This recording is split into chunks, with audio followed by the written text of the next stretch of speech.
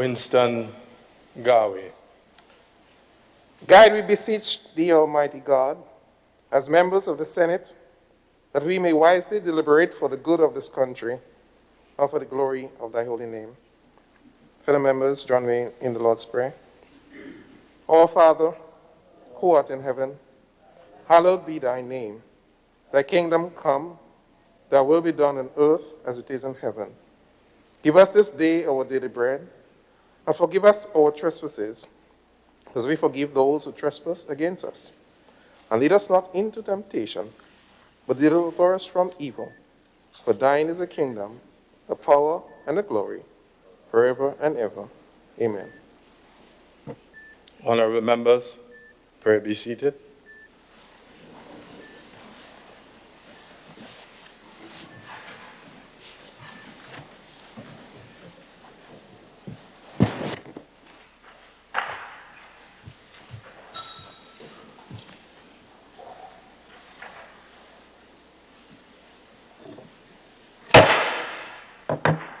The session of this House now commences. Item 3, oath of allegiance or formation of a new senator. Item 4, confirmation of minutes. Mr. President, I beg to move that the minutes of the proceedings of a sitting of the Senate held at the Parliament Chamber, Mount Weldale, St. George's, on Thursday, the 15th of August, 2019, be taken as read. Honorable members, the question is that the confirmation of the minutes of the proceedings of a sitting of the Senate held at the Parliament Chamber, Mount Weldon, St. George's, on Thursday, 15th August 2019, be taken as read. All those who have that opinion say aye. To the contrary view, say nay. I think the ayes have it. The ayes do have it. Mr. President, I beg to move that the minutes of the proceedings of a sitting of the Senate held at the Parliament Chamber, Mount Weldale, St. George's, on Thursday, the 15th of August, 2019, be confirmed. Honorable members, the question is that the minutes of the proceedings of the sitting of the Senate held at the Parliament Chamber, Mount Weldon, St. George's, on Thursday, 15th August 2019, be confirmed. Those who have that opinion say aye. To the contrary view, say nay. I think the ayes have it. The ayes do have it. Senator Steele. Mr. President, I beg to move that the minutes of the proceedings of the sitting of the Senate held at the Parliament Chamber, Mount Weldale, St. George's, on Monday, the 4th of November, 2019, be taken as read. Honorable members, the question under consideration is that the confirmation of that the minutes of the proceedings of a sitting of the Senate held at the Parliament Chamber, Mount Weldon, St. George's, on the 4th of November, 2019, be taken as read. All those who have that opinion say aye. To the contrary view, say nay. I think the ayes have it. The ayes do have it. Could we just turn the mic off? Senator Steele? Yeah. Mr. President, I beg to move that the minutes of the proceedings of a sitting of the Senate held at the Parliament Chamber, Mount Weldale, St. George's, on Monday, the 4th of November, 2019, be confirmed. Honorable members, the question is that the minutes of the proceedings of a sitting of the Senate held at the Parliament Chamber, Mount Weldon, St. George's, on Monday, the 4th of November, 2019, be confirmed. All those who have that opinion say aye. Aye. To the contrary opinion, say nay. Nay. Senator Roberts? Yes.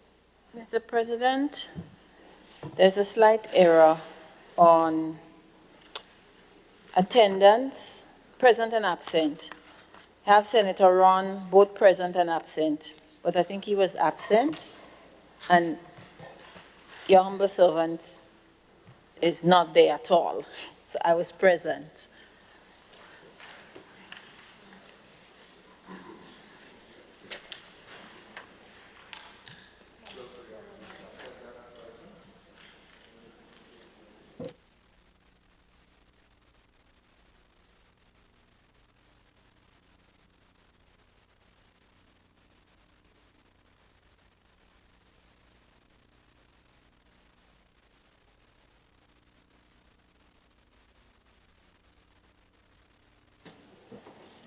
Repeat?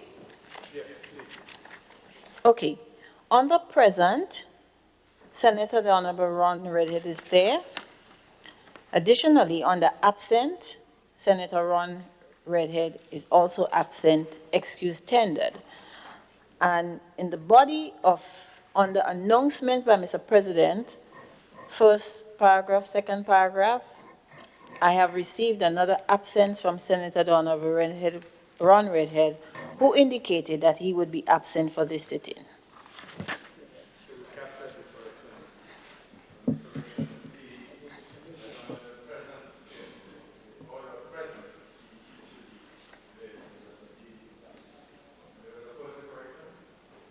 Yes, that Senator Glennis Robert is not present, but I was present.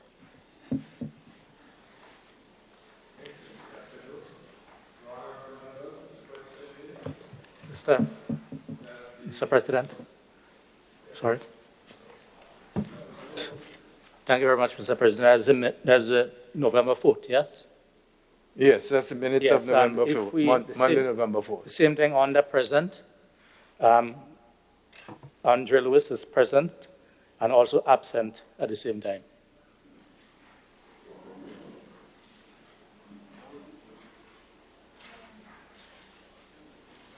November 4th, yeah.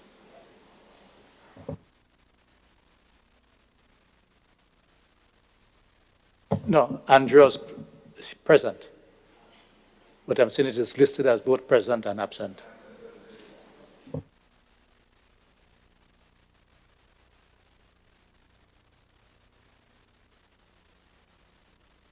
Aforesaid be confirmed. All those who have that opinion say aye. To the contrary opinion say nay. I think the ayes have it. The ayes do have it.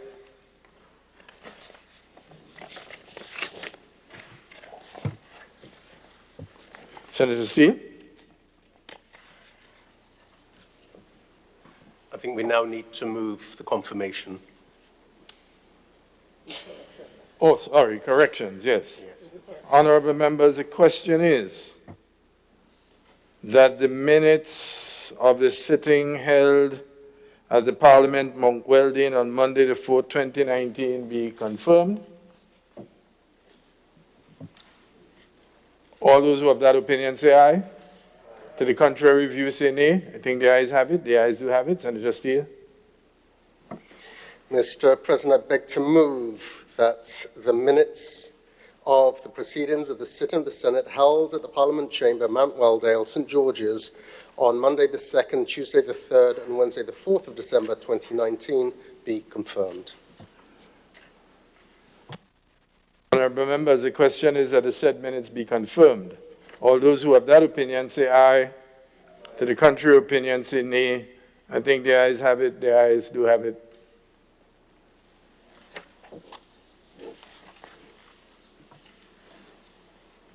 Item 5, messages from the Governor General. Item 6, announcement by Mr. President.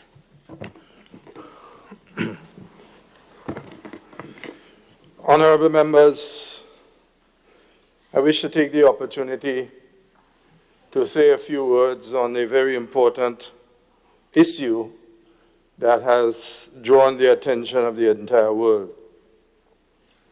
And I speak of no other issue than the current pandemic sweeping the globe, the novel coronavirus 2019. Honorable members, I'm certain that I express your view and sentiments when I say that the world is in a very difficult place. The lives of countless numbers of persons from different countries have been lost by virtue of the infestation and infection by this virus. And while we are saddened by these events, and while these events have profoundly altered life and living as we know it, there is still deep in the human psyche more than a ray of hope, more than the glory of humankind in its quest to survive. And I stand here to applaud all of those workers, medical personnel, those who are on the front line of this battle,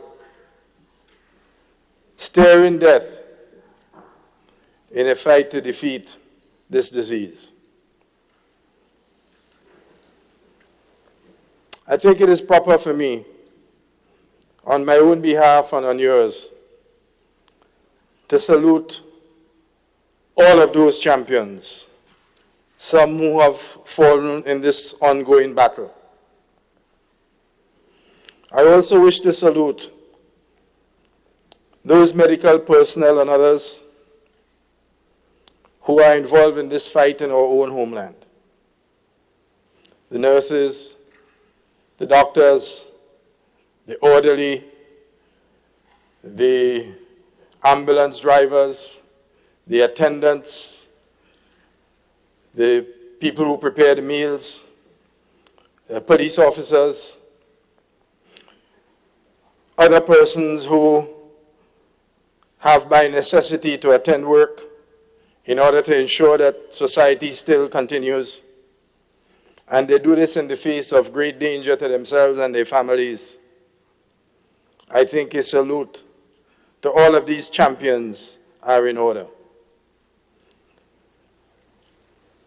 In this salute too, we must conjoin those combatants who have come from the land of Cuba, who have left their families, who have left their countrymen, and who have journeyed far and wide on the globe, bringing their skills of medical relief to the suffering of mankind in order to assist in saving of lives and to curing and making better those who would have fallen victim to this disease.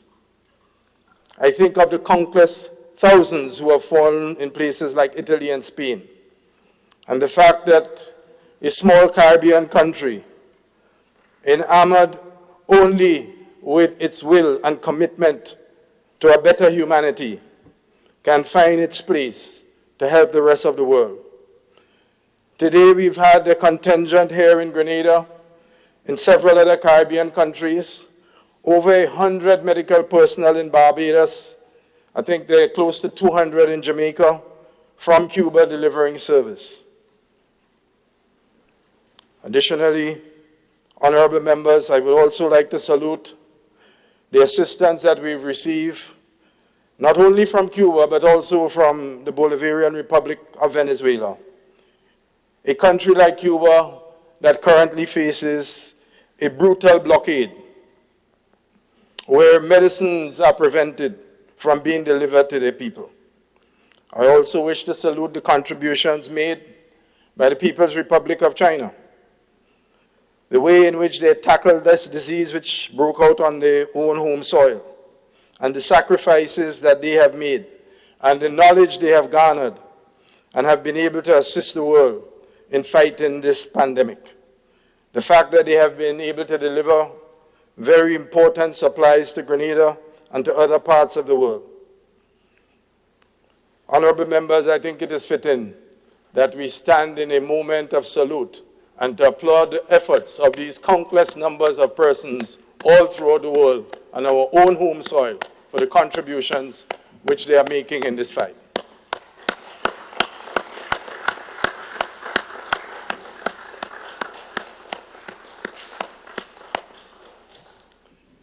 Thank you, honorable members. Pray be seated.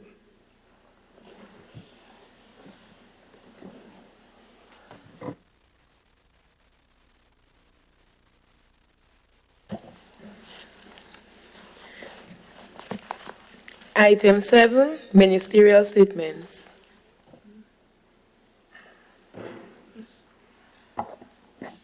Mr. President.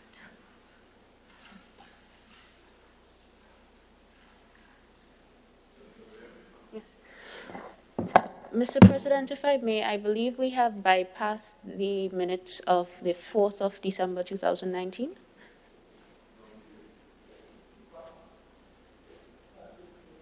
I don't think we had. I see it on the order paper, but I don't recall that we addressed those minutes. I believe the last one we addressed was the 4th of November, 2019, but yes. Yeah.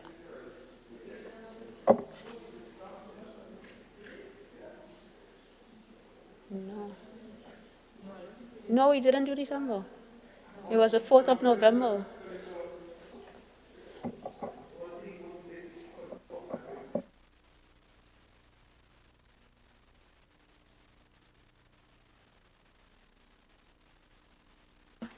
Chair.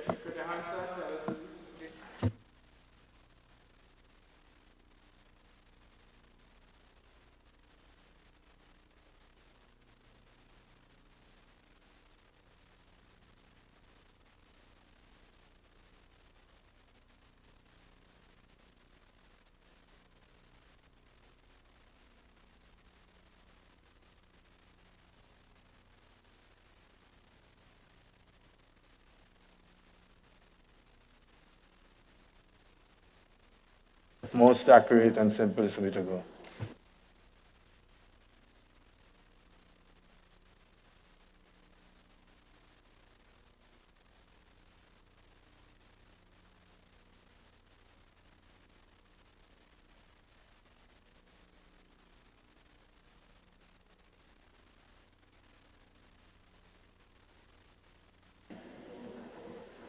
Let's proceed then, because we had three, it's up to you, Mr. President. We had 3 set of minutes and then 3 more taken and passed with the amendments.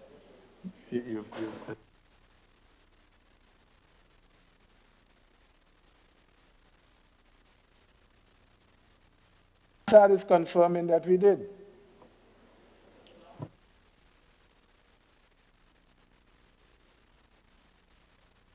Yeah, could we proceed? Yeah.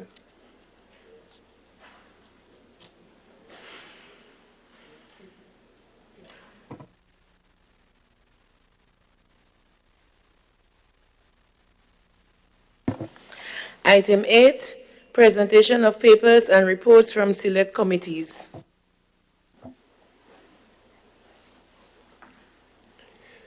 Yeah.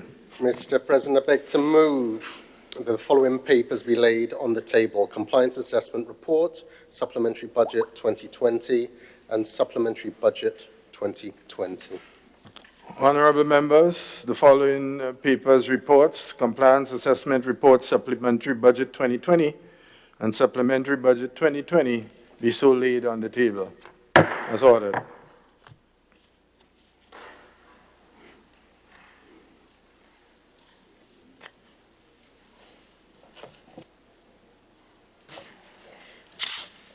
Item 9, petitions.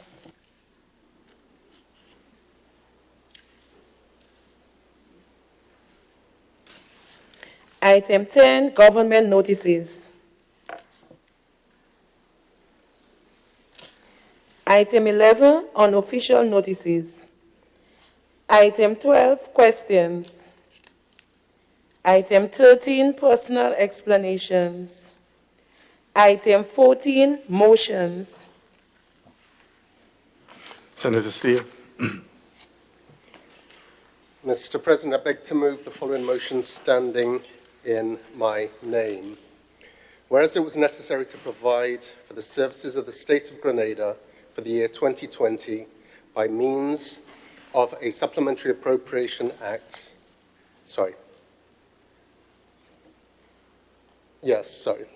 be it resolved that supplementary, could I just...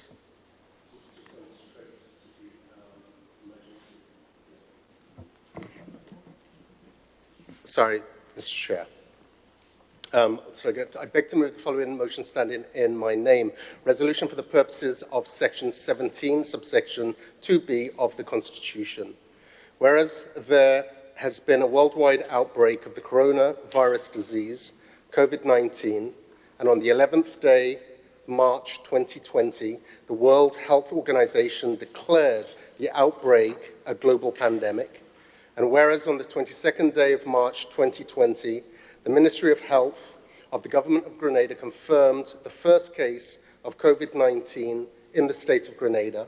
And whereas on the 30th day of March 2020, the Governor-General, at a time when the Parliament was not sitting, by proclamation, pursuant to Section 17 of the Constitution and Section 3 of the Emergency Powers Act, Chapter 88, declared that a state of emergency exists in the state of Grenada.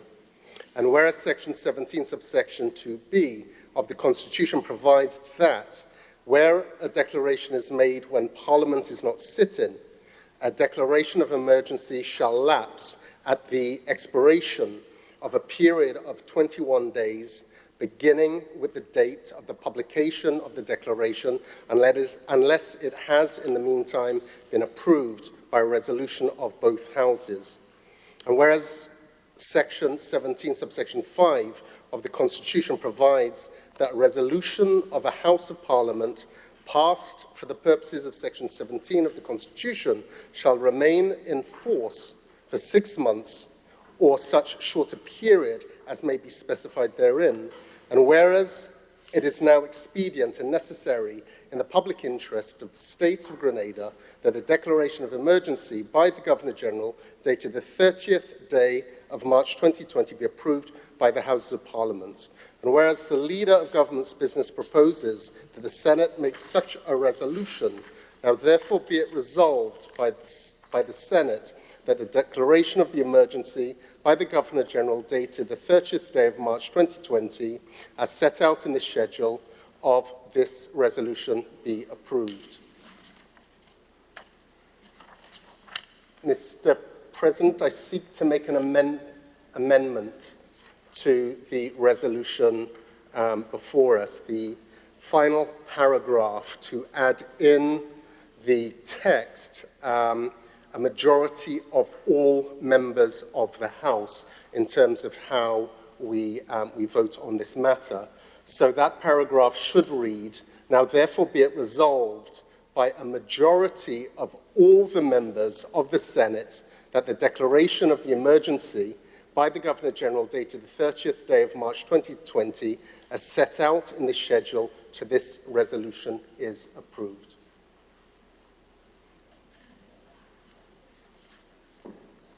Could you just reread this again?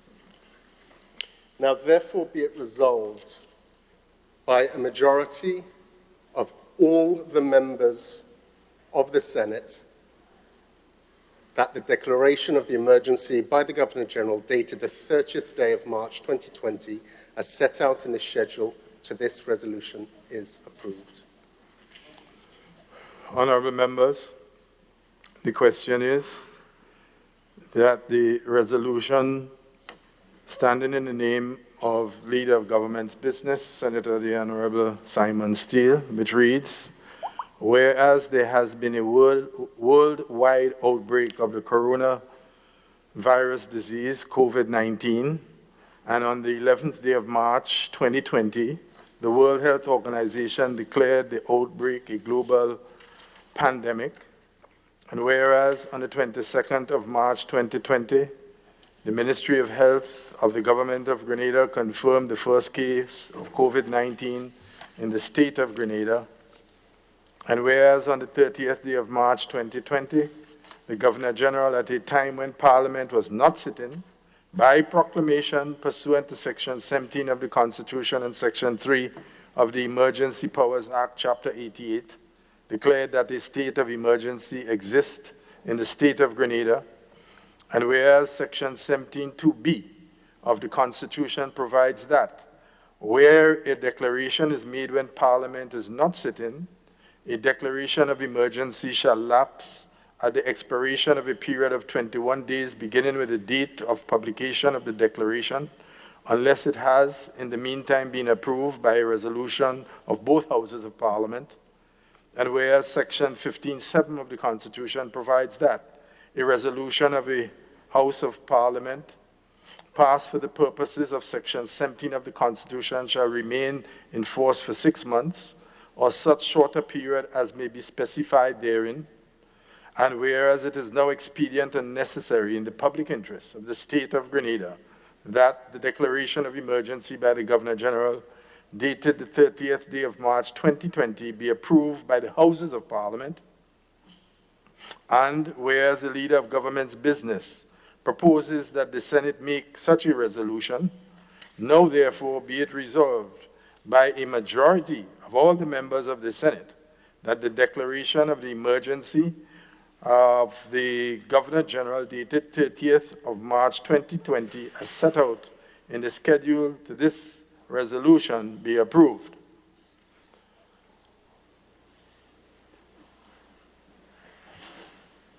Senator Steele. Mr. President, just way of introduction of this resolution, and this introduction also speaks to the two money bills that are also before us. They're all in response to these unprecedented and extraordinary times that we find ourselves. And this is not a crisis that's impacting us just here in Grenada, within the region, but every corner of the globe as we speak. My colleagues on this side, Senator Cox, Senator Garraway, will speak to some of the measures that have been taken specific to the sourcing of equipment and preparations that have been put in place, are being put in place for us to tackle this issue from a health perspective. But as I said, whether we're speaking about the resolution or the bills which speak to the financial relief that we are seeking to bring, they all speak to our initial response to this global pandemic. And it's a global health crisis unlike any that we've seen in the past 100 years. Mr. President, it's killing people, spreading misery and turning people's lives upside down. To date, the death toll of COVID-19, of this pandemic, stands at over 145,000 people, with well over 2 million persons infected. And the projections are that these are going to continue to rise. But this is more than just a health crisis. It is also a social, human, and economic crisis that is devastating communities all over the world. It's impacting not just our most vulnerable. The initial findings, statistics showed that it was the elderly or those with underlying health conditions that were most at risk, and they are. But this virus has no respect for age, religion, class, politics, social standing. From royals to prime ministers, to celebrities down to the poorest, Mr. President, have been affected by this virus. It respects no one. And the measures that we have taken and the measures that are outlined in the proclamation, in the resolution before us, speak to some of the drastic measures that we have had to take nationally, but countries around the world are also doing, whether it's the closing of our borders, whether it's stay-at-home orders, curfews, social distancing, closing of our schools, no more public gatherings, closure of our churches, our workplaces, closure of all non-essential services. Mr. President, these are all measures that have been taken to prevent the spread of this virus. And as difficult and as challenging as we find this, whether on a personal level, on an economic level, these measures are all there to save lives. I repeat, these measures are to save lives. And Mr. President, because of the early action that was taken here in Grenada, we have a relatively low number of confirmed cases, and to date, no deaths, Mr. President. But the Minister of Health in the other place announced this morning that of the 14 confirmed cases, 6 have been retested and they've been tested twice, and those results were negative. So those confirmed cases, those persons have recovered from this virus. So it's a very, very positive sign, Mr. President. But we are not out of the woods yet. This isn't a time to celebrate. This isn't a time for us to ease back and to be complacent. As I said, Mr. President, no country, no government, no leader could have prepared themselves for what we are facing. There is no rule book to tell us what we are supposed to do. There are no perfect solutions.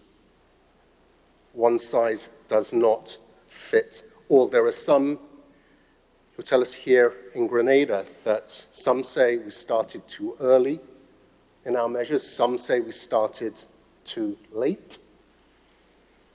There are no perfect solutions. And when we look at what is happening in some of the most developed, in the most developed, the wealthiest of countries, countries with infinite, or what we thought were infinite resources, are struggling, are on their knees.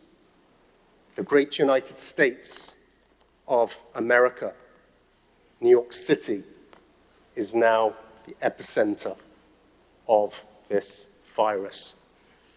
And what we are seeing country by country in the developed world are medical services that are overwhelmed, absolutely overwhelmed by the number of cases that are being presented to them as this pandemic, as these infections take root. I said we have no losses here in Grenada. But Mr. President, many Grenadians have died in the diaspora, in the United States, New York especially, United Kingdom, where the number, every time I look at it, is increasing. Over 50 Grenadians, Mr. President. Family members, friends, people we know, have succumbed to this deadly virus. These are truly, truly troubling times. For us, as with all other countries, we're trying to balance the priorities of protecting the health and the lives of our people.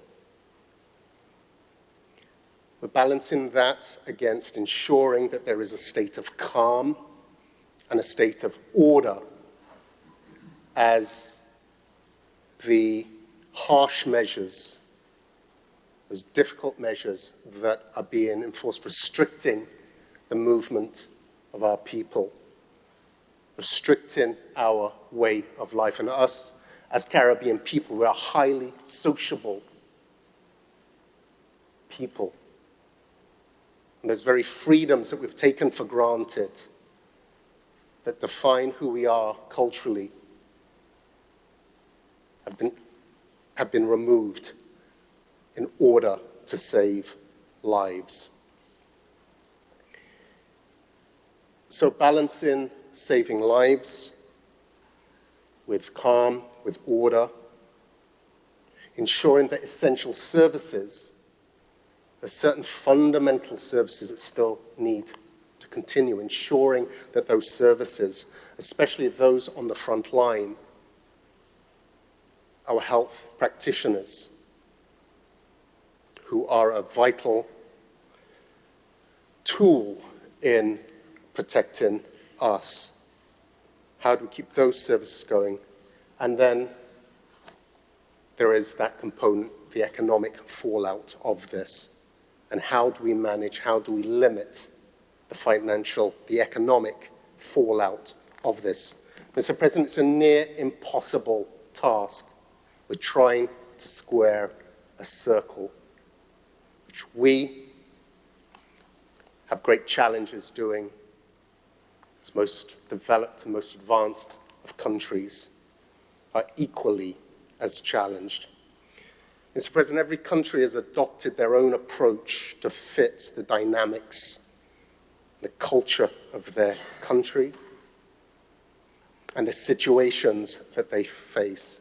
What works for one doesn't necessarily work for another. But, Mr. President, if any of us are questioning why are we taking these draconian measures, why are we restricting the movement and freedoms of our people, and that this virus is a distant thing, it's happening on other shores, it's just something that you see on a television screen. Mr. President, you just have to look at what is happening in the rest of the world and how these countries are being overwhelmed and the death that is being wreaked, the havoc that is being wreaked by this virus. So as we look at our own numbers, 14 confirmed cases, of which 6 have fully recovered, and no deaths, as I said earlier, Mr. President, we cannot be complacent. So far, we have managed, and we have managed well, but we need to continue the level of vigilance and the approach to the measures, whether it's increasing those measures, whether it's easing off those measures in a very deliberate and measured way that is led by the science, that is led by our health practitioners, that is led by best practice to ensure the safety of our people. Mr. President, the approach that this government has taken with this virus, as said, we were one of the early movers, is to mitigate. It is to prevent community spread. It's identifying those imported cases, and all of the cases that have been confirmed are either imported or related to those imported cases. And you mentioned, Mr. President, in your statement that at the beginning and the origins of this pandemic, the focus was on China. And locally there was considerable concern about the origins of this. Globally, heavy focus. But when we look here in Grenada, and we look at where those cases, where was the real threat with regard to the importation of this virus? It was not from China. It was from the UK. It was from the United States. So the measures that we have taken in terms of closing our borders and ensuring that those borders remain closed, airtight, until a point where it's not just a case of getting to a stage where the virus is under full control, is eradicated. And there is that possibility. And that is what we're working towards, that there are 0 cases, 0 new cases in Grenada. But it's not until the rest of the region and internationally is at that same state can we ever start to think about opening those borders. So the impact of this is profound, extraordinarily profound, Mr. President.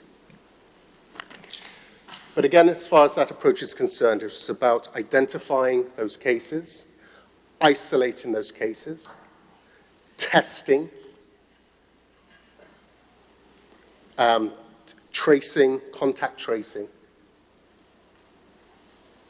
And to date, Mr. President, it has proved a successful strategy.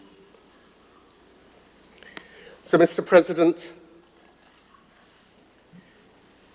as I stated before, this is not only a health, social issue, it is also an economic one.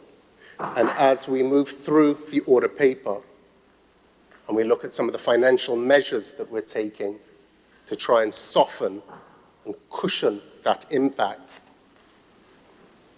we'll get a real sense of all of the challenges that we face. So, Mr. President, just to close off this piece, the threats that are before us are very, very real. And those threats remain high. There are concerns about second waves in other countries that have seen a reduction. We cannot be complacent, Mr. President. So, Mr. President, turning my attention now specifically to the resolution before us, the proclamation, the national emergency and other legislative measures taken by the government in the fight against COVID-19, Mr. President, in an effort to mitigate the spread of the coronavirus in Grenada and to protect against threats to public health, safety, public order, and to ensure the maintenance of goods and services essential to life, a declaration of a state of national emergency was necessitated to impose serious restrictions on the freedoms of movement of persons. Section 17 of the Grenada Constitution expressly endows the Governor-General with the power to declare a state of emergency in Grenada by proclamation. And that declaration is time-bound. And the proclamation that was presented by the Governor-General has an expiration of a period of 21 days from the beginning of the date of that publication. Section 17 of the Grenada Constitution does not impose any time limitations on the exercise of the Governor-General's powers. Nonetheless, as a fundamental rights and freedoms of movement under Section 12 of the Grenada Constitution is being curtailed, there is an expectation that the Governor-General's powers must be reasonably exercised in the interests of defence, public safety, public order, public health, and to maintain goods and services. And those powers that are exercised must be reasonable and proportional to the threat posed. The Emergency Power Act Caption 88. An act passed in 1987 is an act which seeks to provide, for various reasons, non-exhaustive, when declarations of a state of emergency may be issued. Section 3 of the Emergency Powers Act provides the circumstances under which the Governor-General may declare a state of emergency in Grenada, which are based on threats to the maintenance of public order, public safety, provision of essential services, and to life and community. And such a proclamation is published in the Gazette and can be revoked at any time. The Governor-General exercises his powers under the advice of Cabinet. The Emergency Powers Act, which endows a Cabinet with regulatory making powers in Section 4 to manage the period of the emergency, which include measures such as imposing on any person restrictions in respect of his or her employment or business. So imposing restrictions on persons with respect to their employment, business, place of residence, association with people. So the closing of businesses, quarantine, staying at home orders, etc. Prohibiting people from being outdoors, the curfew, having to provide notifications of your movements in those restricted periods, prohibition of travel without permission, and authorizing any such measures that is deemed justifiable. Mr. President, on the 25th of March 2020, on the recommendations of Cabinet, the Governor-General issued a proclamation under the Emergency Powers Act declaring a state of emergency in Grenada. And that state of emergency would be a limited one. At the same time, pursuant to Section 4 of the Emergency Powers Act, passed the Emergency Powers COVID Regulations SRO 13 to implement a number of reasonably required measures in response to the threats of COVID at that time. And those regulations focus primarily on physical distancing and the implementation of a curfew, which was effective from 7 p.m. to 5 a.m. for each of the days until the 1st of April, apart from essential services. However, these limited measures did not achieve the required social distancing prescribed by the scientific and medical experts. A decision was then taken to issue new regulations, and the Cabinet asked Governor-General to make a new proclamation declaring a state of emergency in Grenada pursuant to the powers under Section 7 of the Constitution and the Emergency Powers Act, which were made pursuant to the National Disaster Emergency Powers Act 203.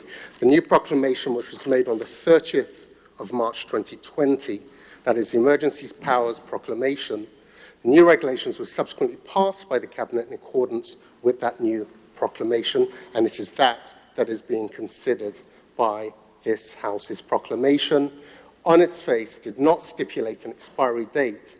However, it was made at a time when Parliament was not sitting, and Section 17 of the Constitution makes express provisions governing the lifespan and declaration, which states an expiry date of 21 days from publication unless it has, in the meantime, been approved by Cabinet. On the 30th of March, there were no sittings of the Parliament as specified. Therefore, under the Constitution, and how that applies to the Emergency Powers COVID-19 proclamation, would therefore expire 21 days from the date of publication of the declaration, unless in the meantime it was approved by resolution of both Houses of Parliament. And that, as it stands, is the proclamation. As it stands, this proclamation expires at midnight of the 19th of April. So, Mr. President, Cabinet can either further advise the Governor-General to issue a new proclamation or can bring it to Parliament, as is now being done, for the purposes of determining whether the state of emergency should continue. As there is no expiry on the resolution presented, it should stay in force for a period of 6 months from approval. So, Mr. President, the resolution that is before us will remain in force for a 6-month period. It will negate the need for the constant issuing on a 7-day or 21-day cycle by the Governor-General for the renewal of those proclamations. So this will stay in force for a period of up to 6 months, but it could be revoked at any such time. So, Mr. President, the passing of this resolution will enable Cabinet to continually monitor our national and global development of COVID-19, either maintain, reduce, or increase the emergency measures already in place to ensure the health, safety, security, and well-being of our people and as a nation as we battle through these unprecedented and challenging times. And it's for those reasons, Mr. President, I commend this resolution to this House.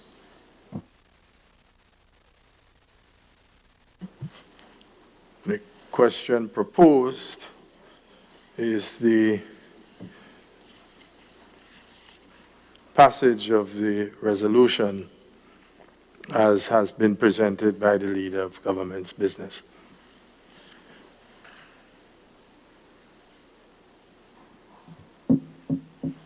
Senator Lewis. Thank you, Mr. President. On this resolution, I just seeking a bit of clarity through you. Looking at the schedule, I want to know, just to confirm, that the Governor-General had indeed make a declaration and gazetted on the 25th of March. I'm just seeking clarity because the Trade Union Council had written seeking information on this on the 19th. So this is an opportunity for me just to get what I would consider to be an official response. Yes, yes. Mr. President, I was just seeking from the Leader of Government Business that under the whereas, I didn't see it mentioned, although I've seen that it is revoked, the one of the 25th, revoked on the 30th, but I didn't see any mention under the whereas, so I was just seeking clarity.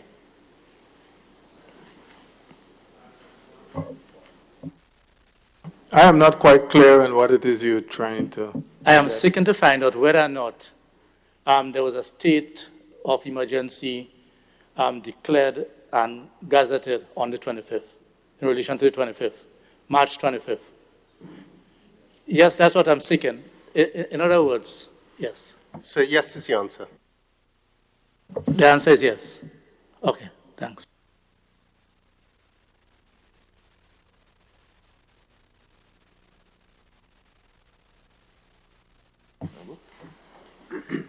Senator Christopher Dialli.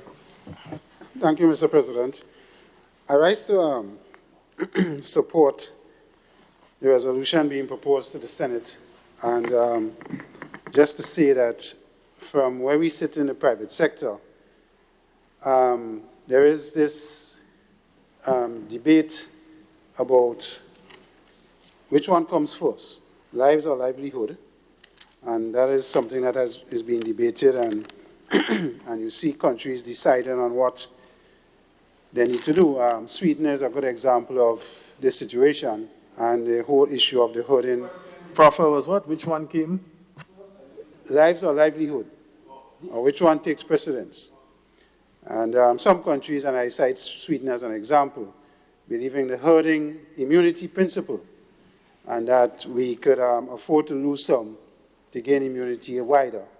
And as a result, we continue with some level of normalcy, which would reduce the impact of the economic fallout, because business would continue as usual. And there is this debate. I think the UK went along those lines initially, and then had to retract based on the loss of life and what was happening. And of course, my own thoughts on this is that I think we're missing two important things. We don't fully understand this virus as yet. The science have shown that and how it operates. And it continues to challenge the scientific minds of many of our best. And of course, when we make choice on who must live and who must die, in terms of how the virus attacks who it attacks, I think we stand a chance of losing and creating a gap of intelligence and experience that is possible, something we can't replace. And I don't know if we could put figures on those things.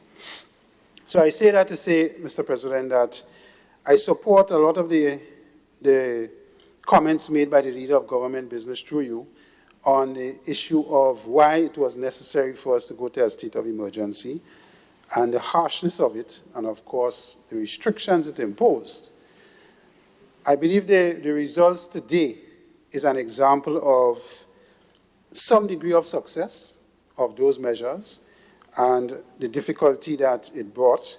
A lot of us in Grenada, of course, thought that some of these things were very harsh. But as the leader of government business did say, there is no playbook. None of us know what is the right thing or the wrong thing to do in this pandemic. Even in business, we don't know what to do, but we have been putting lives first. I can tell you that. And from where we sit in the business community, we have introduced many protocols, even some more extreme than what government have done. So, for example, in my business, Mr. President, every customer that was coming when we had a limited SOE had to fill out a form and give us information of where they were in the last few days, who they were in contact with, and so on, to assess the risk before they came into our plant. And if we felt that that risk was too high, we didn't allow them to come in. We took it that far because the idea for us was our employees' lives was more important than the business. So we were very careful, and I say that to say that we supported all that the government did in this issue, and we think that it is important that we continue along the lines that we have going. Yes, the issue is tough for all of us. My business has been closed for the last 20 plus days. We haven't made a cent in revenue, but we still have expenses. And a lot of other businesses in our country are in that position. And when we come to deal with the package, I will say more there. But I want to say, Mr. President, through you, that we believe, and Mr. President, you did it earlier on when we gave a standing ovation to the people in the front line. I want to endorse that further. I want to express thanks to the COVID committee and our leadership in this country on all sides, because I think we approach this without no set rules, but we approach it from a humanistic point of view, understanding what is critical. And as a result, we took decisions that we believed that was important to protect people's lives, understanding the cultural and possibly social fallouts that these things will have, and economic as well. So I want to, on behalf of the business community, express our thanks to the leadership, politically, business and otherwise, that we have engaged in and been able to put things in place for us to take certain decisions that we took. And I believe that we have to thank all the people that was involved and all the frontline people, as you said, that we did and gave the standing ovation. I also want to thank the general public, because I think generally, and the police have said, that initially it was difficult, they had a lot of arrests, but as time went on, people understood, I believe, and those reduced, even though it was difficult for us at that time. So, Mr. President, with those few comments, I want to support the resolution for the extension and giving the government the possibility to go 6 months, but we could shorten it, and gives us the flexibility to make adjustments within that period as we move along to assist our country and our people in these difficult and uncharted waters time. Because none of us really understand this virus yet. And I know we talk a lot about vaccine and opening and partial and so on. I will talk later on that when we come to the economic side, but I think for the time being, we're doing an excellent job, and I commend the senators on the other side, on the political side, although I don't think this has anything to do with politics. This is about country and people, and there should be no sort of segregation, whether along any line at all. And unfortunately, we see that in other places. But, Mr. President, I think we have done well so far, and we have to continue what we're doing. So I support the extension of that 6 months period on the resolution as moved by the Leader of Government Business. Thank you, Mr. President.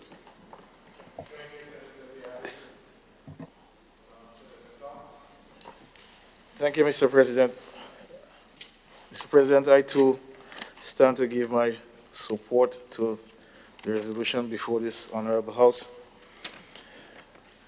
Mr. President, I think this resolution, this extension, and not just extension, but initially what was proclaimed when the initial state of emergency was passed, it was also essential then and also essential now. Mr. President, on the basis that we see this novel coronavirus going across boundaries, geographical boundaries,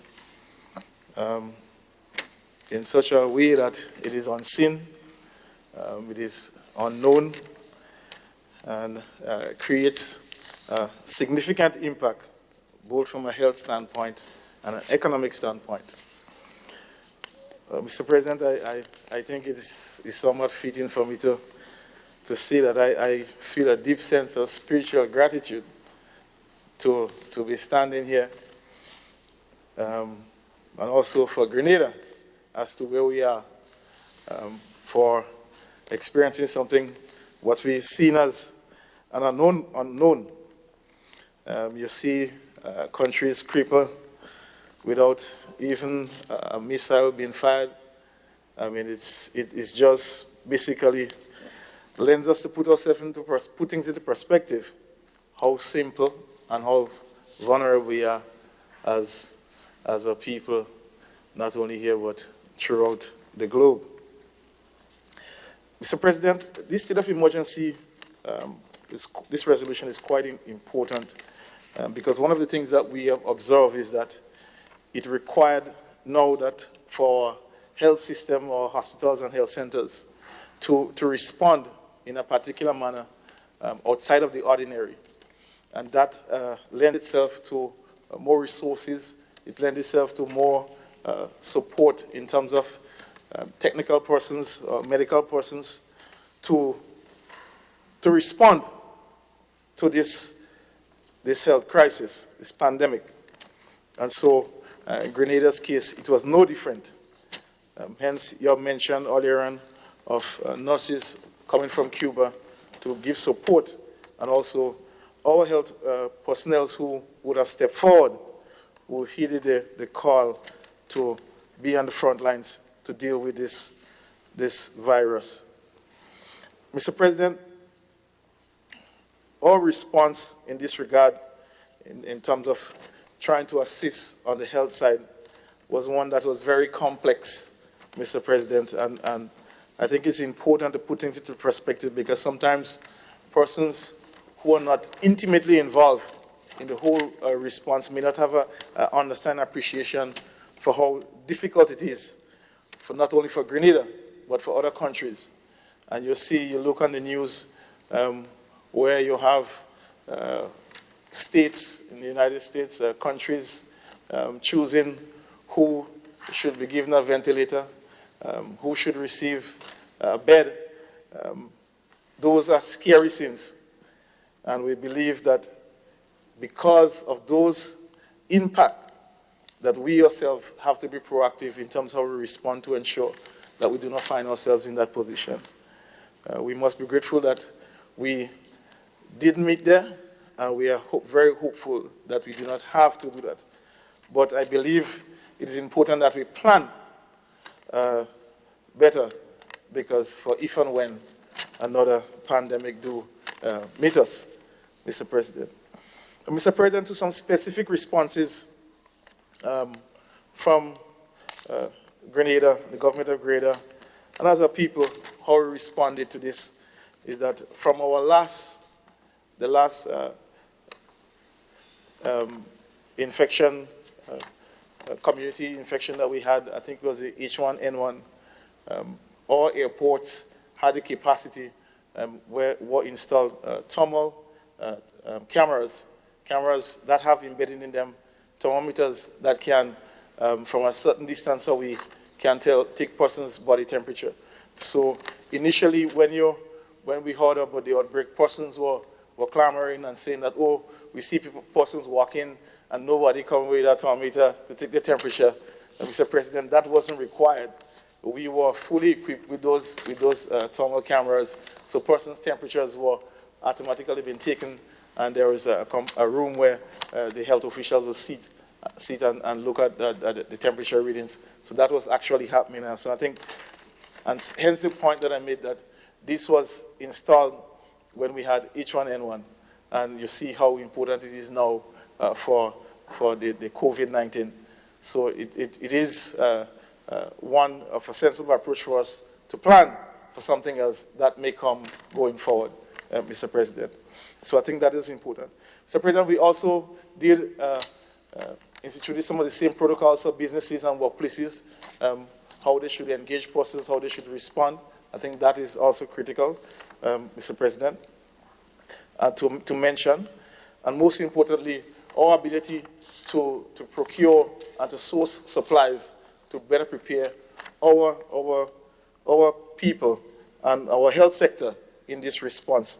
Mr. President, we were quite fortunate to have our own testing capability on island, Mr. President. That is a significant achievement for us as a very small island state, and I think we must be lauded for that. So we can do testing now within 4 hours. We can have tests, and we also have rapid testing, which can get results, which is a serological test, can be done. We can get results in 5 to 7 minutes, Mr. President. So I think that is very important. Mr. President, the task in terms of securing supplies for appropriate response continue to be challenging.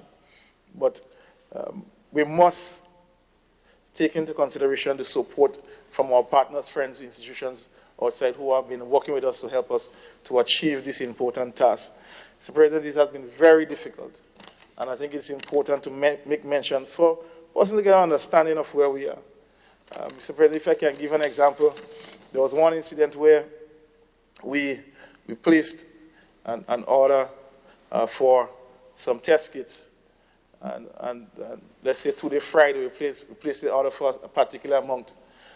By the following day, we were called and indicated that the new minimum changed, so we had to increase it by another 60%, not knowing whether or not we could have paid. By the day after, they called and said that order was too small, so they sold it to someone else. So that is the kind of reaction that is taking place in the market. It's pretty challenging. We are also aware that some countries have implemented some executive orders whereby if certain medical items or supplies pass through their country, it will automatically become theirs. So these are the real challenges that we are facing as a country, as a government, trying to find supplies to keep our people safe. You have supplies, we're having to navigate supplies right now. Just recently, a couple hours ago, we have 30,000 masks, N95 masks, coming from a donor in China. And we have to route that mask, so they just confirmed that those masks are in Chile. And we're trying to see how we can get it here. That might be the possibility of a charter flight we might have to look at. So those are the challenges. We were also exploring a charter flight some time back, Mr. President, and when we were quoted to charter the plane, the quote was $250,000 US. The question is, do you take this $250,000 US and pay for a plane to bring supplies, not sure that if they stop in a country to fuel up, that those supplies might be confiscated, or you use that monies to provide support for for persons here in Grenada who may have challenges in terms of business, who have been closed, persons who are out of a job. Mr. President, these are the real decisions that this country, that this leadership, that the Prime Minister has been faced with on a daily basis. Just to give you a snapshot of what we are basically facing, Mr. President. So this resolution will help us to have more leverage in terms of being able to pool those resources together, Mr. President. Mr. President, one of the things that we had to do, as you know, Government of Grenada, the Ministry of Finance, I believe, do not have a corporate credit card and budget. We have a representative from budget is here, because what is happening is that if you find this bottle now, you need to purchase it right away. So this idea of, oh, send us a quote, and then you go and you wire money 2-3 days, forget that. You will never get that supply. You will never get it. So, Mr. President, we had to establish a relationship with a private person for them to use their credit card and then for we to pay them thereafter. That is the only how we were able to secure important supplies. So, Mr. President, this, I believe, is something that that the public needs to understand and know the challenges that we are facing in terms of keeping our people safe. We are looking at a longer-term plan, Mr. President, in terms of supplies. We believe our country, 110,000 people, we believe that we can have enough masks or some type of face covering for persons. We should be able to provide that. That is not a large number, and so we are working towards that going forward. Mr. President, we are also looking at initiatives from a local standpoint. We have a number of persons here. I have noticed that some persons, and even right within the House, have beautifully made local masks. And so we are also exploring the possibility of engaging our local persons here to take up that responsibility, to provide that critical resource in terms of face masks for persons as we move forward. Mr. President, we don't know. The uncertainty is that we may be required to wear this face mask or covering maybe for the next 6 months, who knows, maybe for the rest of the year, or maybe until we can have a vaccine, a viable vaccine, which might be inside of 15 to 18 months. So those are the realities that is before us, Mr. President. And so it's important, I believe, to really express that in the context of where we are and the reason why we believe that this resolution is so important. So, Mr. President, with these few words, I want to just close by just singling out a few key persons, key institutions and countries who have assisted us in terms of getting critical supplies here and those that we have on the way to Grenada. And one of the things that happen on a daily basis is that we just have to keep our fingers crossed. When I say so, I mean it literally. Because you have some of the traditional shipping arrangements have tripled their prices to move goods. So those are the things that we face. So we are very hopeful that we can continue to get that support in terms of materials and supplies, essential supplies, so that the policemen, our health officials, they can feel safe and comfortable in doing what is necessary to keeping the entire nation safe, Mr. President. So I just wanted to express some significant gratitude, Mr. President, to our fellow persons, institutions like PAHO and CAFA. They have been critical in giving some technical guidance and support to how we respond, especially when we started to do our own local testing. They were critical in terms of validating our testing capabilities and walking our local persons here through the readiness and preparedness for those testing to ensure that they are going to be authentic in what we present to them as results. So that was critical.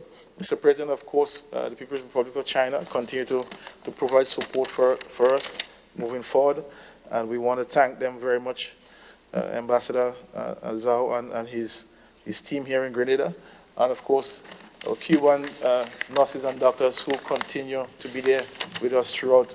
Mr. President, you have You couldn't put it any better, how they have continued to exemplify themselves as a people, not only in Grenada but throughout the world. It is truly outstanding. Mr. President, I want to also thank Canadian Banknote, and they have been supporting us significantly, thousands of dollars in support, and they have availed themselves to give more support wherever is needed. I think that is critical to mention. But I think, Mr. President, I want to close on this note.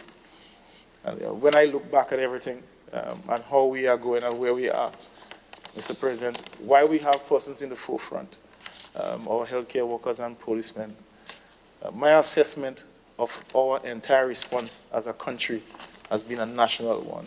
When you see how our people in the public come out, try to abide by those difficult guidelines, that I'm truly impressed by how Grenadians have responded to this call.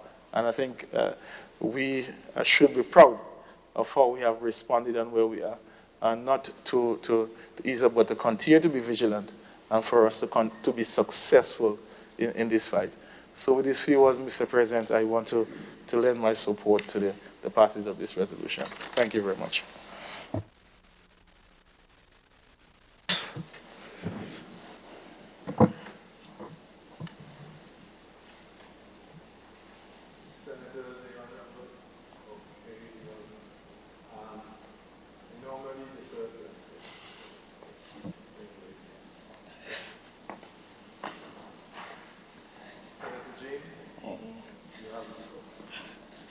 Thank you so much, Mr. President.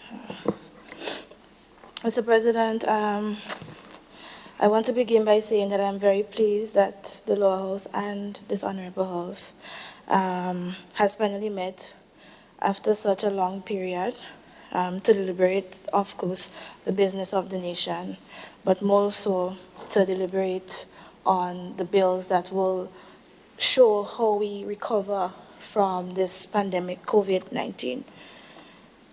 Mr. President, I also want to take this opportunity as well to congratulate the new leader of the opposition, and I wish him well on his journey. The COVID-19 pandemic, Mr. President, has indeed paralyzed and some may say reversed global progress. And so Grenada and the Caribbean are no exception from such. I am guided by the Compliance Assessment Report Supplementary Budget 2020, Mr. President, submitted to the Parliament, indicated that our local economy will contract by 12.9% in real GDP this year, and this is one of the things that stood out most to me. Mr. President, I also take this time to express sympathy to all of the Grenadians in the diaspora who would have lost loved ones, and also those that would have been afflicted by this deadly virus in the different parts of the world. Indeed, Mr. President, it has not been an easy task for each and every one of us, and government is included. And so far, I think that the government should be recognized for trying their best to manage this ever-evolving situation. Mr. President, with the same breath, it would be of gross negligence for me to not commend our frontline workers, in particular our healthcare workers and also members of the Royal Grenada Police Force for the exceptional job that they have done and continue to do during this crisis. And I can attest to this hard work from personal experiences. So I think that we should commend them for that. I also want to commend the government of Grenada COVID-19 response coordinating team led by the Ministry of Health. We have seen, or at least I have seen, progress in terms of how they go about trying to ameliorate some of the issues that are rising with new protocols and so forth. And I think that they are going in the right direction, slowly but surely. Mr. President, I also want to take this opportunity to advise my younger colleagues that this is no time to engage in deviant acts that go against the protocol established to protect us in the long run. Let us, as young people, act responsibly and be conscious citizens.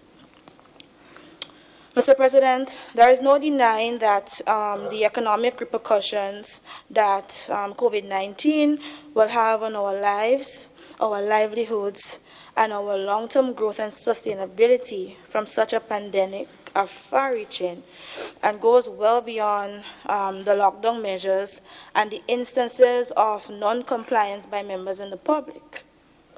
Mr. President, our country faces the risk of major health crisis. A limited number of ICU beds are one of them. Our oxygen and other medical supplies are another. Our country faces the risk of social crisis as well, Mr. President. Low wages and female workers are at high risk for falling into poverty and increased health risk. Our low-skilled workers are hardest hit by employment losses, and overall social cohesiveness can be undermined. Mr. President, I must admit that I am even more deeply concerned about the mental health of our young girls and women. We cannot deny the fact that some of them may be even prone to experiencing higher levels of abuse, be it domestic or sexual, which eventually speak to their sanity and overall well-being during these times and under such protocols. Those that are in school, Mr. President, enroll in the educational institutions throughout the country, are faced with so many other hardships that are blindly overlooked by some. Mr. President, as a student, though I am equipped with the necessary tools to assist me with successfully completing my 5th semester, others may not be or may not have that means of doing so. The environment may not be conducive to learning due to noise pollution, lack of internet, computer, printing materials, among other things that requires them to do work under these circumstances. All of these things, Mr. President, can negatively affect their general learning outcomes, and I am not quite satisfied that I find that there is enough emphasis placed on these areas. However, I am guided by later news and later responses surfacing after the minister responsible for that aspect may give an update to suit. Mr. President, we may also face the risk of an economic collapse. The tourism sector amounts to just about 25% of the GDP. Closure of hotels or the drastic reduction of services, the premature end of the cruise ship season, taxi drivers, the vendors, and tour guides will all be affected, not only during this immediate period, but we may see a total cancellation in months and years to come. Now is the time. Some may say it's too late, but I think that now is the correct and right time for us to diverge our focus in strengthening our sectors of the economy so that we can also have something to fall back on in times of hardships like now. Now is the time for us to go back to the drawing board and also to the land, as the minister in hindsight alluded to. Mr. President, it is of utmost importance as well for our key operational and policy responses to this pandemic be categorized or guided based on safety net measures, particularly so for vulnerable citizens, measures directed at, if possibly, restoring and or increasing productivity and employment, and fiscal policies to lessen the economic and social impacts described. Mr. President, now that the context with regards to our responses to this pandemic is established, I am guided that government is seeking parliamentary approval for $50 million. If my memory serves me right, Mr. President. I recall. Senator James, I don't want to unduly interrupt you, but what we have before us is a resolution for the purposes of Section 17(2)(b) of the Constitution, which specifically deals with the proclamation and continuation of a state of emergency. You are sort of entering the bills, so I don't want to break your trend of thought, but if we could just focus on the resolution, get that out of the way, and then sort of come back to, yes? I hope I'm not disturbing you, Julia. That's not my intention, but. No, Mr. President, not at all. Thank you so much for that, because I also wanted to seek clarity along that lines as well. So thank you for that.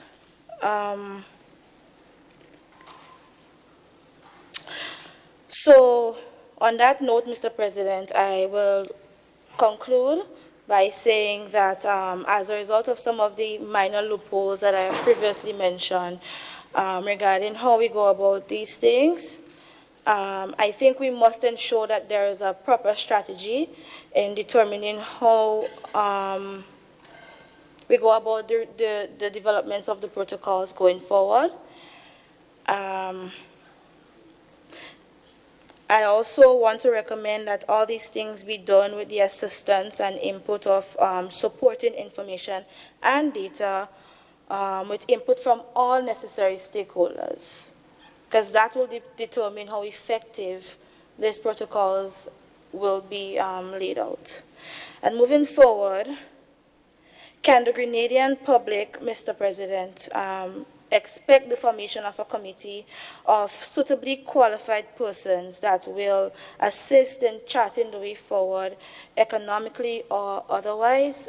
Through you, Mr. President, I would like to relay that question too. But you will have another opportunity. I just don't want to derail you. Yes. But the subject before us now is a resolution dealing with the state of emergency. Yes. Right? So yes. I don't want you can always come back, Okay. I think you have a lot to say in that regard. So I'm just trying to manage the relevance of what you're saying at this point. Okay. Yeah, so I don't want to derail you, I'm sorry, Right. Yeah. Thank you so much, Mr. President. So on that note, I will end. Senator, the Honorable Dr. Mr. President, thank you very much for giving me this opportunity Sure. to just add a little bit to the debate. I rise to support the extension, and I rise to also my colleague with regards to lives and livelihood. The cohort of people that I represent, this statement is extremely important, life or livelihood. This theme, or the theme, life and livelihood, is one that is debated in social and economic development. We know that when, for people, as you get poorer, or as you move up this scale from poor to rich, you'll find that people would be, life is more important than livelihood. Or in other words, the difference between life and livelihood, right? As you go up the scale, when you go down the scale, you find livelihood is more important than life. I can give you two examples of this coming out of Jamaica and Guatemala. In Jamaica, for every hurricane that comes, the fishermen are warned, move out from the area, pull up your boats and leave the area. And the fishermen would not leave. And they would tell you simple, if I leave, I have life. If I remain, I have livelihood. So they put livelihood above life. And the same thing in Guatemala, that we have found when I say we, FAO, and at that point in time I was with FAO, we have found by the same strategy that an impending disaster, they are asked to move. They will tell you yes, but they would not move. because livelihood is more important. And as we're going forward, this 6 months that we are asking for, the people that I represent, the farmers and the fishers, we need to understand the means to achieve that end. The end, we all know what it is. We want to have a state that is safe, a state where we can continue to do our social and economic activities. So I don't want to go too much in this, but I just want to state that in the next 6 months, 3 months, or whatever that we decide, I want us to look at the fishers and farmers and understand them a little better so that there can be a relaxing of the means so that they can do their work and this very important input in the development of Grenada, food security, right? If we understand that livelihood for these persons is more important than life, then I think we'll get there. Thank you so much, Mr. President. Dr. Campbell, I find it very intriguing. Maybe you and I could have a sidebar on that, because I understand what you're saying, but, at the basis of it all is life. Because without life, there will never possibly be livelihood. You tell them. Yeah. So it's an interesting, as I say, it's an interesting discourse. Yes. Any other? Me. Roberts, sorry. Oh, thank you very much, Mr. President. I stand to support this resolution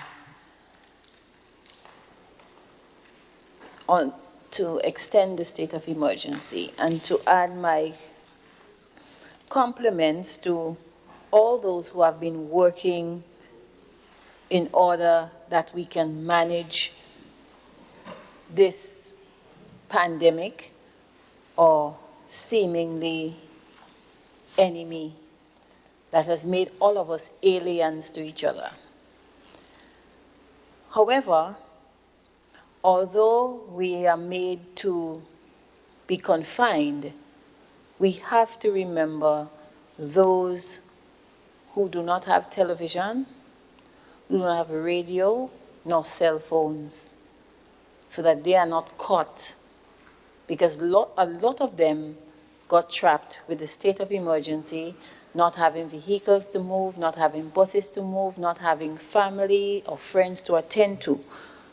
So while I support this extension, I want us going forward to look deeper into how we can best support the elderly and not those that are necessarily on the SEED program or the Graham Case Caregivers program, but those who survive but need assistance to survival within this time. I also want to say, in relation to persons who are abused domestically, and also the children, that although the reports may not be going in under this state of emergency, that people are probably under added stress because the perpetrators are in the same space as the persons who are victims. So we need to find a way to look at our database to see those who we have had constant complaints and to find a means to check in with these people. So I want to, additionally, I will make more comments later on, but I think in this COVID, what COVID has brought us to is a time to relax, reflect, to restart. Because what is tearing us is the inequality that exists in the world when we are all now on the same page. And it's an opportunity for us because we know a lot of the people who are not from, let's say, structured employment. Let's look at the barbers, the hairdressers, and so they are struggling as well as the store clerks. But again, we have the disparity where the store clerks and the minimum wage is also a challenge for persons going forward. So on this note, Mr. President, I want to commend the resolution and add my support. Thank you.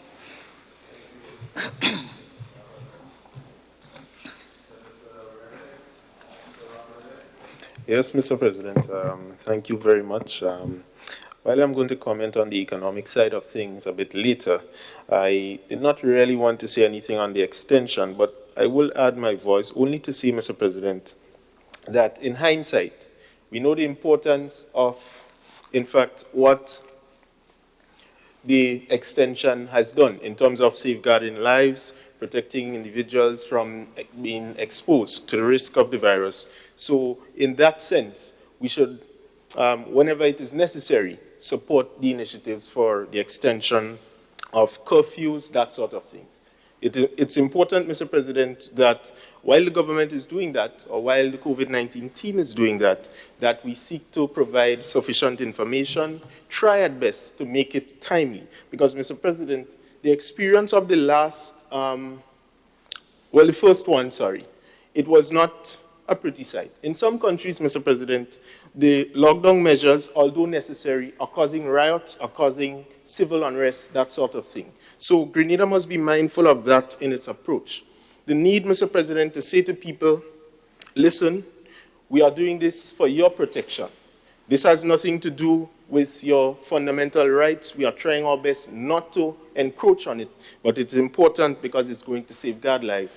That is the sort of thing that is important. So, Mr. President, the extension must not just be seen as the 6 months, because I had to spend a long time this morning trying to explain that to an individual, that it does not say we are going into another 6 months. But what it said is that it gives the authority, parliamentary authority, to the thing to be extended if necessary.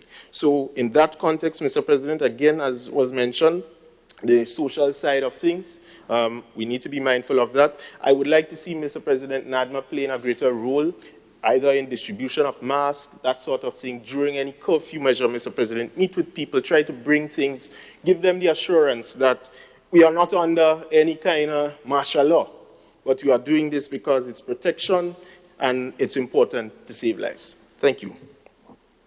Thank you, Senator Redhead. Senator Steele, I think.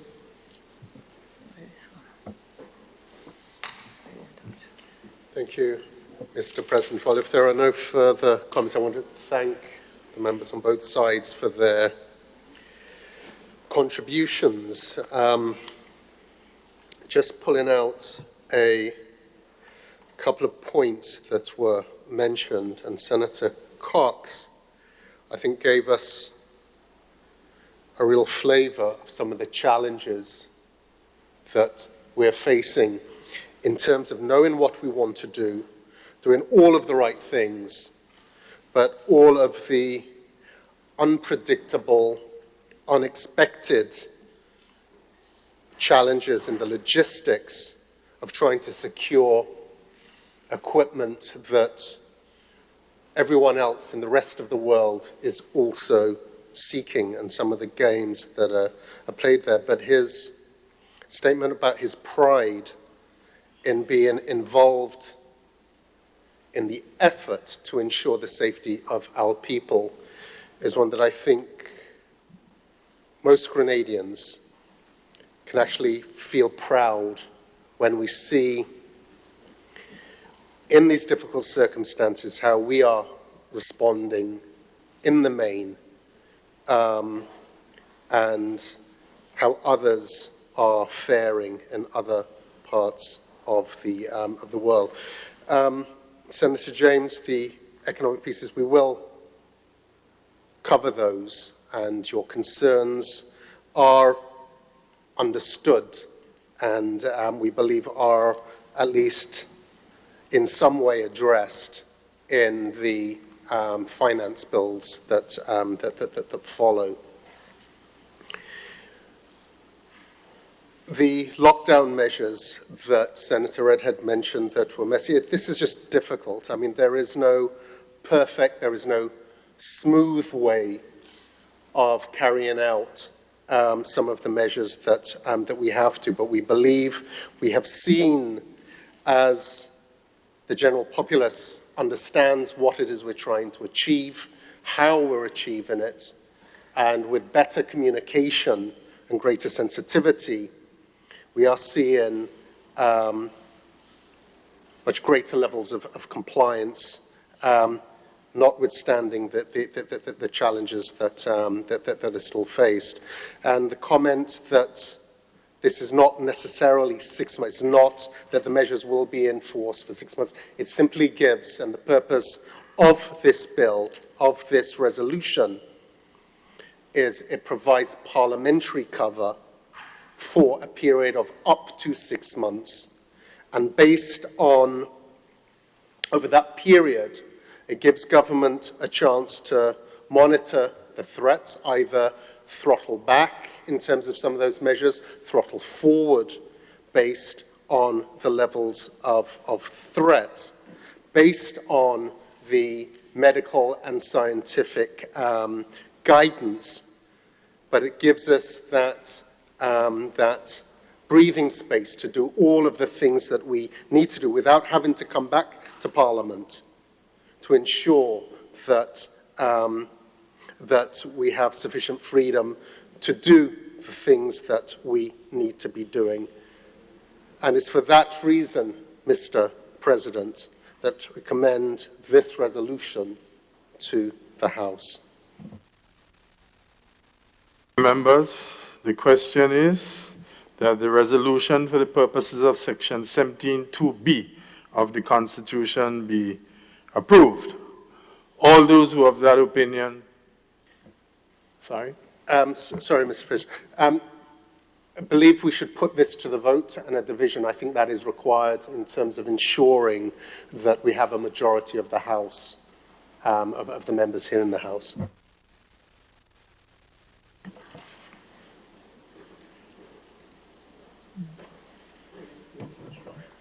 Division.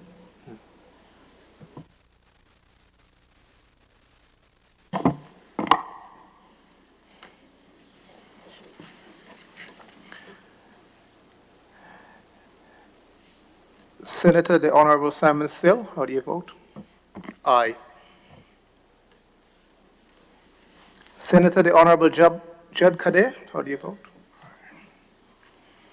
Senator, the Honorable Nolan Cox. Aye. Senator, the Honorable Winston Garway.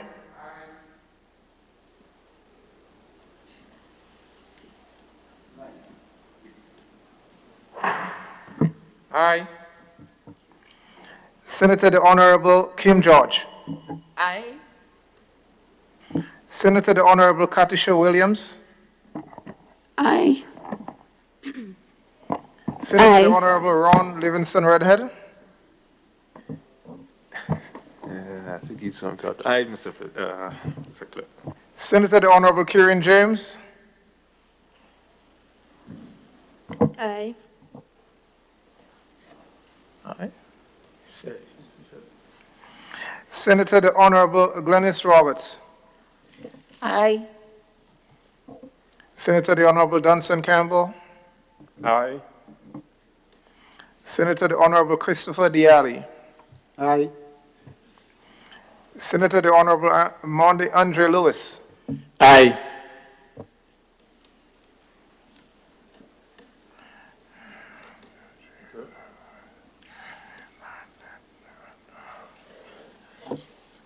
Total unanimous, Mr. President. The ayes have it. The ayes do now have it. The resolution is passed unamended and passed unanimously.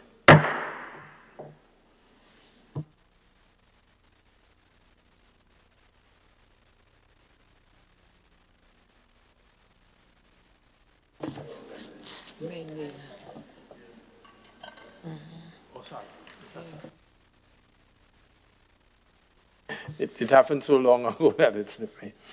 The resolution as amended, the following amendment being now therefore be it resolved by a majority of all members of the Senate that the declaration of emergency by the Governor General dated May 30th day of March 2020 as set out in the schedule to this resolution is approved. Resolution passed unanimously with that amendment. Item 15, bills.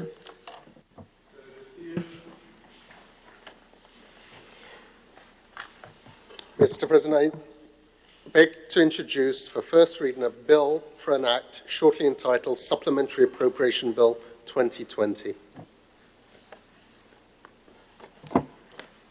Okay.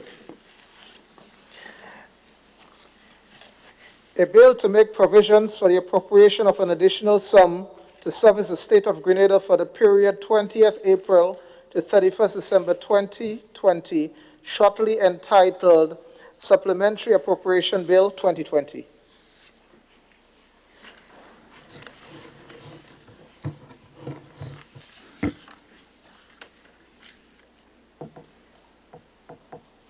Minister Steve. Mr. President, I beg to move that relevant standing orders of the Senate be suspended to enable the bill to be taken through all its stages at this sitting. Honourable members, the question is that the relevant standing orders are to enable the bill to be taken through all of its stages at this sitting. All those who have that opinion say aye. To the contrary opinion say nay. I think the ayes have it. The ayes definitely have it. Senator Steele. Mr. President, I beg to move the second reading of the bill. Mr. President, as this is a money bill, I wish to signal to this Honourable House that it has been endorsed with the Speaker's certificate and I have the necessary consent to proceed. Mr. President, the supplementary appropriation bill before us seeks approval from this Honourable House for extra budgetary spending, that is monies not appropriated in the 2020 estimates for revenues and expenditure, for a stimulus package that seeks to cushion the negative economic impacts of this global pandemic.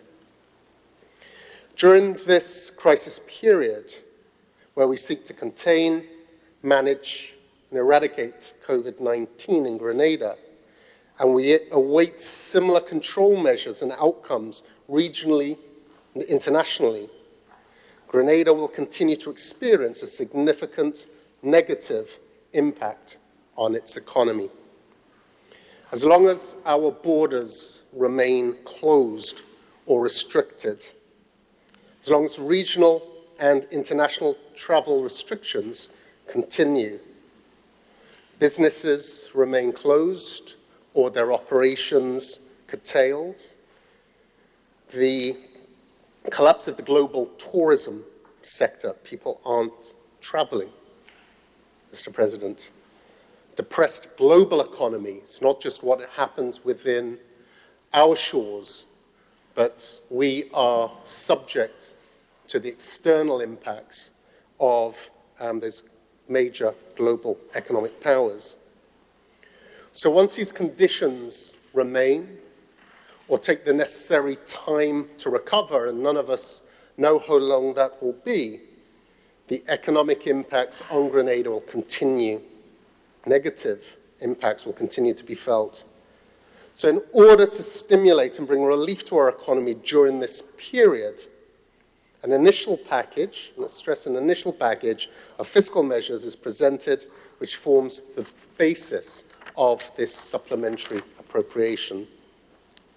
The total value of the stimulus measures in this package, included in this supplementary appropriation, is $50 million and comprises of the following elements over this initial period of 3 months.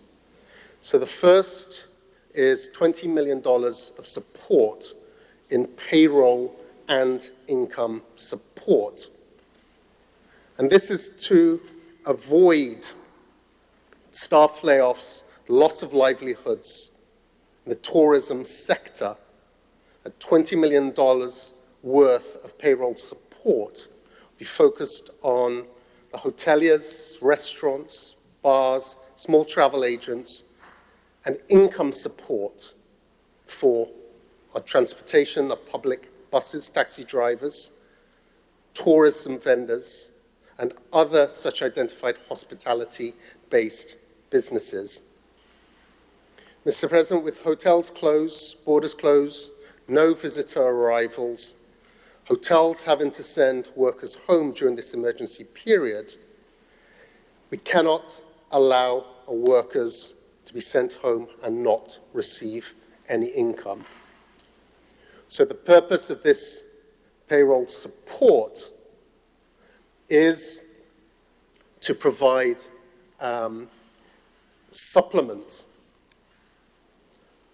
incomes that they will not be receiving due to this. With income support to public buses, the taxi drivers, conductors, tourist vendors, these are groups, Mr. President, that are also dependent on the performance of the tourism sector and will be negatively impacted by the drop in visitors. And then with public buses, we have no public bus service. It's all privately operated, owned, with less people traveling, with social distancing on those buses, the reduced number of passengers, there will be a significant drop in income. So this package of measures to help those workers during this period. Mr. President, also includes working with the National Insurance Scheme to provide unemployment benefits, to benefit support due to the fallout of the pandemic, and the initial estimate for the additional contributions there is $10 million. With NIS only paying benefit for sickness, that's how it's been set up, with a doctor's certificate. In these extraordinary circumstances, that modality does not apply. So this will enable workers who have to stay at home due to the emergency, as qualifying workers can claim unemployment benefit during this period. And we're encouraging the trade union movement to work with business communities to support of using vacation leave and accumulated vacation of workers as the first option during this period, rather than going straight to dependency, whether it's NIS or various payroll facilities. The Deputy President, in the chair. Mr. Deputy President, there'll be an additional $7 million for the small hoteliers facility at the Grenada Development Bank. So through the GDB, adjustment to the small hoteliers facility to support small indigenous hoteliers.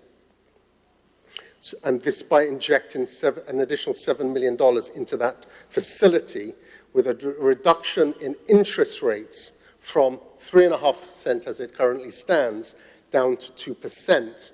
So access to additional resources at a lower interest rate. With the fees, processing application fees for these loans waived for the period of April to June 2020. Mr. Deputy President, there's also an expansion of the small business soft lending facility at the GDB by an additional $5 million. And these are additional resources that will help the small business sector, so businesses such as tradespersons, hairdressers, barbers, small retailers, fishermen, are small businesses that make up such a valuable part and a valuable contribution to our economy. So the access to unsecured loans within this facility has been raised from $7,000 to $10,000.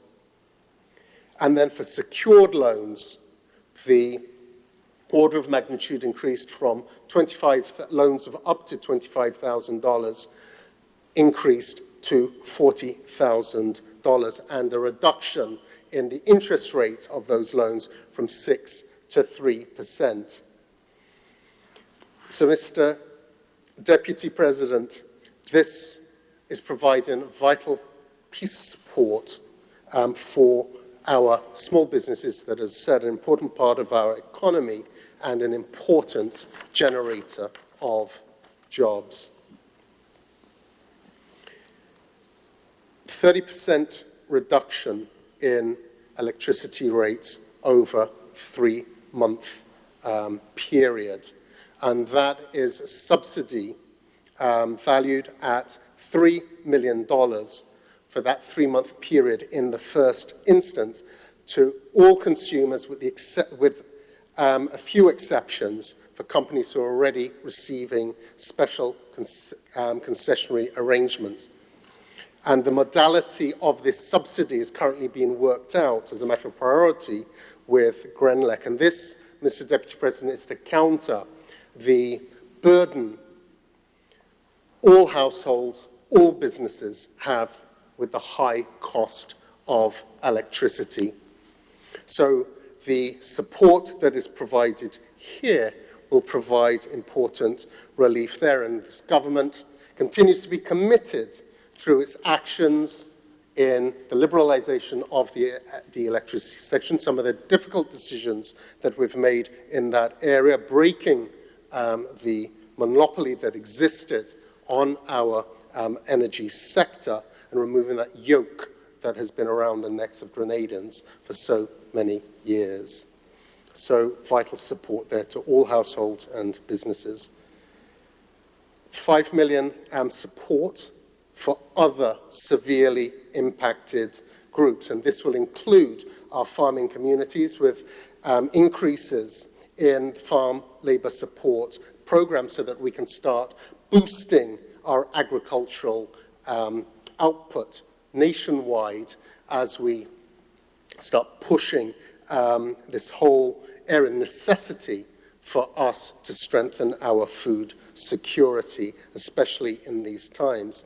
Consideration will also be given to our fisheries sector. We're working with the Ministry of Finance, with the Fisheries Division, to identify the most vulnerable in the sector. The dynamics of the fisheries sector is broad, but it's identifying those that are the most vulnerable at this time and need the appropriate support to get them through this difficult period. Other severely impacted groups will include RD bushers. There's been no work for them, and we know how dependent they are on those fortnightly work programs, and in the absence of that, highly vulnerable sector that requires support. And the other area is special projects contractors, those small projects in our communities, in our villages, and those contractors requiring support. So the Ministry of Finance is working together with the Division of Fisheries and the Ministry of Implementation to work out how best to serve and provide appropriate support in those areas. And then $10 million for healthcare investments in fighting COVID-19.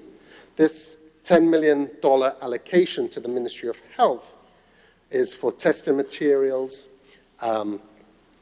personal protection equipment for healthcare workers, and other equipment, whether it's ventilators, monitors, etc., required to support the fight against COVID-19, and then support for private laboratories, again with the demand for testing.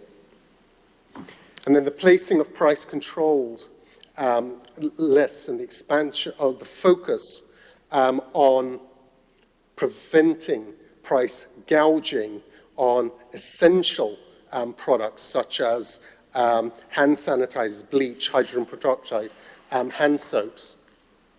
Some of those critical products that are required to keep us safe at this time.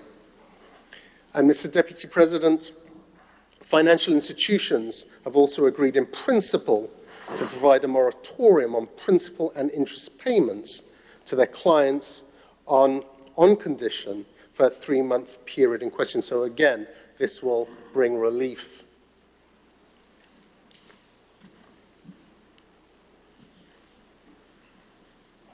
The President, in the chair. Mr. President, so that will bring important relief. These measures, Mr. President, outlined are preliminary, and the work will continue towards looking at some longer-term actions as this crisis unfolds. Mr. President, in adherence to the Fiscal Responsibility Act, a compliance assessment report providing an analysis of government's adherence to the fiscal rules has been produced and has been laid before this House. And those fiscal rules within therefore include whether it's a primary expenditure rule, wage bill rule, primary balance, contingent liabilities, public debt targets. The compliance report speaks to adherence to that. Now, with the economic impact of COVID-19, which has had a broad-based impact on our economy, we will see, so the impact on the tourism inflows, a 50% reduction in those inflows is projected, a 20% reduction in private education, and at St. George's University, 3,700 students for their safety and to ensure that the students, the international students, aren't a burden on our healthcare system in the event that they will get infected, have left. We do not know at this time when they will return, but the expectation is that we'll see a decline in economic activity from the private education sector and a 15% decrease in private construction, as well as wholesale and retail trade. Mr. President, this is in contrast to where we had come from.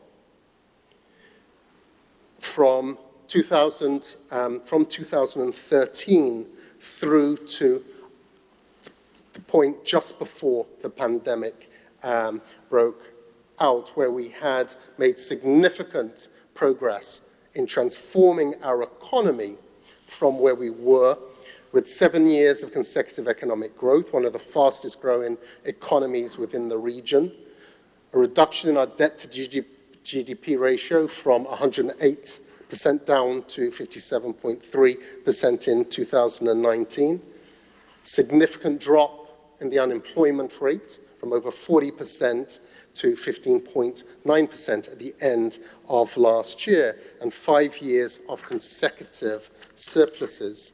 So, Mr. President, this is now in contrast to what we face as a consequence of this global pandemic. So as a result and compliance with the fiscal rules and the targets, based on this additional expenditure as part of this stimulus package, and if there are other measures to be taken, the estimated contraction to our GDP based on all that is happening, lowering of revenues, will translate into a breach of 3 out of the 4 fiscal rules that we have up to this point adhered to. And as a result, there will be a suspension of the fiscal rules and targets for the fiscal year 2020. And there is provision, section 10 of the FRL, which speaks to an escape clause where by order you can have the suspension of adherence to these rules not exceeding one fiscal year. And the causes or the triggers for that natural disaster, public health epidemic, as we are seeing with COVID. The second condition is a real GDP experienced a decline of 2% within a given fiscal year, which is predicted. And the Eastern Caribbean Central Bank has certified in writing that a financial sector crisis has occurred, and that will come. Therefore, Mr. President, government's response to 2 out of those 3 criteria required for invoking the escape clause has been met.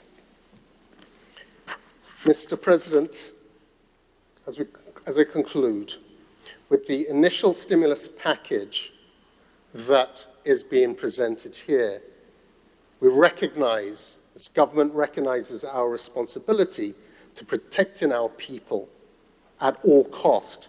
But we also recognize that this effort and this sacrifice that is required requires the support of not just government, but all.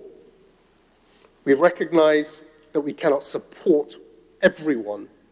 Therefore, the focus of this in this first instance has been on protecting the most vulnerable. Those who can help themselves at this time must do so. And we all must step up to making our contribution in these difficult times. So, Mr. President, the focus of the relief package is on the sectors that are hardest hit by the global crisis and in protecting the incomes of those who have little or no income. And it's for those reasons, Mr. President, that I commend this bill for its second reading. The question proposed is that the Supplementary Appropriation Bill 2020 be read a second time.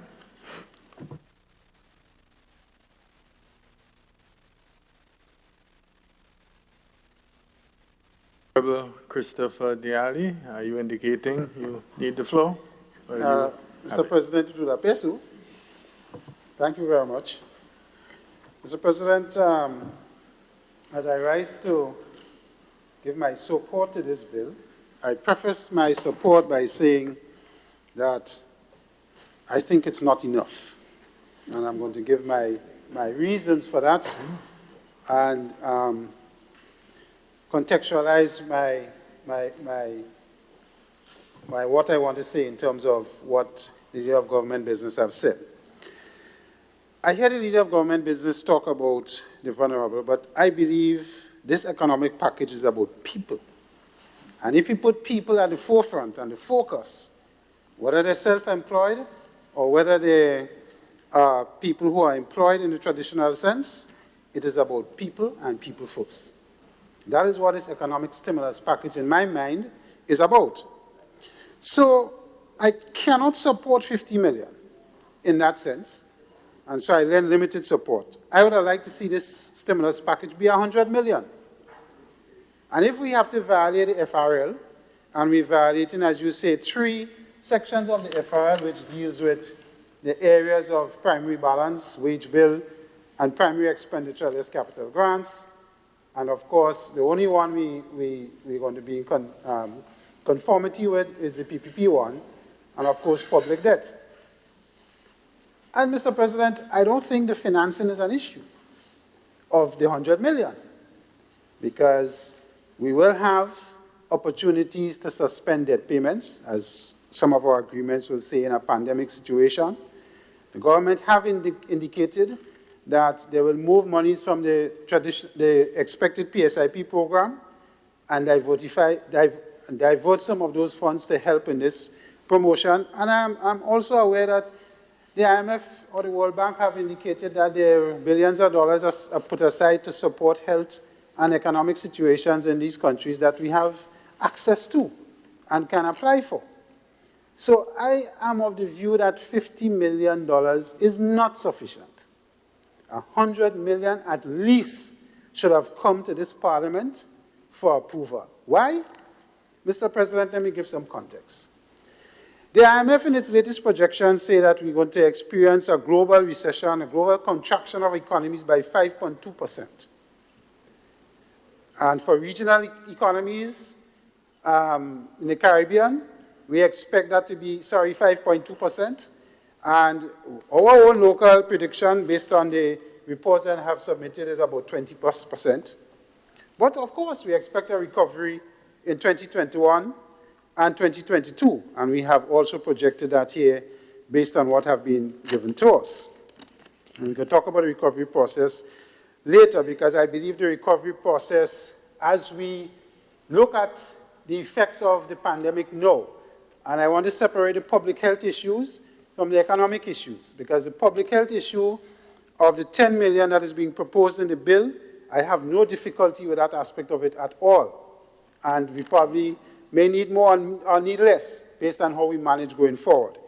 But I want to also say, Mr. President, you know, we had a long debate in previous debates about whether Ministry of Health and the hospital should be given more focus on how we do things as relates to our health system.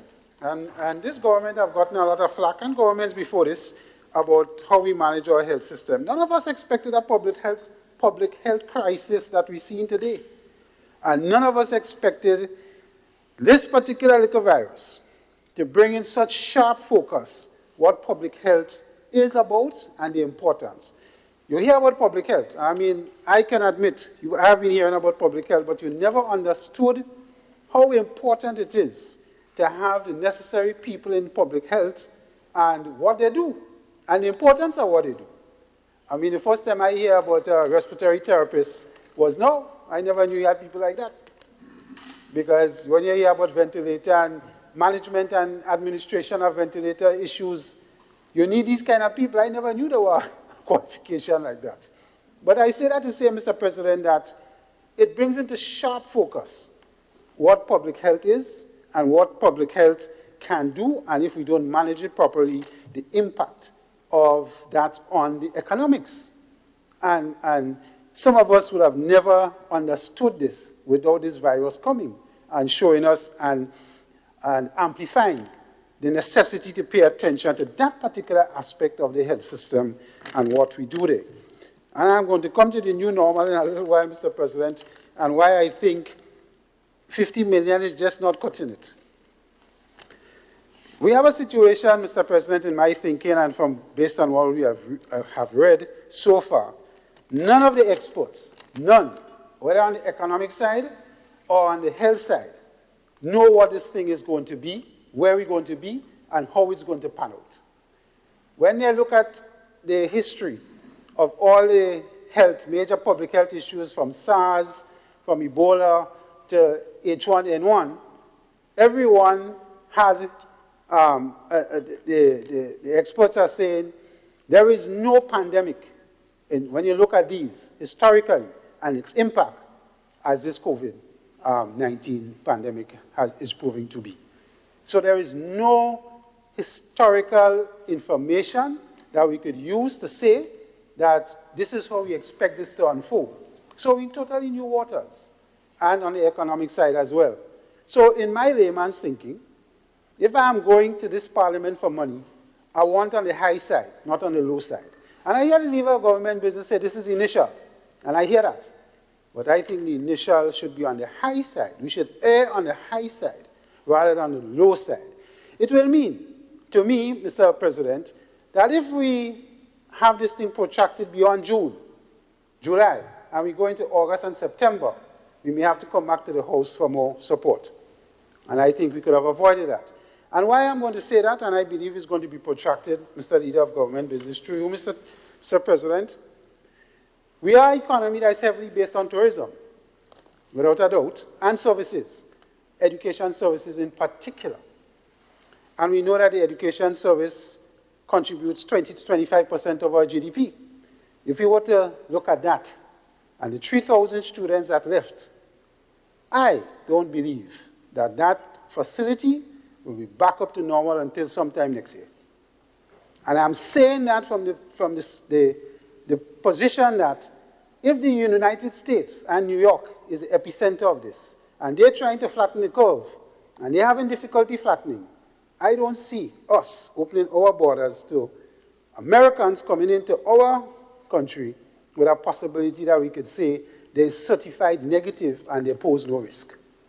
So I believe the resumption of private education to the level that it was before is going to be more than a year out. That is my humble opinion on that. And let's take tourism.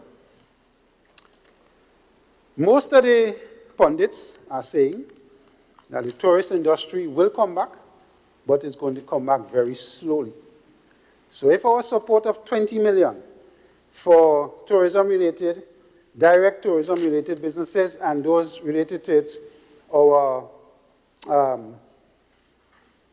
vendors, our taxi drivers, and so on and so forth, very good initiative by the government. I have no issues with that. And I think we need to give income support. But I think it's going to be a longer period than June, July, or even August. And by the way, I think Carnival is going to get postponed. I hear you already mention that, but I can't see bringing in people for Carnival to jeopardize what we have. But that aside, Mr. President, from the tourism point of view, this is going to be a protracted thing. And then let's take the airlines. I know I've been seeing in the last couple of hours American Airlines offering packages, JetBlue offering packages. When you look at Sandals continue to book vacations on their sites for early next year, and that's all good and that's positive. But the issue of confidence and people saying that they feel confident enough and safe enough that they would not be exposed to any sort of thing like that, traveling with a plane load full of people or a boat load full of people to come to a destination, I think that confidence is going to take longer to mature than it is that we projected, that we expected. And I believe our tourism industry is going to be under severe stress for a longer period than we're talking about. And it's going to come back even slower. Because I support this government in the sense that we cannot open our borders just willy-nilly. And I believe that we have to have a committee, apart from COVID-19, that looks at the strategy going forward for getting our economy opened back up, and in how and in what phases, and what sectors we're targeting to do that opening up into. Construction has been highlighted as a sector because construction could bring short-term jobs in the quickest time possible. If we locally have managed the disease to the point where we feel confident that the curve has flattened and we see no more new infections. But if we take the example of China, no. China is now seeing new infections happening in some parts of China. Even with their Wuhan management, which was exceedingly well done, and all their disinfections, we're seeing now it's popping up again because they have started opening up. So this opening up is going to be a challenge for us going forward.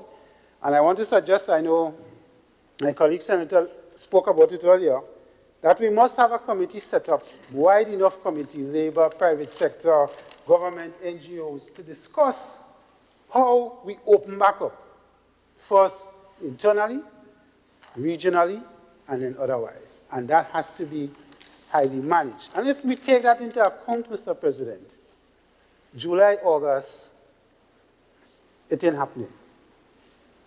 So 50 million ain't enough from where I sit in and we look at that. And when we look, Mr. President, at what have been suggested in the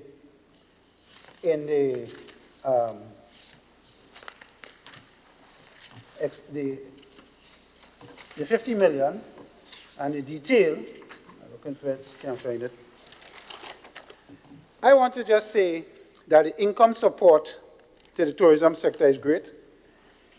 The small business and micro business and the support has been put there.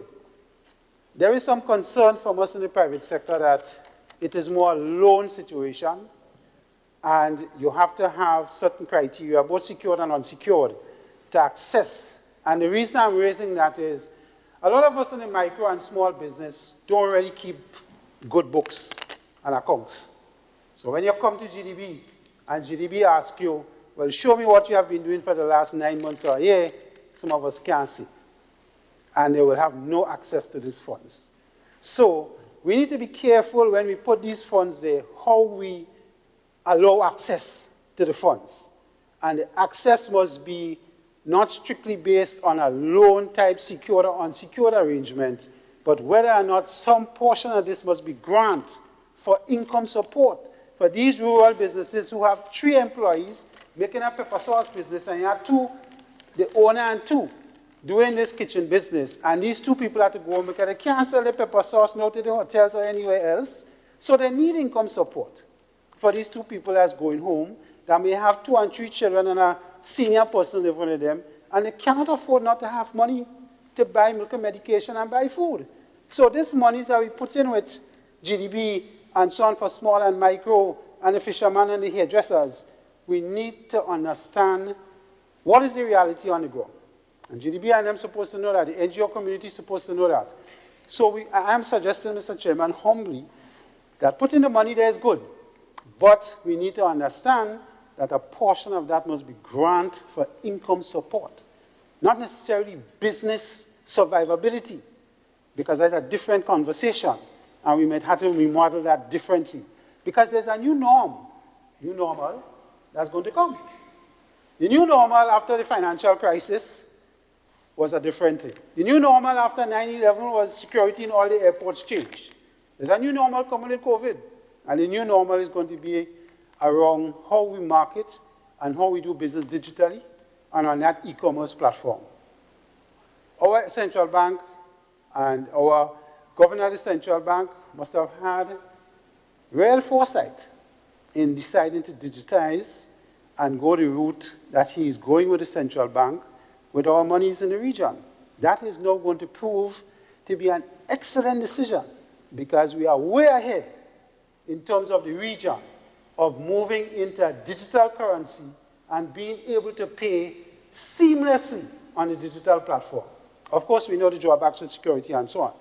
But going forward, all of us in the business community will have to now know the new normal is going to be that. All of us have started preparing to start marketing our businesses on these platforms. And we've seen, even in the agricultural sector, when you look at social media platforms, number of farmers are now putting together a WhatsApp page and saying, send us your list on WhatsApp. We will fill it out, different packages at different costs with different combinations, and we deliver it to you. That is going to be the new norm.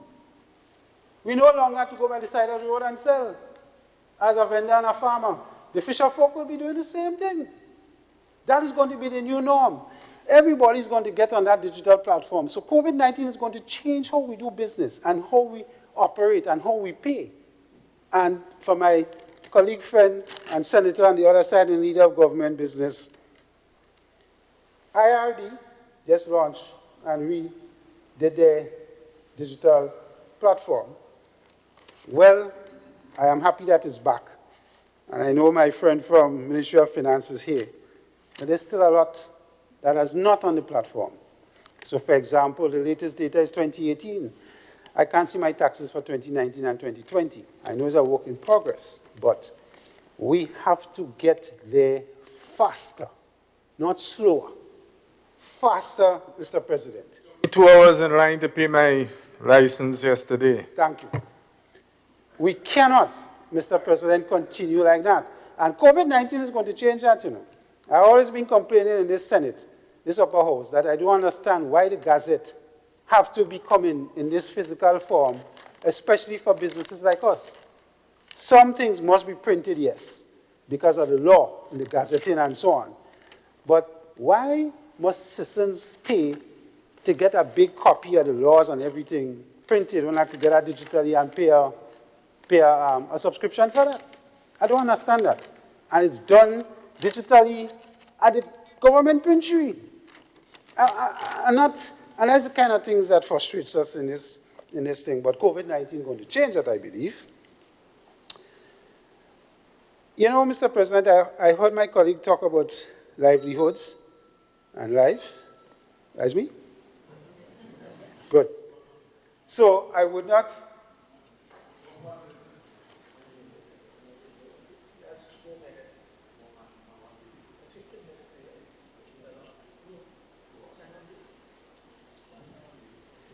I don't know we have time.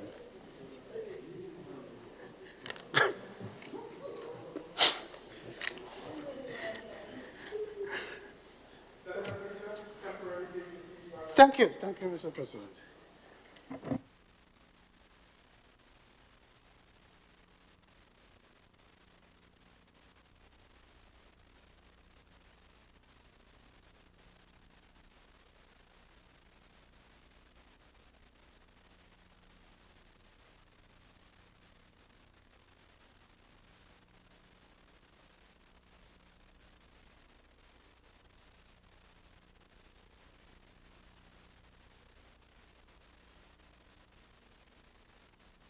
I was just fighting for your democracy, that's all right. President, and probably I won't take too much longer, but say a couple of things. No, there's no restriction. Thank you.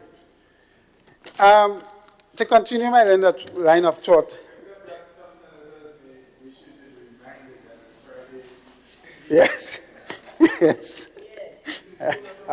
I'll keep that in mind. I'll keep that in mind. It's quite an interesting engagement. I'll keep that in mind, Mr. President, and for my colleagues on the other side as well. You know, Mr. President, if we had to violate the FRL, not violate, but if we had to suspend the variables under the FRL in a situation in this pandemic where none of us have a playbook, and none of us know how it's going to unfold, whether it's going to take 2 months, 3 months, 6 months, or whatever the case may be. But all seems to be, when you read all the reports coming out of the IMF, the World Bank, IDB, and all of them, it appears it's going to be protracted, more so than short-lived. And if we have to not meet our commitments under the FRL, I am saying, let's go for the whole hog, 100 million and not 50 million. We're in violation already. Let us take it. When we did the FRL and we passed it in this upper house, we did it with a clear understanding that in very unusual circumstances, it can be suspended. And all our targets for GDP and all of those things can be put aside until we get back to some level of normalcy. The projections from the Ministry of Finance is that in 2021, we will start to see some normalizing, and that we will have very small growth in terms of GDP, and we'll move from a contracting situation to one where we could come back to some level of growth. Excellent in terms of my view of being positive, but I am of the view that that may not happen as we would like it to be because of how difficult this world is going to be. And you know, Mr. President, it's not so much Grenada, but what is happening outside of Grenada, economically. So take, for example, transfers. A simple thing as remittances coming to these countries and how important it plays in the economy of our countries. I don't see remittances coming at the level that it was prior to COVID. And the reason I say that is that the unemployment figure in the major developed countries that we know traditionally, the US, England, and so on, is at a phenomenal rate. Phenomenal, never ever seen before. And our diaspora, unfortunately, caught in that. So if a remittance used to come to the average family here of 100 US a month or a week, trust me, that is going to reduce to almost zero with this situation. And of course, God forbid, we have many Grenadians caught and dying in this thing in the diaspora. and the effect of that, the ripple effect of that on the families down the road. That, again, is a major issue that we need to highlight. Again, I say 15 million is not enough for this situation. And, you know, Mr. President, we spoke about, and I'm not saying to the committee, because the committee is doing the best that it can in this situation. And I think the fear of the unknown is the greatest enemy we have apart from COVID now. The fear of the unknown. And if in some way we could put some sort of cushion around the fear of the unknown, then we stand a chance of mitigating the response or the knee-jerk response of our people to certain situations. And to deal with the fear of the unknown, you need a greater buffer, in my view. And I put a simple example of when we had the panic buying in the supermarkets in recent times. It wasn't because people wanted to panic buy. It's that people didn't know when the next buying time and the next supermarket day will be. So when you said you could have buy Monday and then you shut us down till Saturday, when Saturday come, you saw lines because nobody knew when would be the next day to go and buy stuff. So they were panic buying. And it's the fear of the unknown that we have to manage more so than the known.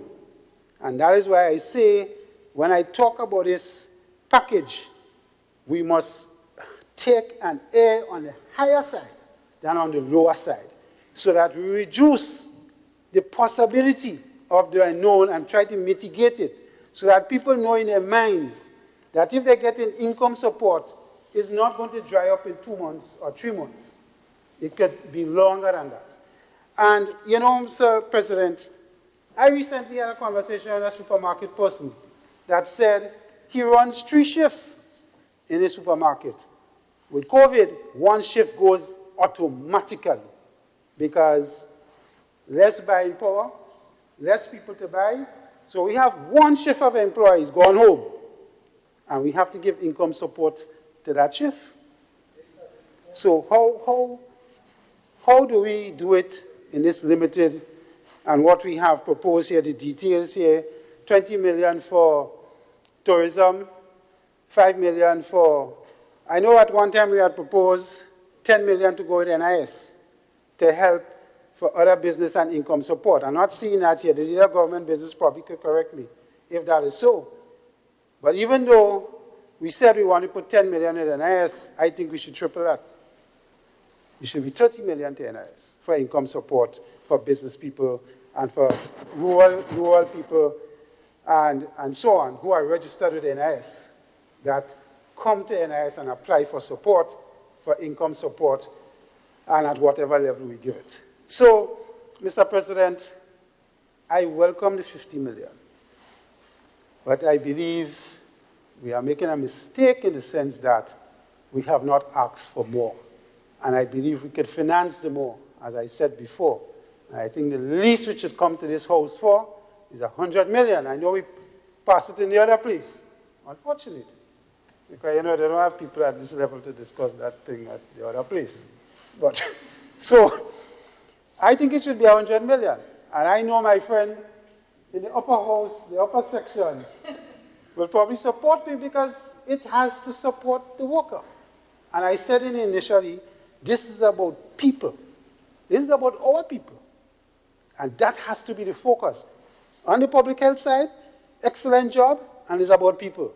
On the economic side, it cannot change. It is about people as well. And I know the leader of government business will agree with me. It's about people. And they're doing everything to support. But in my view, the issue of not giving people comfort of the unknown could backfire. And that is why I'm suggesting, through you, Mr. President, that 50 million is not enough. Thank you. Thank you, Senator Diali. I am supposing, as they would say, that there's no Chinese wall and that the houses can always, the executives can always come back to the parliament as it sees fit. But I think it will be indeed heartwarming for the leader of government's business, now that you have indicated you have an appetite making more funds available as we face these uncertainties together as a country. Senator Cox, I think I see your indication. Yes, Mr. President. Okay, Thank so you you very have the much. floor. Yeah. I too want to stand in support of this supplementary appropriation bill. Mr. President, I think I agree with most of the comments and suggestions by a colleague senator representing the business community. But I think it is important that to kind of help bring some clarity in where we are and some of the measures that the Ministry of Finance and, of course, the government of Grenada would have taken.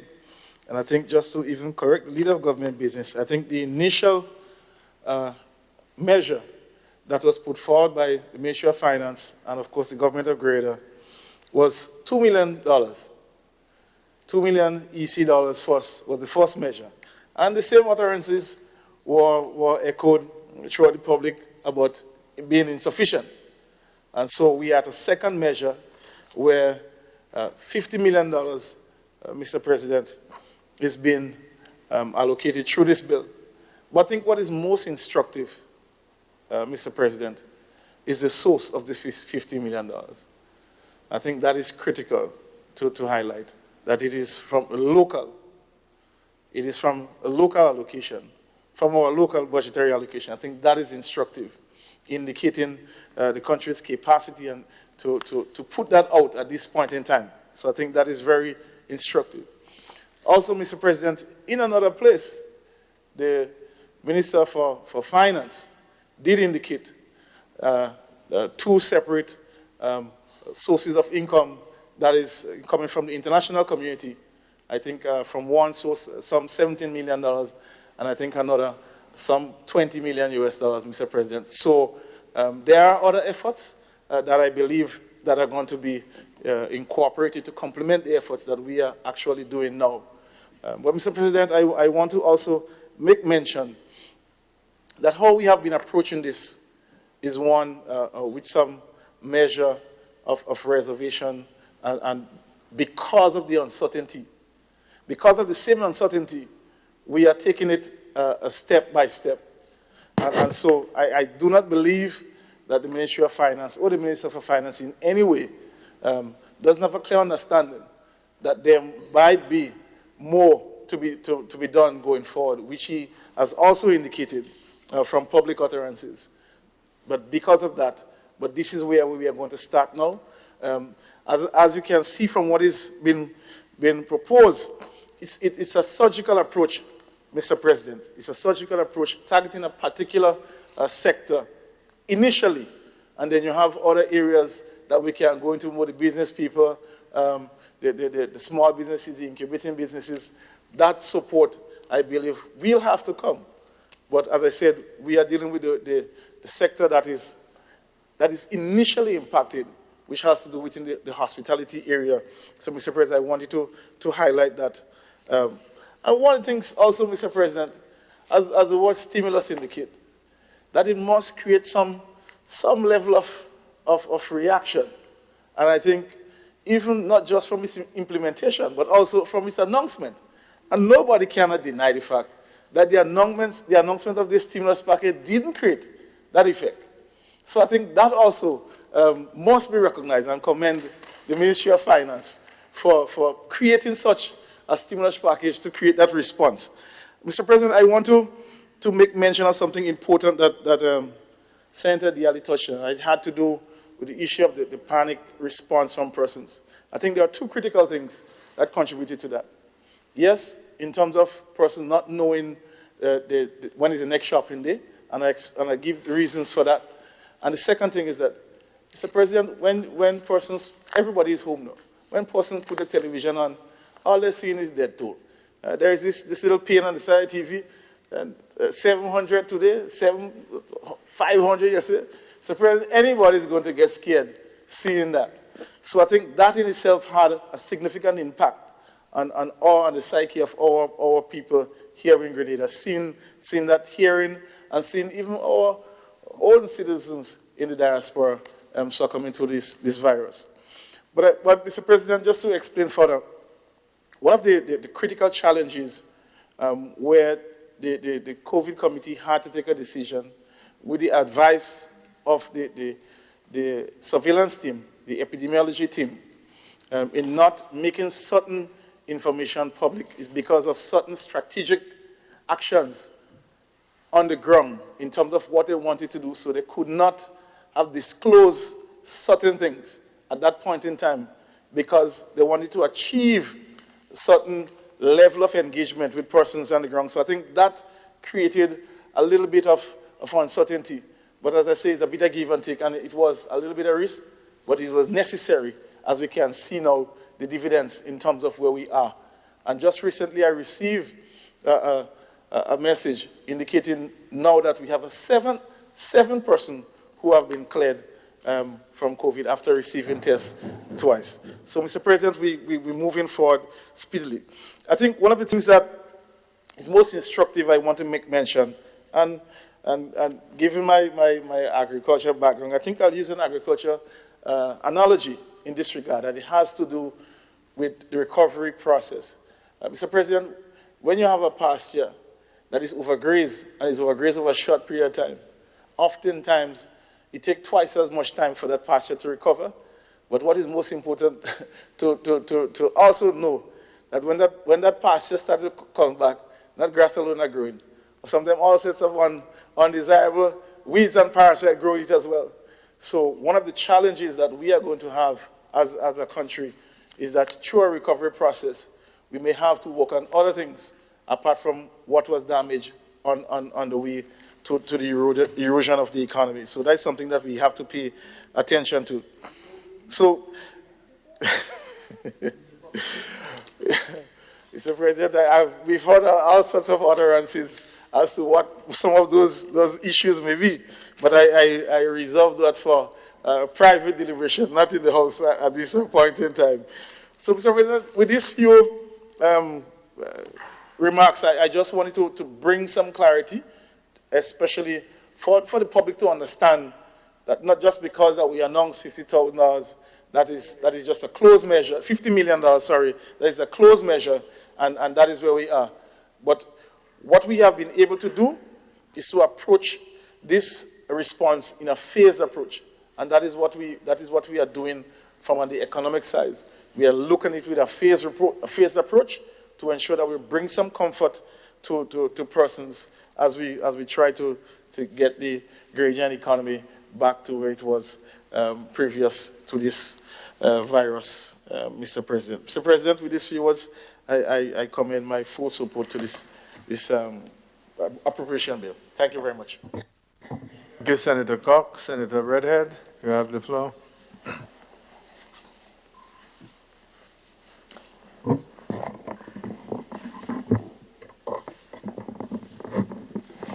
Thank you, Mr. President.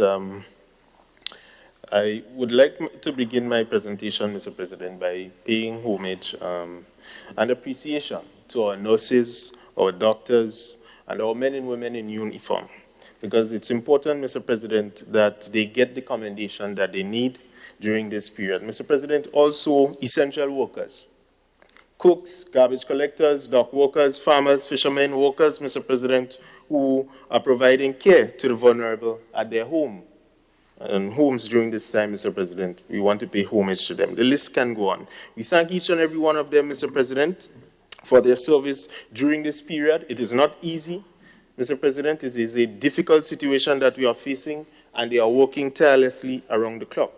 We thank, Mr. President, also the COVID-19 committee, the Ministry of Health, the acting CMO, Dr. Dr. Martin.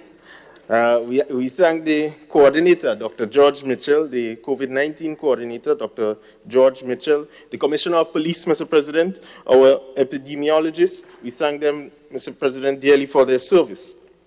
Mr. President, we also empathize with families who have lost loved ones. And you heard the point repeated today that Grenadians have died in UK, the US, Mr. President. New York, for example, is the epicenter.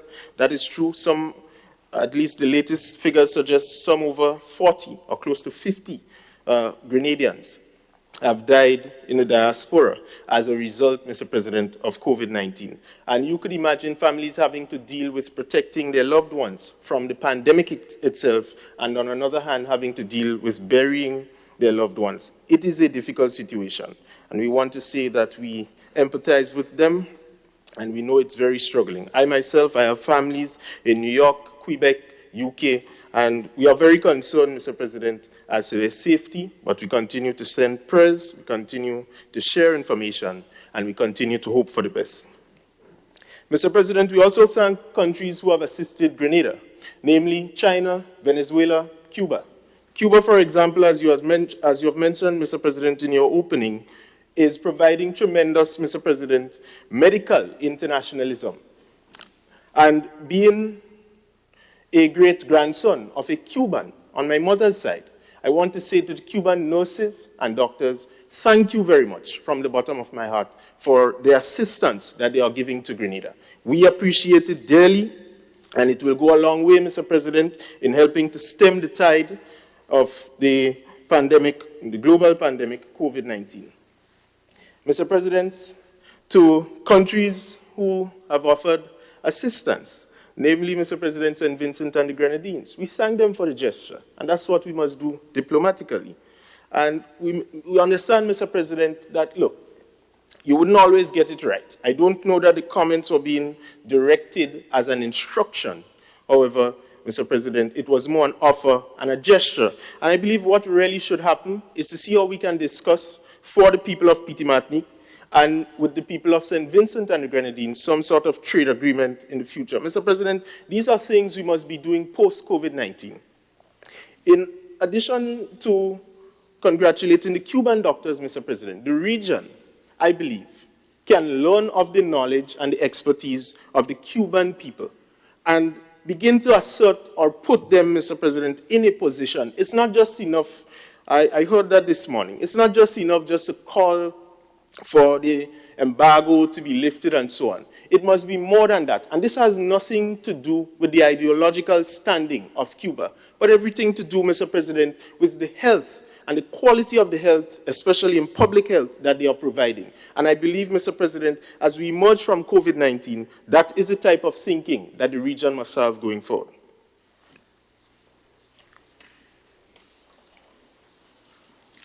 Mr. President, lastly, we want to welcome the opening of Parliament, as my colleague said earlier on.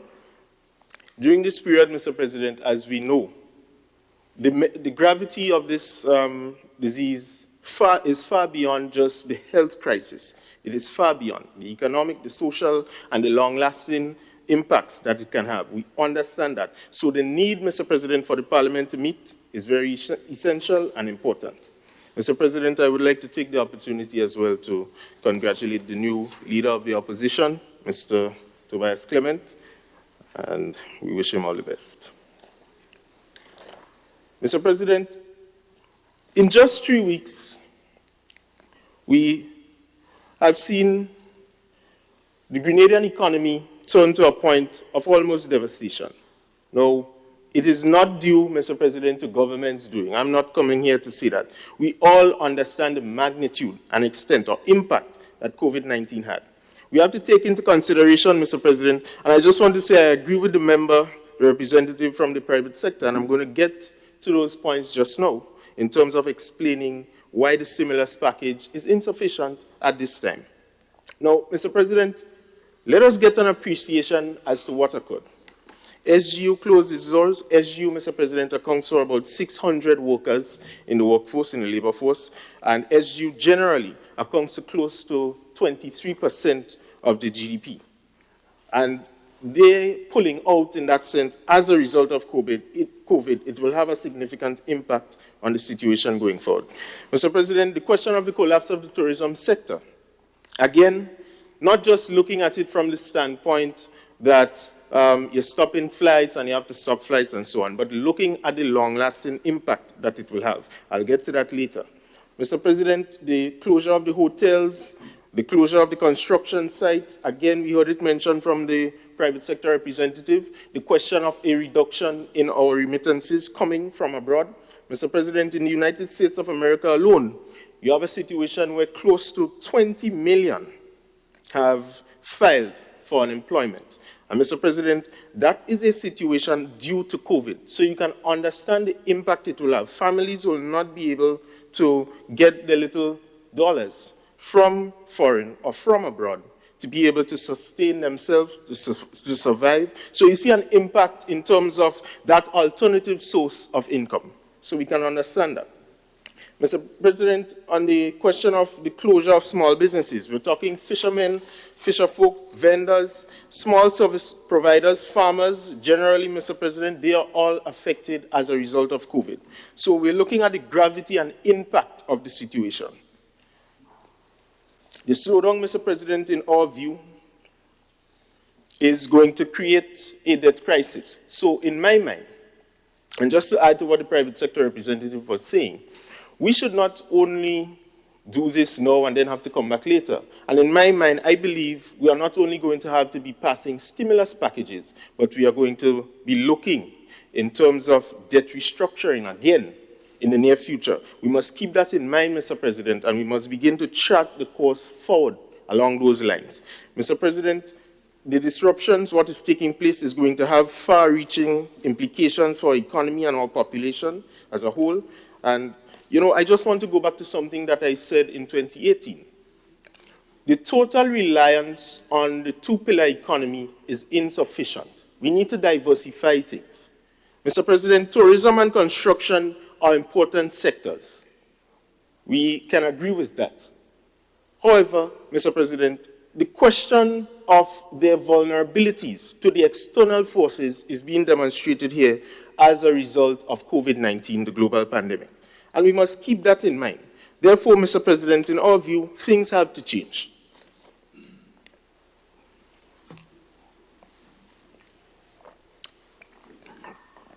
Things have to change. And so the quality of the policies that we are going to be putting forward, it must make sense in that context. Where do we go from here? The question of recovery, it is repeated over and over today. And what we are going to do different, not the same. Not just put something there and a loan here and so on, but something different. That is the kind of thinking that must emerge. We believe, Mr. President, for example, that the key policy responses to combat COVID must be looked at in 4 categories. And let me just read it out if you would allow me to do so. 1, measures aimed at strengthening health preparation and response capacities. And we should be doing and thinking of that for the long term as well. 2, safety net measures for the vulnerable groups. But do it in a way, Mr. President, because we expect that in addition to those who already existed on social programs, we expect more people will fall under the bracket to be able to receive benefits, and we must think how expanding that in terms of the impact on the economy, look at the long term, because we cannot provide only this safety net style of economy, because the economy will not grow. We must think in the long term, Mr. President, and think about employment, job creation, productivity. How can all of this tie in? So a stimulus, as the member responsible, Mr. President, through you, was saying, responsible for sports was saying, it's a stimulus, so it is going to generate something. That is what we are thinking. The idea of just passing the stimulus, it's important, but it's insufficient when you place it into the context of the broad picture that we are trying to come up with. It's something new, so we don't have the numbers, as the member said, so we need to look long-term and look at all possibilities. Mr. President, fiscal policies to lessen the economic and the social impact.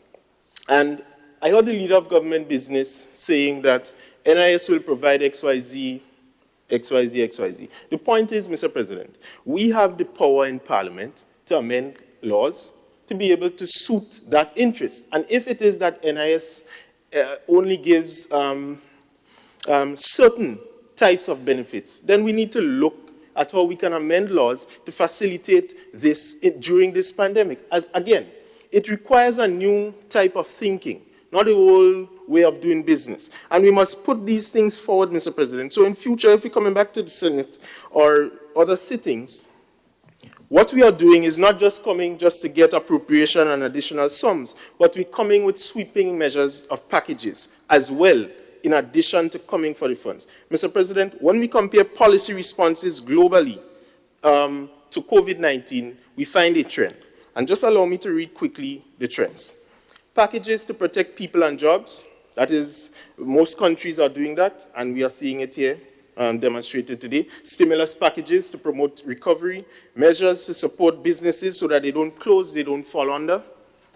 Income support for workers who cannot work from home, Mr. President. That is a serious problem.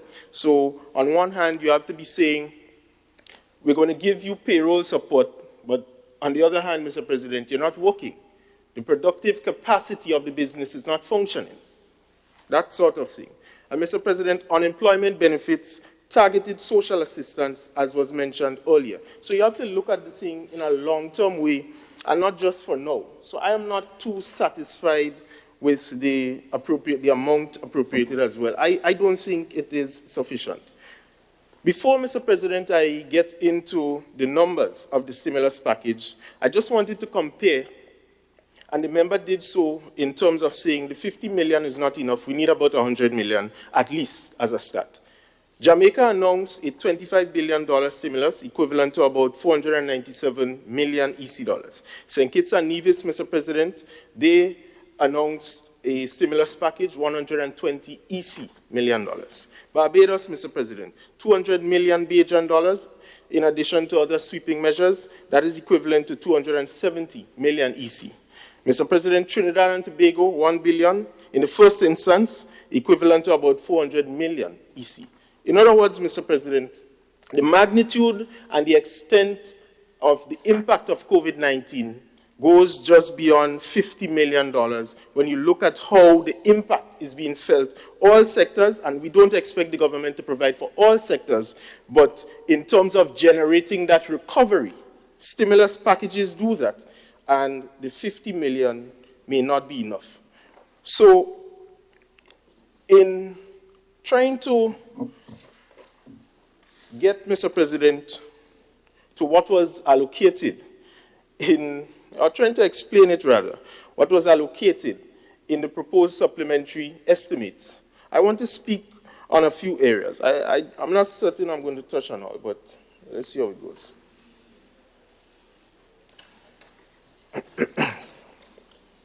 Now, Mr. President, it's important to note that from the Minister of Finance explanation at a press conference, I believe it's sometime this week, he indicated that we are coming to Parliament to pass something that is in addition to what is already available in the contingency fund, I believe.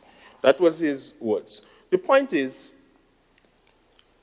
I need clarity in terms of whether or not this 50 million takes into consideration the already 2% of the total recurrent revenues, Mr. President, or is it that this 50 million is in addition to that? So let me give you an example or an idea as to what I'm referring to. Now, in accordance with the Public Finance Management Act, Section 22, every year the government is supposed to put forward that or provide that contingency fund. That contingency fund, Mr. President, I will be a little impacted. I don't know if the lights could come back on. It's automatic? Okay. All right. Sorry about that. All right. Thanks. Yes, Mr. President. So, yeah. So it must be no less than 2%. Based on the totals that were estimated, Mr. President, in terms of budget 2020, we are seeing $786.2 million was the total budget for the recurrent revenue. That was the estimated figure. And 2% of that will be just around $15 million, 724,000. In other words, Mr. President, that 15 million is supposed to be the 2% that should already be established in the contingency fund. So if we are coming to the Parliament, what I would really like to know, are we doing this in addition, the 50 million, are we doing it in addition to what already exists? But moving along, because we have to look, Mr. President,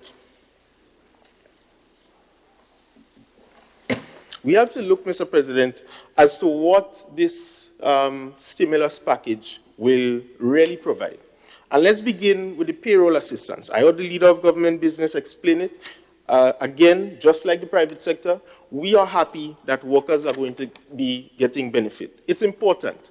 But, Mr. President, remember, payroll assistance should not only stop there. Remember, you are asking the company to continue on your behalf for a temporary period its obligations with the worker. But you're closed. They are not functioning. They are not operating. Remember, the government always would put forward the argument that it is not the amount of debt you have, but it's the ability to repay. The question is, Mr. President, if businesses are going to keep their workers on, how will they make the necessary revenues? And you heard the member just made the explanation with the supermarket. They have to cut some shifts because it's becoming a demand on them just the same. In the long run, it will. And you have to look at this question of uncertainty. The payroll assistance is important, but will it help, Mr. President, the business to recover properly coming out of the situation, especially when we do not know how long this will be for? Mr. President, on the question of this small hoteliers facility, now, what I'm going to give here is all my ideas and opinions specific to that. Now, let me say this, Mr. President. Mr. President, indigenous hoteliers require a different level of attention and care, especially, Mr. President, when you are looking at how they stack up with the bigger ones. Of course, the international backing from Sandals will be different to one of our local indigenous hoteliers. Now, to go and place a debt, this is how I see it, on a small hotelier at this time, when we do not know when the tourism sector will return. Mr. President, the question of the hurricane season is coming up. A number of uncertainties, in my view, exist. To place this debt on them, whether at concessionary rates or not, is not in the best interest, in my view, of the business itself and what it really will cater, what it really will have to experience, Mr. President, during COVID-19 and the pandemic, not knowing how the future would be, how long this will be for, if flights will return in 2021 or 2022. That sort of thing. Mr. President, I believe what should have happened, you look at the businesses, their expenses, you provide assistance, but it should be grant funded. The Minister of Tourism, the Minister of Foreign Affairs, Mr. President, needs to be working. That is just the message that I want to send.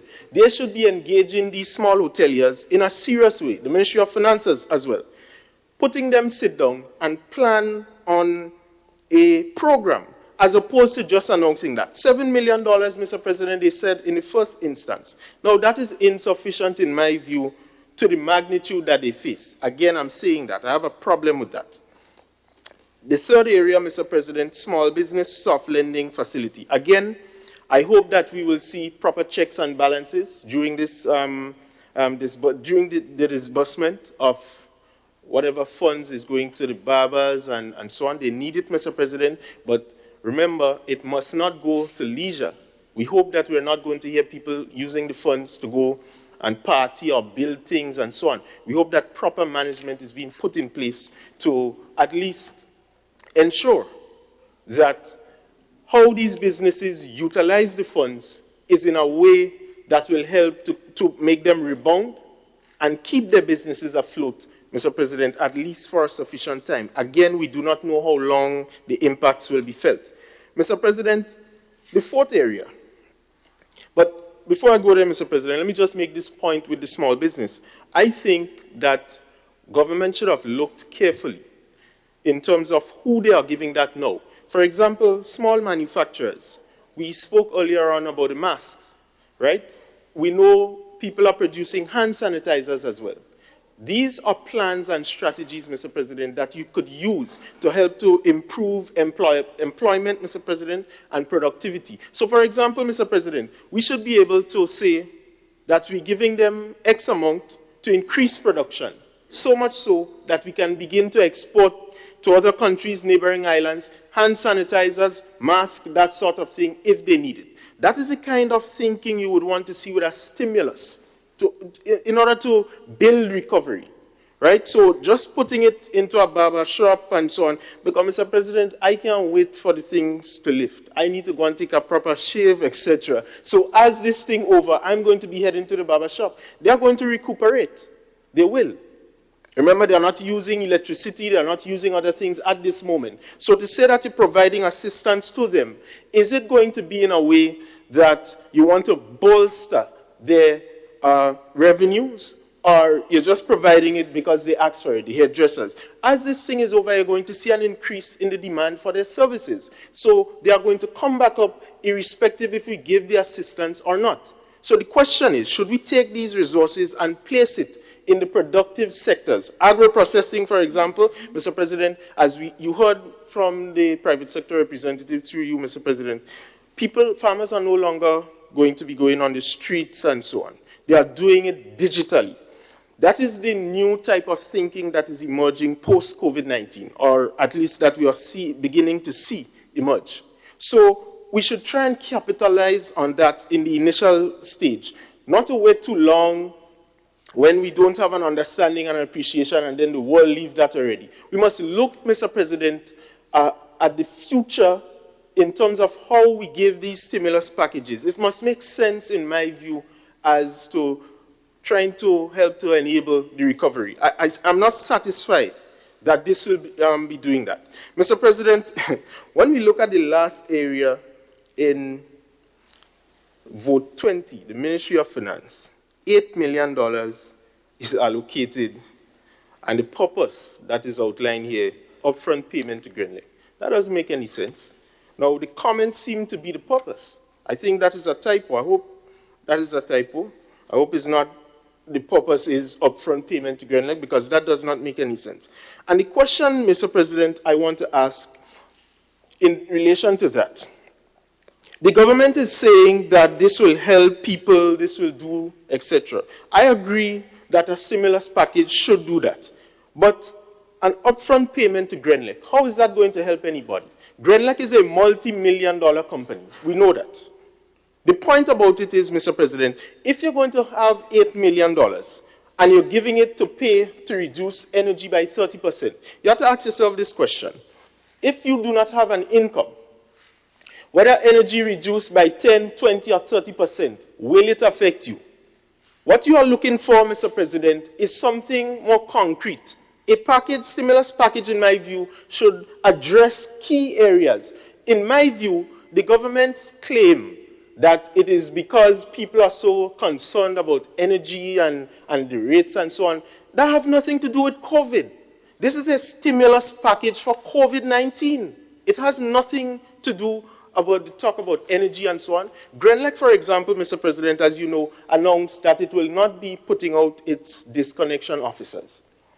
Greenlake said that they're going to relook the situation, etc. Greenlake is not an unreasonable company. So we don't have to force a point to make some case about it providing Grenadian people with 30% drop in energy. What are doing in the long run? Absolutely nothing.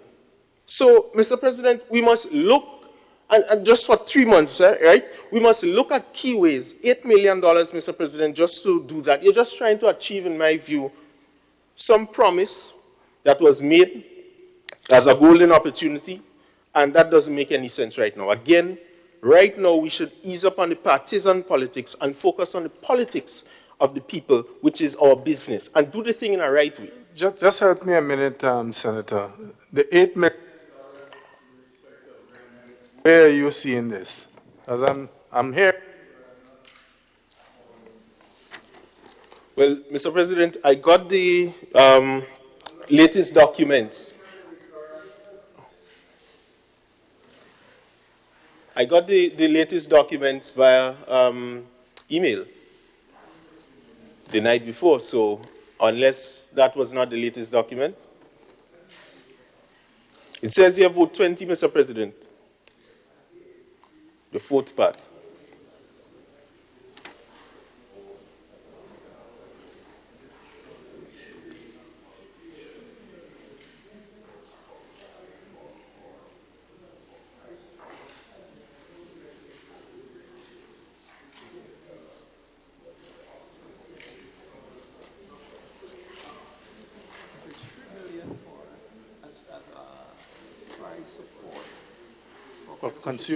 For domestic consumers, yeah, and 5 million for business. So he has the right one in his email. Okay, all right, okay. Yeah, thanks. All right. So, yes, it's 8 million. So, Mr. President, again, so I'll break it down for consumers and commercial entities. So, it's actually separated, Mr. President, at least from what I gathered here.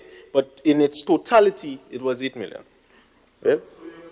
Is that $8 million is, to summarize what you're saying, if I get it right, that $8 million, in your opinion, is not properly allocated? Is that what you're saying? No, your contention. No, Mr. President. My contention because is... it's broken up into two parts. Right. So commercial business that is heavily impacted, and that would be businesses that either still in business and struggling to survive, they would get an assistance to the value of $5 million.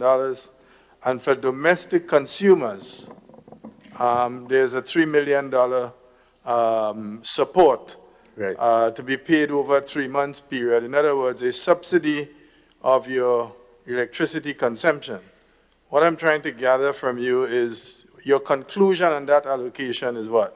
Right. So let me put it this way, Mr. President. Grenlec could provide that. We do not have to take taxpayers' monies to do that. That's the point I'm trying to make. Negotiate with Grenlec. I'm certain they would have provided something like that. As I mentioned, Mr. President, the assistance to the small hoteliers, they don't want another debt around their necks. What they want, Mr. President, is to be able to say to the company Grenlec, I'm certain, look, COVID has, its impact is too much for us.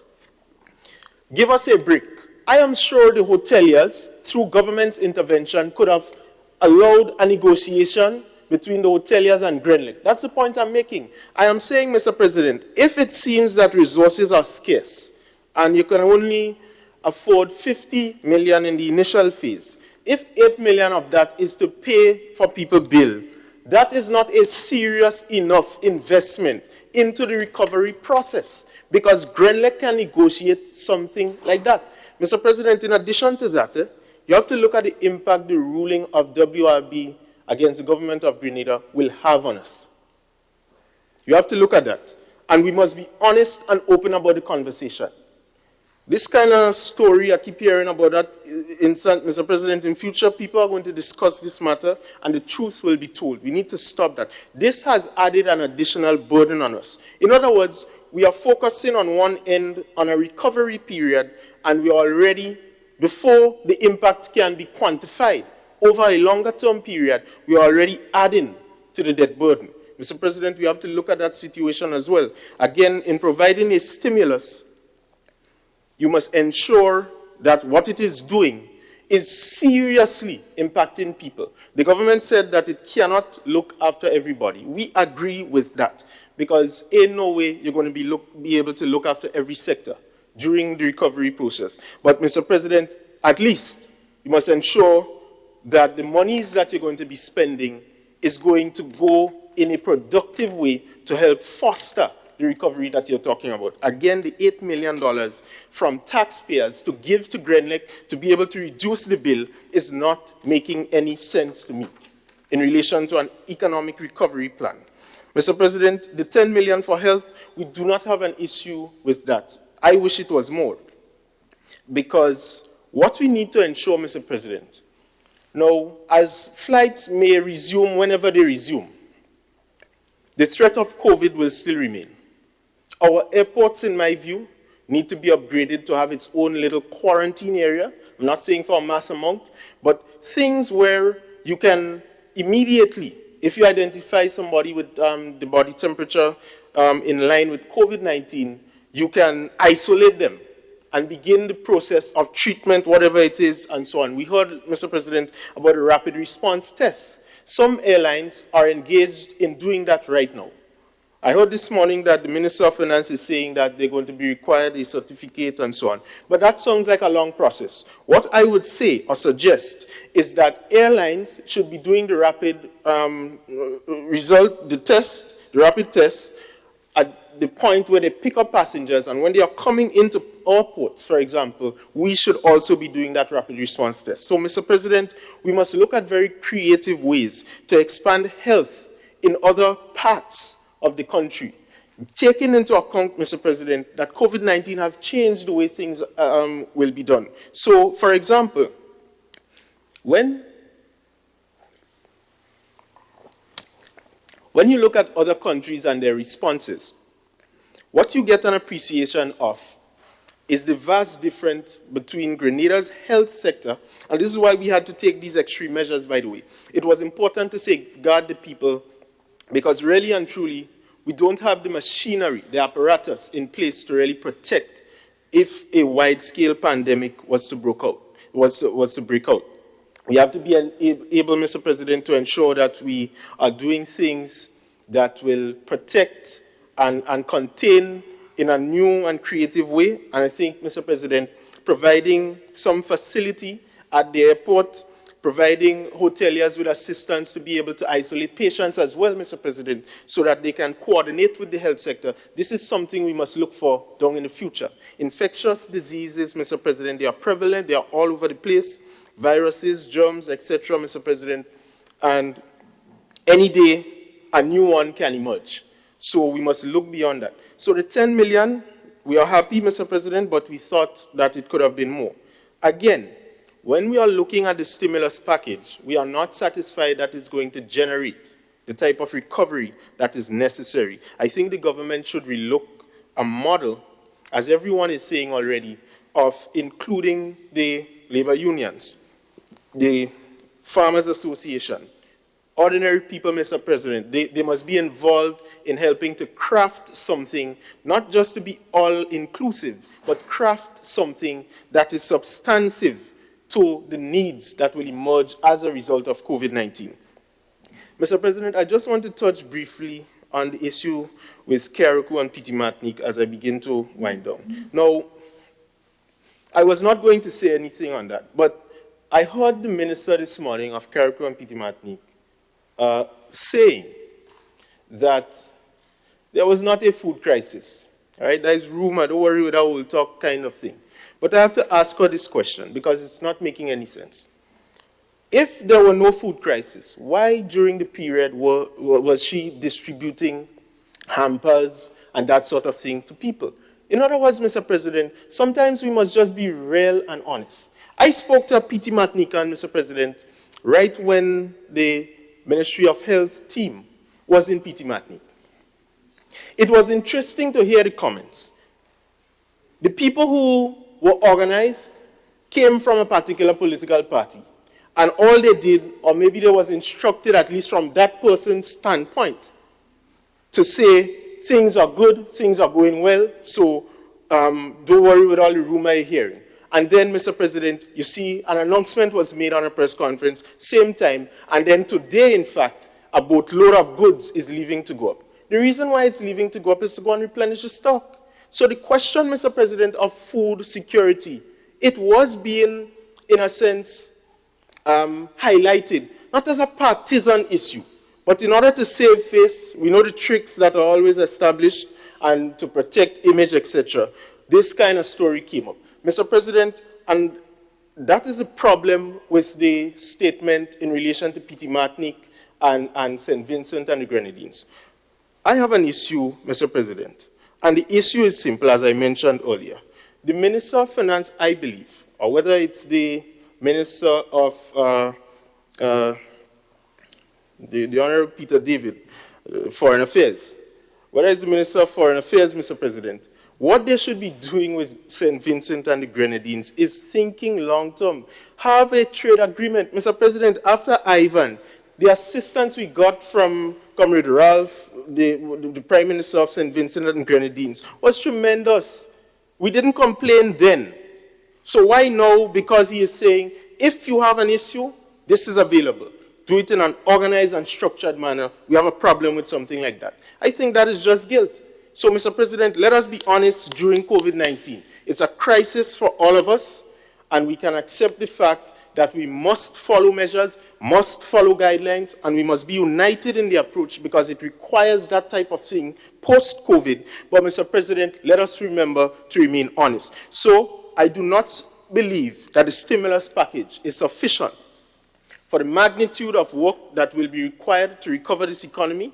And we may see in the long term, Mr. President, or medium term, that we have to come back here, and we may also have to consider in the longer term some sort of new debt restructuring arrangement. I would like to hear that from the government, because we have to monitor that situation. They're already saying that the FRL is being breached, and they are concerned about that. So, Mr. President, they must be thinking along that line, and measures must be put in place to curb the debt in the future, if possible. Mr. President, thank you very much.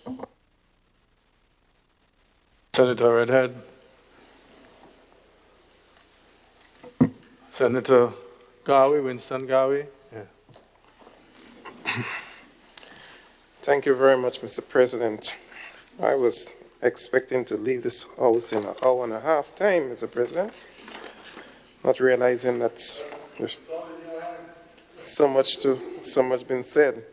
And I wanted to speak in with my mask, but everybody else doing without it. So, but Mr. President, I am COVID-19, and the world being taken by storm with a little virus, and fear seems to be gripping every country and the citizens of every country. Because, you see, man is afraid to die. That is the big crux of the matter. And death stares you in the face because one say is a virus you can't see, a disease you can't see. And people are concerned. But before I go into my substantive presentation, I just want to bring some comfort to us from the Holy Book, Psalm 46, 1-4. And it said, God is our refuge and strength, a very present help in trouble. You talking about trouble? This is one.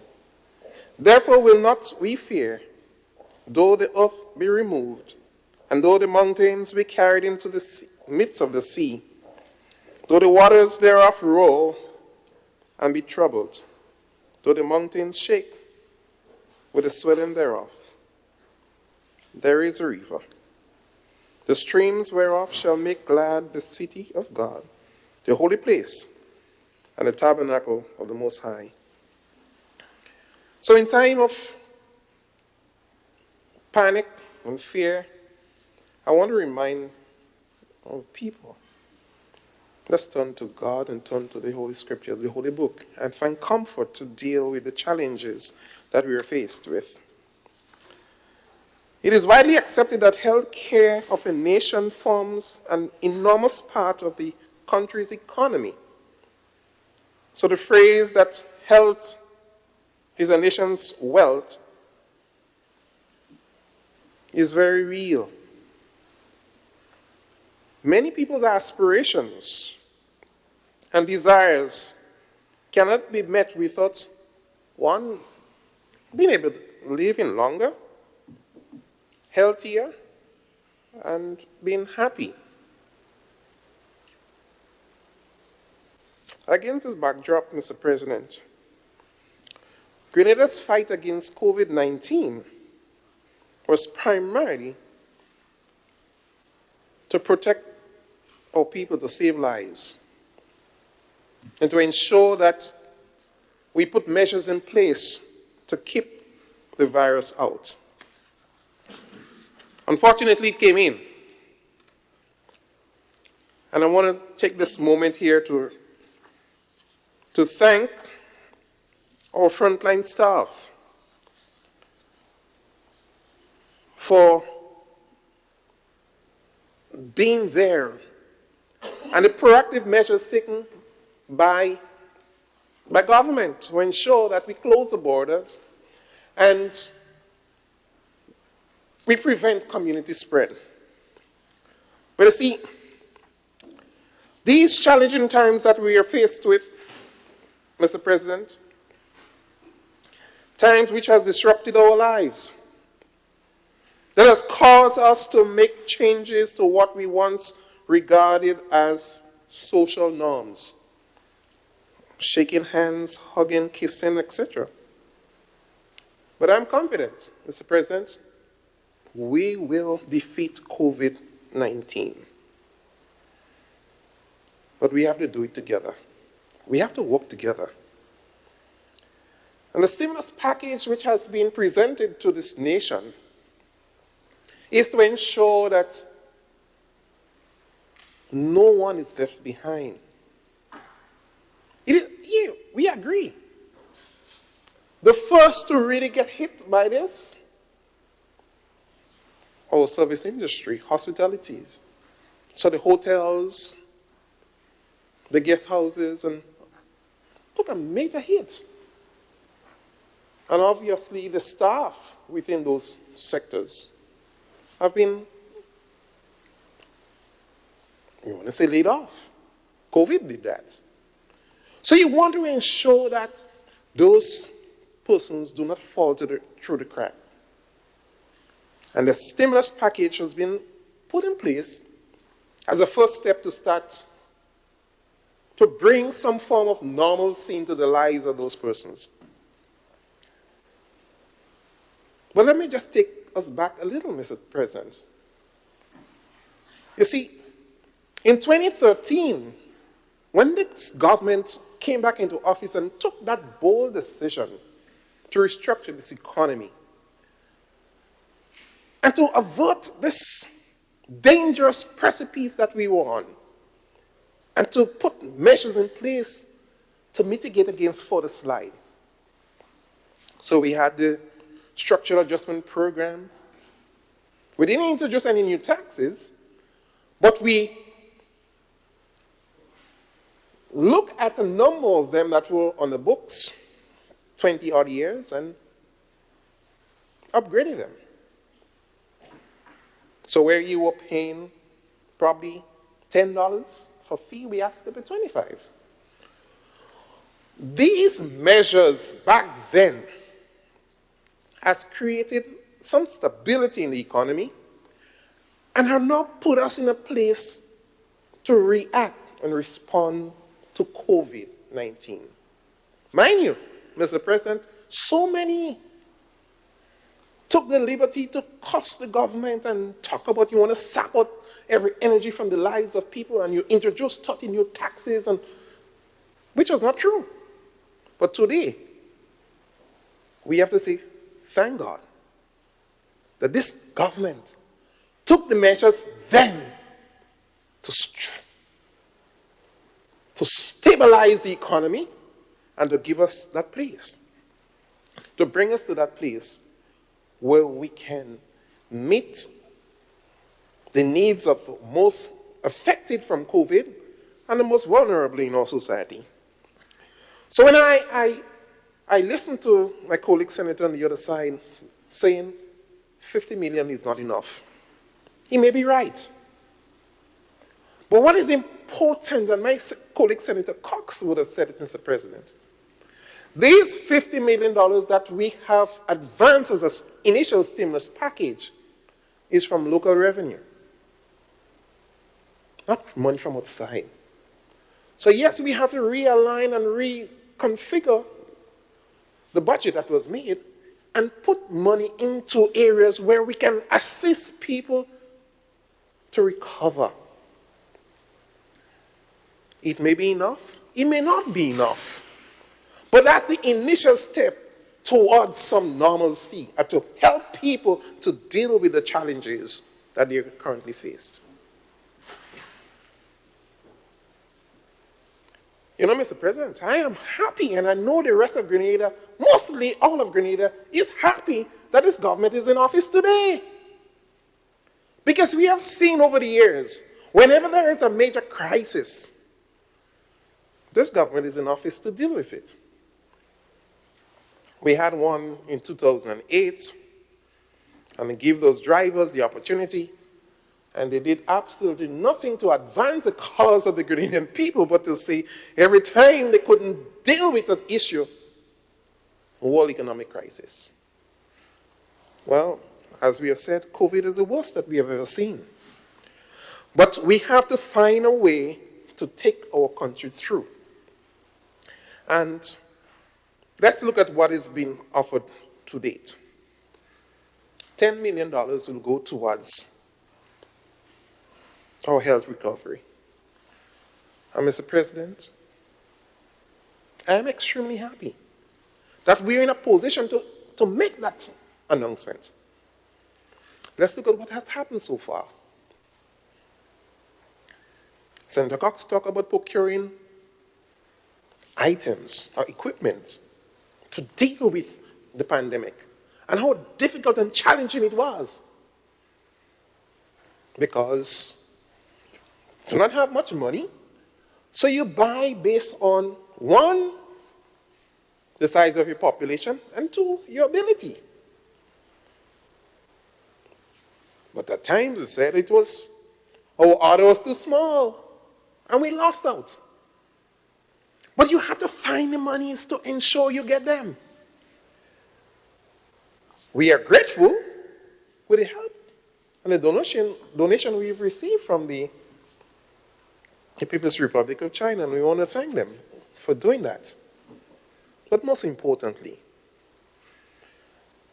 the government and people of the Bolivian Republic of Venezuela, who amidst all the trials and testings and hardship, economic, social, and COVID, still find a way to provide test kits for us, over 3,000 test kits. That's a commendable feat. And we are thankful as a Ministry of Health and of course as a government for this sort of assistance. It assists us in ensuring that we can take care of the immediate needs of our people, to test and to bring that sort of relief and comfort to our people, knowing that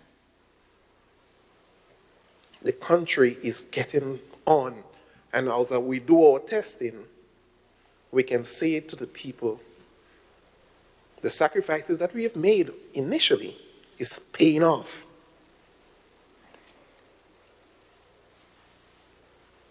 I want to also thank the RGPF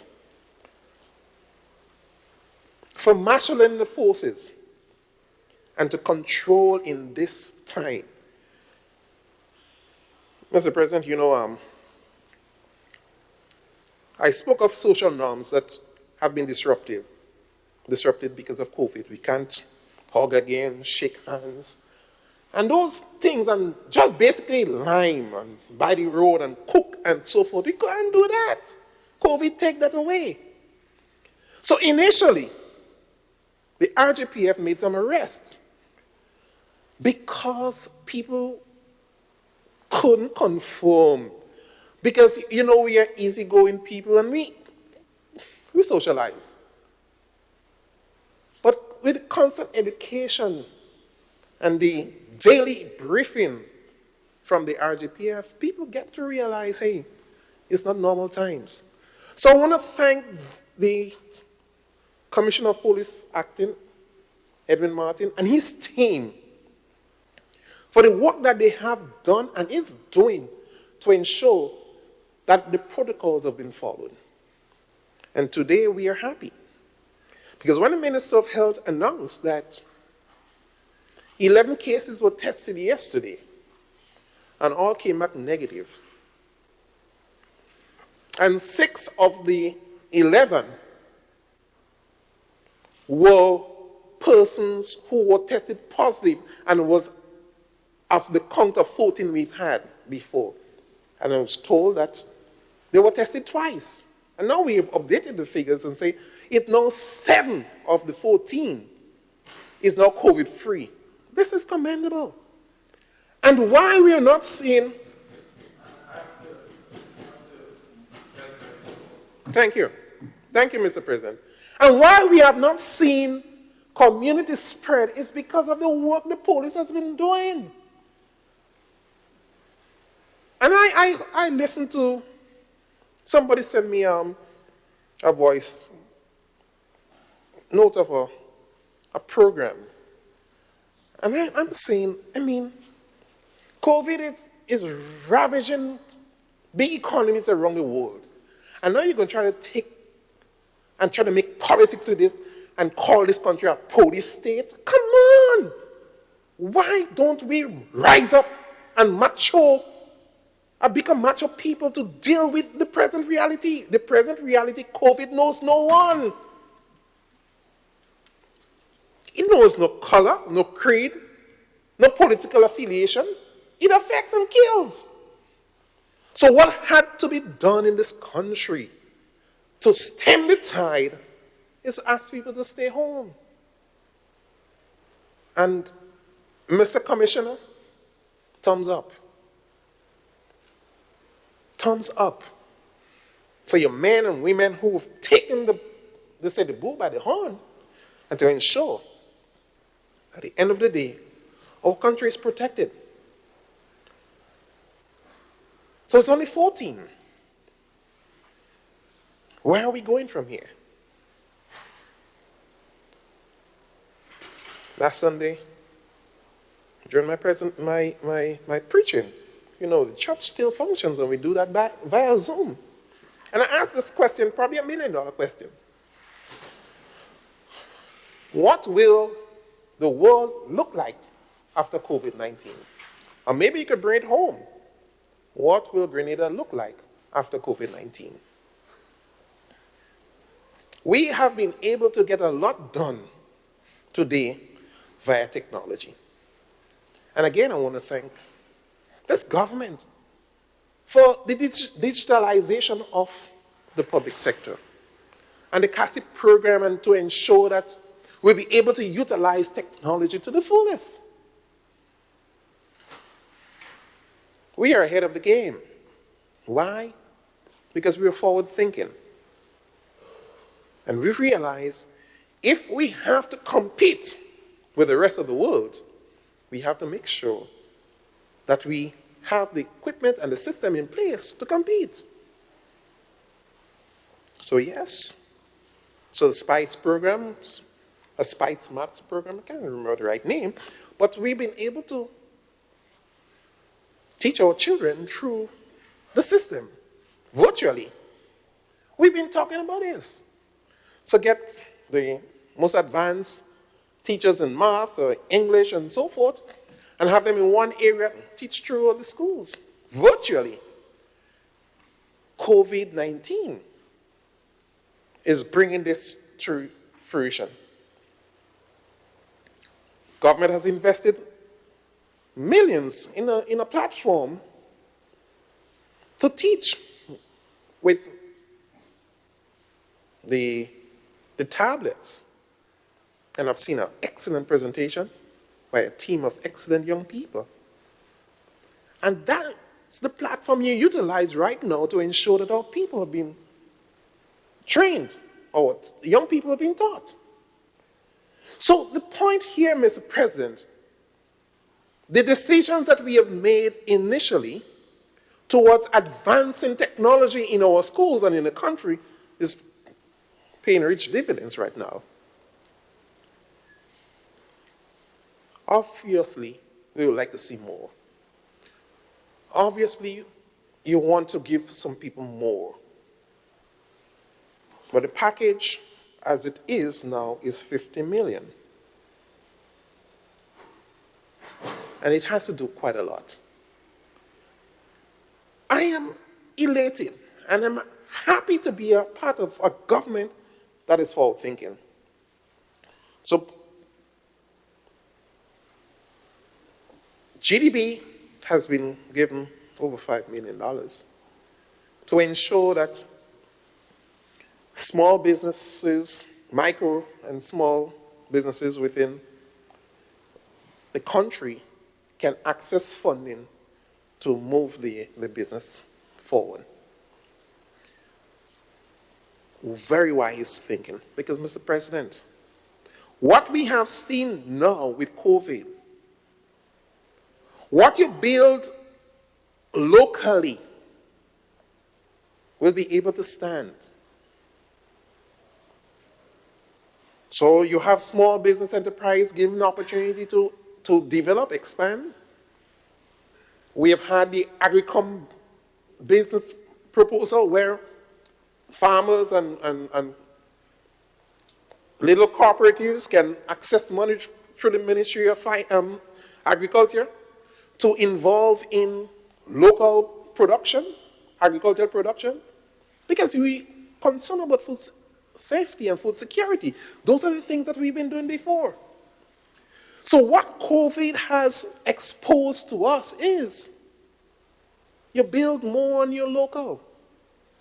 I remember, and you know that very well, Mr. President, back in those days as a little boy, eat what you grow and grow what you eat became the hallmark of the country.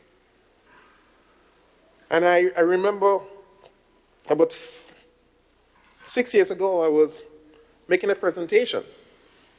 Number of young people and others and so forth. And the point was made, I made this point. You wonder why our children, even before they have teeth, they want KFC and so forth, and they want French fries. You don't ever question why? Because we have allowed it. So when we import those mashed potatoes and other stuff in those little cans, there may be chicken broth and so on in it. So we help develop a taste for our children for those things very early. As a little boy growing up, I would have seen my mom and my grandma, mostly, crushing blogger with a little bit of red butter and giving the child. And I used to question it and thought, why are they doing that? Because this is hard food. Not realizing they were developing the taste for your local food in the child from young. Now that we're home, I want to encourage our people to spend some time in your backyard. Mr. President, if you come by my home, I have flower pots with lettuce. I have tomatoes, cabbages, kale, and all those potatoes, yams, just name it. Because what I'm seeing, and I've been saying to my staff early this year, I'm seeing something terrible coming. I didn't know what it was. I was thinking probably hurricane or so. But the time has come when we should grow more of what we love. Our growing provisions and so forth, grow them and eat them. And that's what we are doing. So the move now through GDB to ensure that our small businesses can get support to do more, to ensure that we'll be able to feed our people. We don't know what's going to happen later on down the road. I heard some rice producing countries deciding that they're not exporting. So if they're not going to export rice because they're not sure what's going to happen in the next 4 to 12 months, we have to make sure that we grow our yams, grow our sweet potatoes. In 8 weeks, you're going to have sweet potatoes, so grow them. Mr. President, I said a while ago that we have to be happy that this government is in office to do the forward thinking to ensure that we protect our people. I also want to say thanks to the Minister of Health and his team, for what they have been able to do to ensure that we keep these numbers tight. I heard people comment, and I heard people cussing the minister and his team because they were too tight and too hard. And I had to sit and convince a number of people. I said, listen, what I'm seeing happening in the big world, in Italy, for example, at the time, where people had to make decisions, the health practitioners had to make decisions as to who lives and who dies. I said, you don't want this to happen here, so stay home. This is going to pass for a moment, but let's take it, because the ultimate good, as I've said before, is to save lives. We have now moved as to protecting the economy going forward. And as we continue to work as a government with the ultimate goal to help our people, we will leave no stone unturned. In closing, the decision to give a 30% reduction on the electricity bill to our people is noble. Say what you want. This is monies that you're giving to our people. I remember when we were in the structural adjustment program, the Minister of Finance and Prime Minister would have said, the gains of the program will be for the benefit of the people. This is one of the benefits. A 30% reduction in your bill, because in this 3 months you will be laid up at home. Some folks would not be working. But at the end of the day, you still have your bills. So while I couldn't give you an income in your hand, as the hotel employees would receive, I can ensure that you get a reduction in that utility bill that you have to pay. And to say it doesn't make sense is cruel. It's wicked. Because who benefit from this? The poor and marginalized people of this country. And say what you want. This is a relief to all of us. If you don't want it, don't take it. Don't accept it. But don't curse the people who deserve it. Let them have it. As a government, we have and will continue to find ways and means to make this work. And by God's grace, we will come through in flying colors as we continue to work together. So this is our opportunity. The Minister of Finance and Prime Minister would have said that going forward, the social partner construct that we've had from 2013 going to be broadened, and to bring more people on board, because to deal with COVID-19 will take all of us and all hands on deck. And I look forward to all coming on board and doing it for Grenada's sake. Not for a political party, not for your interests, but for Grenada's sake. And with this, Mr. President, we will succeed. And the right team is at the head leading, and it will happen. Because what we have done is to put God first. And I thank you, Mr. President, that Grenada will overcome, and the rest of the world will overcome COVID-19. I thank you. Thank you, Senator Gawi. Okay, Senator Lewis.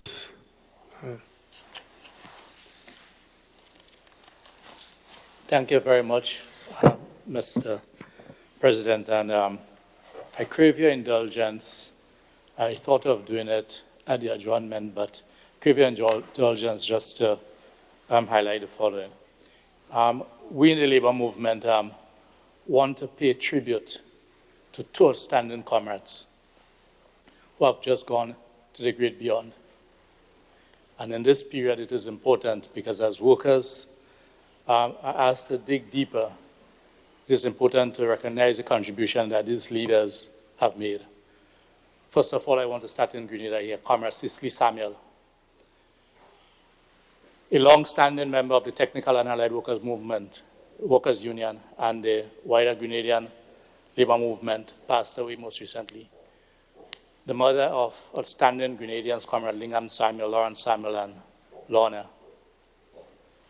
Comrade Samuel served on the management committee of the Technical and Allied Workers Union and was one of the mainstay of the early struggles and building of our union, which you would know, Mr. President. And as we come closer to May Day, which we would not be able to celebrate in the normal way that we have done in the past, but which we will mark using electronic and social media, it is only timely and fitting to pay tribute to Comrade Samuel. She carried almost single-handedly, as you would know better than most of us, our preparations for May Day, the International Day for Workers. So I want to use this opportunity just to thank her family for sharing her with us. At the same time, to extend condolences to a regional trade unionist from out of Guyana, Comrade Kumal Chan, who has made human sacrifices and contribution to the working class, not only in Grenada and Guyana, but throughout the region and the rest of the world. He was a president of the Ghana Agricultural Workers Union and General Workers Union. Comrade Chan, in the immediate aftermath of Hurricane Ivan, which devastated Grenada, single-handedly led the GAU's response in helping the Technical and Allied Workers Union, its membership, and the wider Grenadian community in ensuring that we were able to receive the much-needed support, material support, galvanized rice, and other material, tarpaulins, that we so desperately needed at that time. And therefore, I crave your indulgence and that of the Senate in just paying tribute to these two outstanding comrades for what they have done to us. Mr. President, thank you very much. I want to just quickly focus on the other elements I want to identify with almost everything said by, through you, our fellow senator, interested enough from the private sector, Senator Diali. And while he was making his contribution, I wondered, as has been demonstrated by quite a number of people over the years, that the contributions that he has made, I hope it is not an indication that probably he is on the way out in the formal front line of the private sector, because his contribution, which I know quite a bit about, basically came over as any one of us in the labor movement. And I want to identify, despite the challenges that we have, with a statement that it would have been good to get more. And to also indicate that in this period going forward, we have to ensure that whatever would have been budgeted for 2020, non-essential spending are directed towards what I call the COVID response. And it is in this context, therefore, I want to address a number of matters, and through you, Mr. President, in relation to some of the ask from the leader of government business in relation to how workers should make their contribution and sacrifice. We identify with most of the requests made, but the aspect it is procedure and timing. There are a number of companies that even if they are going through a tight period at this moment, this is not the first time that they are into business, who would have had very good years, very, very good years over the past 5 years, 10 years, 10 years of constant growth, 10 years of meeting the targets, 10 years without experiencing losses. And therefore, we do not think it is fair taking into account the sacrifices that are required and the unknown, that the first thing that we ask all workers to do is to utilize their vacation. We are saying that that could be done and should be done, but it ought to be done on a case-by-case basis. Because these companies that have done so well in the past, why is it that in the first month, because we are in April, that the first thing that appears, and we have had that request from a number of companies, our union, and the TUC have discussed that matter, that these companies that we know have been doing well in the past, and in most instances, their shareholders would have already received back the investment that they would have made over the years. Why is it in the first instance that we are asking the employees to take the vacation, even in the period when, for instance, as up to the 20th, and we do not know, certainly I do not know, if it will be extended, we are talking about a lockdown, the 24-hour curfew. We are requesting and saying that in most instances, this period of the lockdown ought to be absorbed by the companies, and especially the companies that would have performed well over the past years. We applaud the assistance in the hotel industry, but we are also identifying with the call that there are other workers in the construction sector and there are other workers who are in need. And we cannot understand why is it that because we are now in a period where the hotel industry in particular is certain that the aspect of occupancy will not be there because our borders are closed. Why is it that the first request is for the employees to use the vacation? This must be looked also in the following context, that even while you are home, especially in the period of the lockdown, it is very stressful, extremely stressful for a number of workers. We support it. Let me make that point. The labor movement supported the lockdown and still supports the lockdown. And we want to caution that we do not drop our guards. It is good and we applaud, we feel very happy with the trajectory that we are seeing. And we are elated by the negative test results that have come back. We want to identify with this. But there's also the unknown that we need to give consideration to in terms of the asymptomatic possibility of the asymptomatic carrier. And therefore, we must not drop our guards. So we support all of these measures.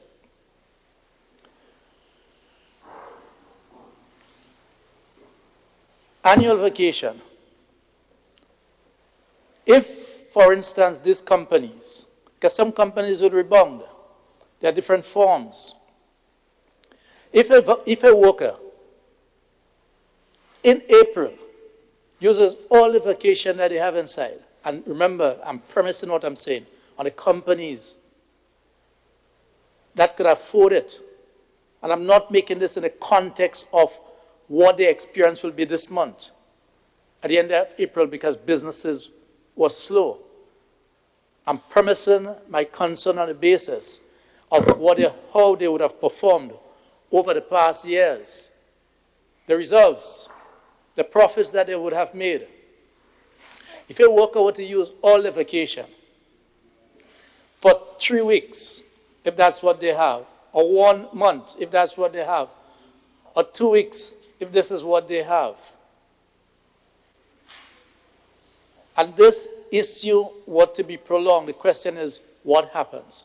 And even if it does not prolong, but in some instances, workers are able, or companies are able to operate in 2 months' time.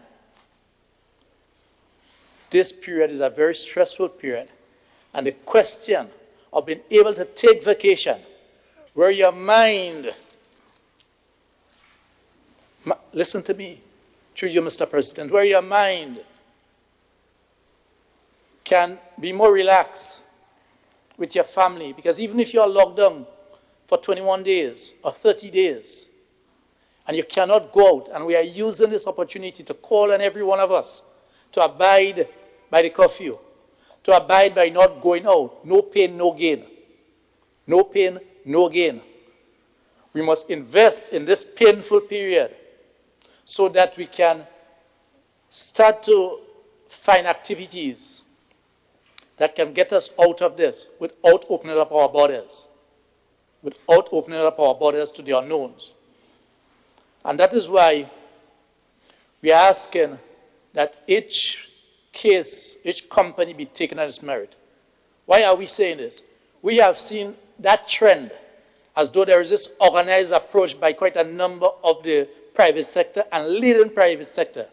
And I would dare have to say that I'm confident, through you, Mr. President, and that is why I started also, that our Senator, dearly, the company that he represents, we feel very confident that he will not take that approach.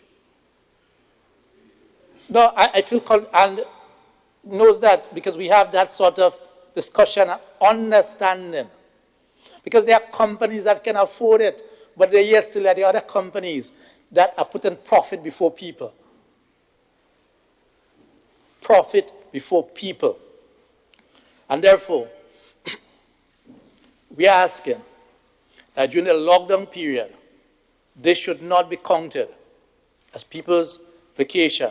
The companies should absorb this. We are making this request. And because you can also find scenarios where individuals can be given an option.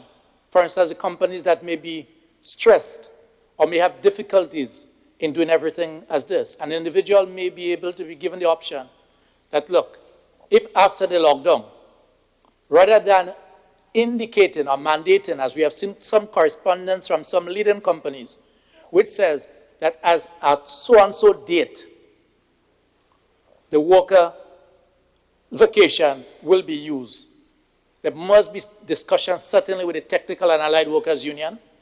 Certainly, we are calling on the other unions, as we have done in the TUC, to be engaged in those discussions, because you may find cases where an individual may say, if and when that time arises, just as how there are layoffs, for instance, in some instances, the worker may say, I can go 2 weeks in May or in June or in July without pay because I want to see how the rest of the year goes, that if in case I can get my vacation because I may need to spend some time with my family, with my child, etc., because this is a stressful period. So the aspect of negotiating and engaging in discussion is extremely important. In relation to the stimulus package and the income support, and I'm zeroing in here on the hotel industry again,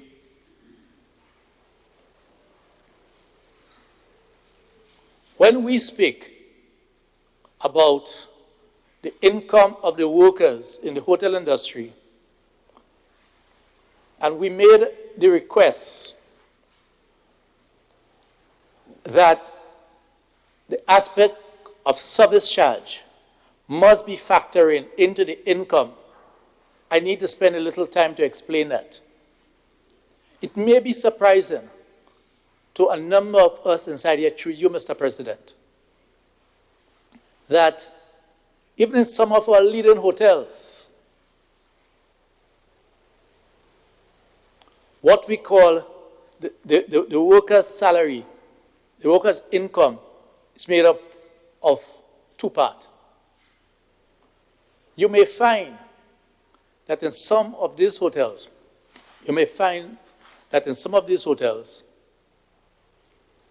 some of the workers' pay is not much more than the minimum wage that one will expect to receive in a haberdashery store. And the reason for this is, it is established from day one that your service charge is part of your income. So, if and when that request is made of an employer in the hotel industry, it is as to what is the wage of that employee, it is quite possible that what may be advanced may be that $700. Maybe that's $700. So we need to take into account the income of the worker. We need to take into account the income of the worker as we look to give support to that worker. Unless we are aware of these nuances or these intricacies as how the income is made up, it is possible that one may be further disadvantaged. If, for instance, the thought process is that the government is given support and the employer is asked to make a contribution, we need to ensure that the information, Mr. President, that is given more adequately reflects the income of the worker, so that the employer may not find it tempting to give the lower level, and therefore that is what the portion, or part of the portion that employer may be expected to pay. So that is in the context. It is not that we are saying to pay someone the service charge. We are saying to pay them. In computing, you must take into account, and you ought to take into account, what is the income. We have had the experience, Mr. President, through you, where in one or two of the leading hotels, we had to fight, even after the minimum wage was passed, to bring that worker, or some of the workers, up to the minimum wage. Now, we were able to be successful because it was illegal to do that. So it is important to bear this in mind.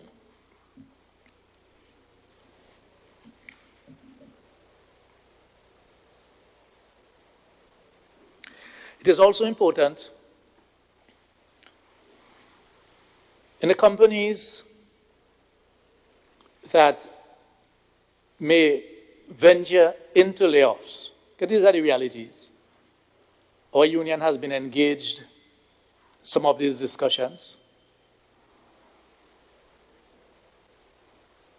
If and when that time comes, that processes be followed to be fair to each. In our legislation, in our labor code, there isn't an established procedure for how you will treat a layoff, how you will treat an employee.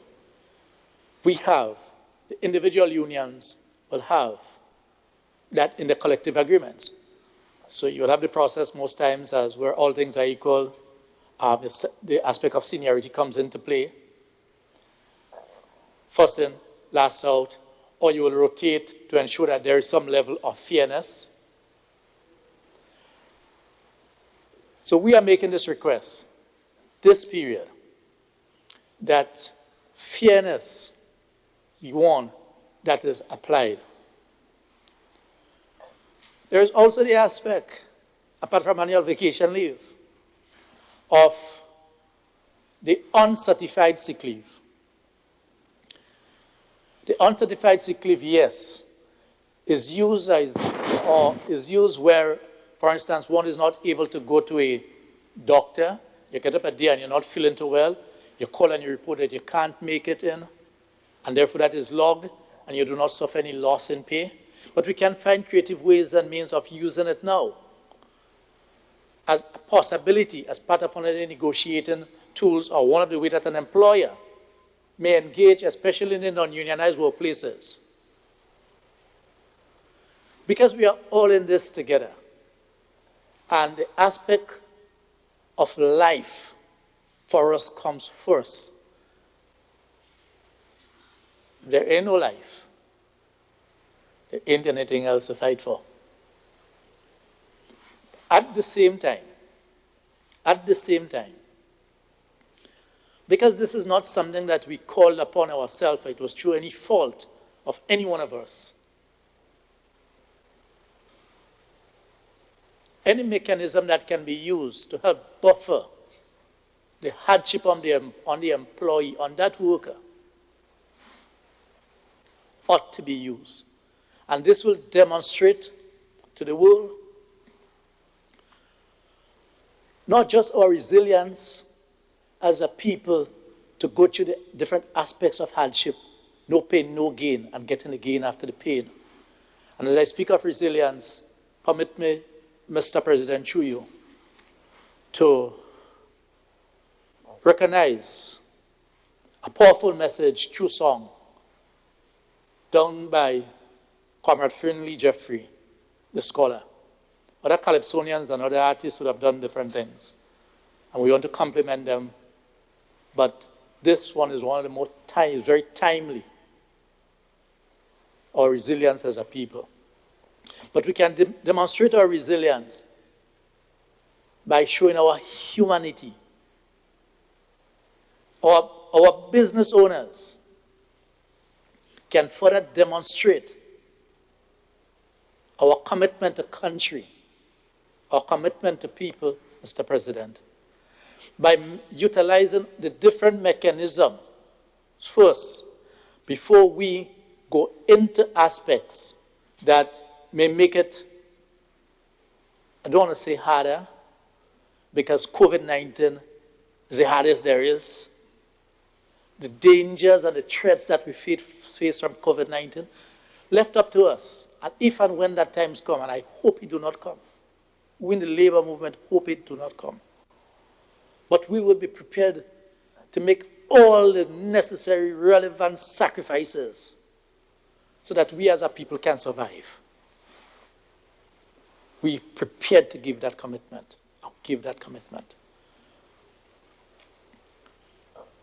But organized labor had goes out to the colleagues that are not unionized. And at the same time, as we speak of the NIS, there are a number of workers, there will be quite a number of workers who works in established establishments, if I can say so, be it in construction, etc.,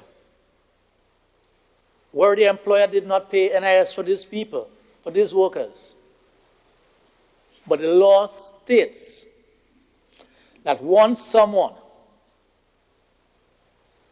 worker can establish that he or she were employed and received payment, the owners, the NIS has to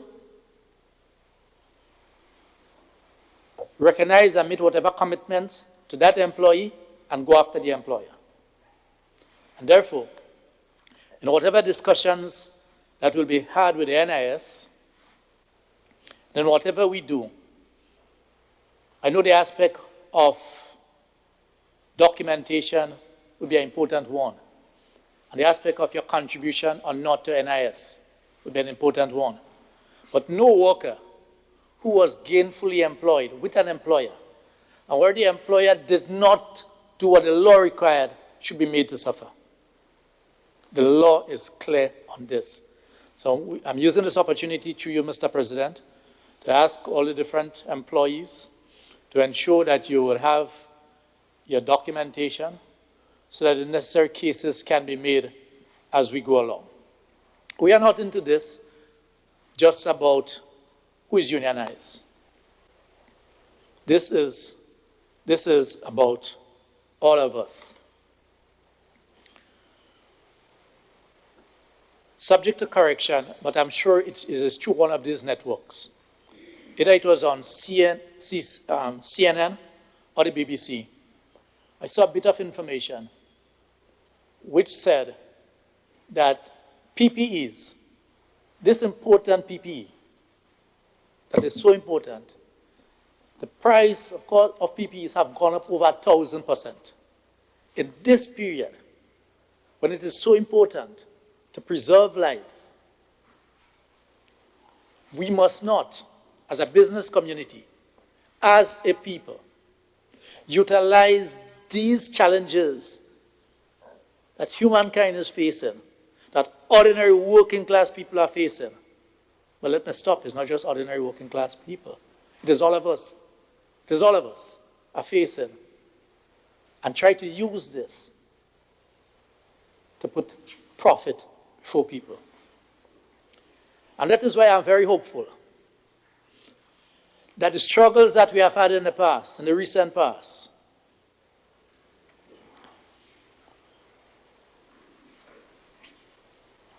and the manner in which our frontline workers have conducted themselves and continue to conduct themselves,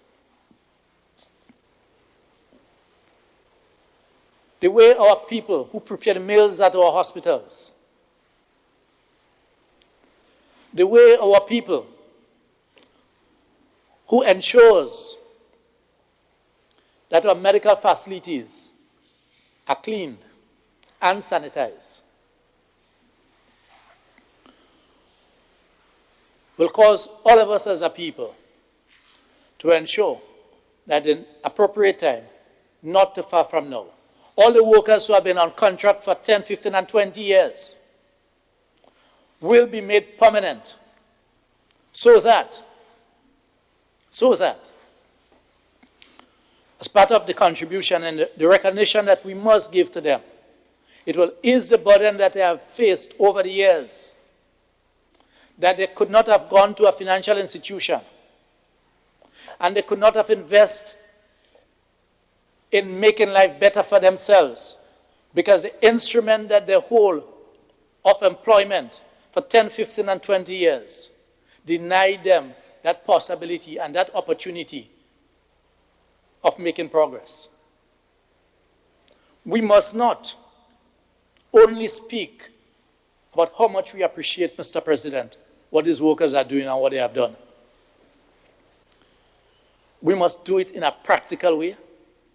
And one of the better ways that we can do, certainly for the workers who have been on contract for all those years, is to ensure that they become permanent, and whatever necessary instruments are given to them. I want us, Mr. President, to take our hats off also to our dock workers, our stevedores. You know, Mr. President, through you, COVID-19 has brought out what we in the labor movement have been saying for all these years, and long before us, but the importance of the working class and working people, and how it is important not to look down, and not to feel because we just dress here in jacket and tie, that we are more important. And you know, in a sad way, unintentionally, I genuinely believe that it was unintentional. During the period of the lockdown, the workers will toil and toil and toil. And because they do not drive in an air-conditioned vehicle, or because they do not wear a gown, and had a lot of difficulties in accessing services while on their way to ensure that we as a nation have been fed and kept safe. So our stevedores and our dock workers and our medical facilities workers, hear me, medical facility workers, I'm not speaking about our doctors and our nurses because they are seen and they are known, but our maids and such like, and our lab technicians and others, on going to the supermarkets and going to the gas stations, on a number of occasions run from the front and push back. And I'll give a typical example where it is not just a question of whether or not someone is in uniform, because some of them are in uniform and with IDs. We had the case of a Grenada Port Authority pilot dressed in full uniform, so there can't be no doubt. Cannot be any doubt. Dressed in full uniform, with his ID,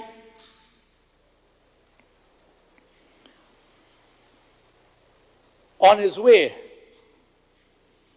to bringing in the ship that bring in our cargo and others, was stopping off at one of our leading business places.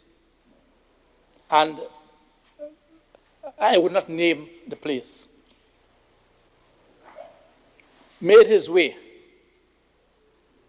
to the front of the line to get service and was sent to the back, despite the fact, Mr. President, despite the fact that it was announced that essential services workers ought to be given priority. Essential services and exempted workers, because it's important for us in the labor movement to keep making that distinction between essential services and exempted workers, because there's a definition for essential services, but there are other facilities that have been allowed to function by the state, and we agree with this, to provide certain services that do not meet the traditional, the legal definition of essential services. So there's no doubt about that person, what work that they were doing. So it is a reflection of how some of our population and some of our leaders and some of our managers has been culturized in such a manner that unless you're a doctor and unless you're a nurse or unless you're a high-ranking police officer, because some police officers had those experiences too, depends on your rank. It's a reflection of our society, the culture, the reflection of our society. And hopefully, if any good comes out of COVID-19, and there will be good coming out of COVID-19, is a realignment of our thought process and recognizing the important role that the different sections in our society plays. So that when we see a sanitation worker, we will not turn up our face. It is something we in the Technical and Allied Workers Union have been preaching for years, and we in the labor movement have been preaching for years. That we are all workers and we belong to the same working class. But I want to extend it now. We are all one people, because whether you're a sanitation worker, you're a Grand Lake worker, or you're a nurse, or you're a doctor, or you're a politician, or you're a minister, COVID-19 is no respecter of people. Let us as a people recognize the contribution that our workers have made and continues to make. And that is why we are saying it is unfair that the first thing that an employer may want to do is to say, look, take your vacation. Take your vacation. Even in the context of the workplaces, where, for instance, Mr. President, some of these businesses are still operating, even if not in full force, or some workers are working from at home. So the question of revenue will be reduced. We accept that. But we are certain that in a number of instances, it will not redound to a loss. In other words, the company will not go into red. But what seemed to be guiding some of these considerations, Mr. President, is a factor of what is your profit margin. In other words, how much could I make in comparison to last year? In this period when COVID-19 is here, we are prepared to discuss with employers on a case-by-case basis. And we are going to encourage everyone to do this. But it should be in the context of the points that we have raised, that I've raised before. That where, for instance, you have had many good years,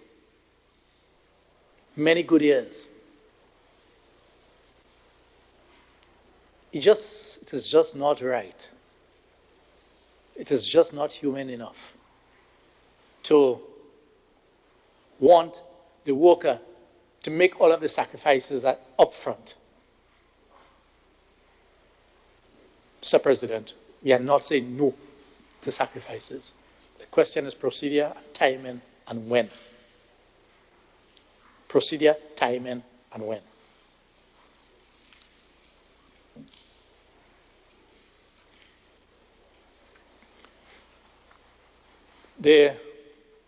In ending, because I've identified through you, Mr. President, with a number of the statements made, especially by Senator Diali, to say that we have to continue the discussion on where do we go and how do we go. Because there will be a number of opportunities for us to realign the development pattern of our country, that of agriculture, and I look forward to the contribution of Senator Dr. Dunstan Campbell, that agriculture must be placed back on the pedestal where it ought to have belonged. Tourism is important, yes, but tourism must be used in the period when it is good to make as much as possible to develop agriculture. And we must use agriculture to do the different sectorial links. There's a lot of possibilities there. That I know Dr. Dunstan Campbell will address. But in ending, once again, through you, Mr. President, to indicate our deepest appreciation to all of the workers for the contributions that they have made and the sacrifices that they have made. Our police officers, it was in this very building during the budget debate, Mr. President, that I made that plea for the police officers. The condition that they operate under, could you imagine? And that's why they must also be singled out for praise. The conditions under which our security forces have operated. Hats off and salutations to you. No proper place to sleep, the majority of them. No proper kitchen. You saw the photos. But yet still, I do not think anyone would for one moment question the commitment of our law enforcement officers. Coming out of COVID, if nothing else, just as how we have made the plea for the workers to be made permanent, our security forces must be given better accommodation, better facilities. I know it will cost, and I know we are not there yet. But we have to commit ourselves to that in a real way. And you can hear the passion. You can hear the passion and the strong sense of resolve that people like Superintendent Vanny Cohen, the way you could see, this is not someone you could see how the force is not doing this because that is what is required of them. You can see that they are part and parcel and they believe in it. Acting Commissioner, same thing. The hierarchy of the police force. And through you, Mr. President, the leader of government business made an appeal for the labor movement to work, and we gave that commitment. But we must be involved in the policy making, discussions. We cannot be left out, and we ought not to be left out. We must not be hearing things by the way. Labor is too important. Labor is too important to be hearing things by the way and not sitting at the table where the policy positions have been discussed. When, as was quite rightly pointed out through you, Mr. President, I don't think anyone would believe that labor is not directly involved.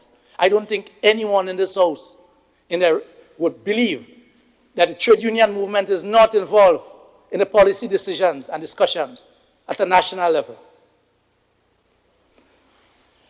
As our colleagues on that side had indicated, the role and function that Labour played during the structural adjustment program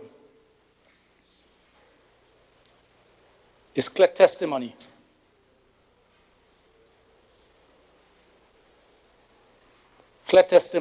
of the commitment of Labour. And if we have to get most of these things right as much as is possible as it relates to Labour and the community, the country as a whole, organized Labour must have representation at those levels. It is not enough.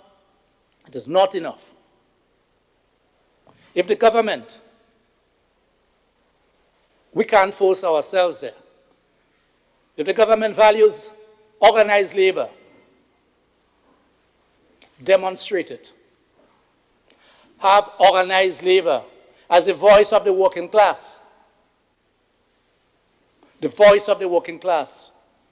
Organized Labour is the vanguard of the Labour movement. The Labour movement is broader than the trade union movement, but the trade union movement is a vanguard of the working class, is a vanguard of the Labour movement, and therefore, organized Labour as a vanguard of the Labour movement. If the government values the vanguard of the Labour movement ought to have representation at the highest level where these policy matters are discussed. And not as we had yesterday, yesterday was Thursday, where on Wednesday, we got a call from the Ministry of Finance and I was invited to a hurried meeting, which I took. Let me say this.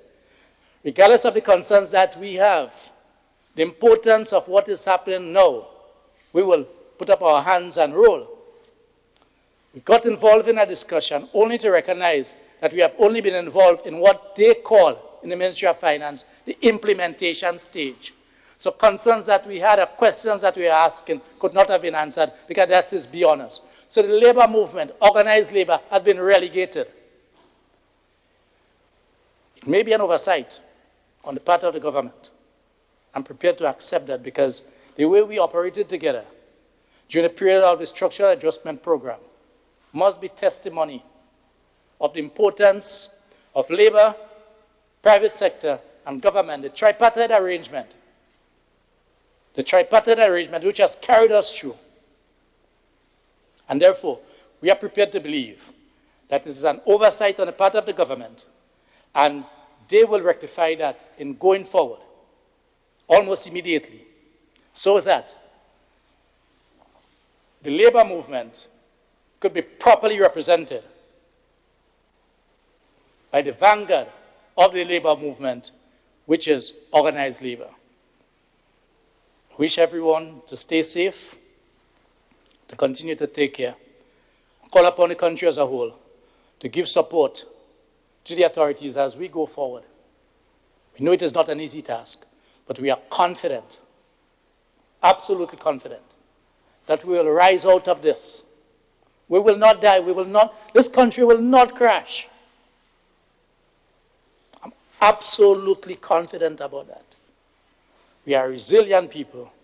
We'll put our back to the task. We will work together. But let us do it with respect. Thank you very much, Mr. President. Senator Lewis. Senator Steele, I know its time is growing nigh. Senator, okay. Cadet, yes.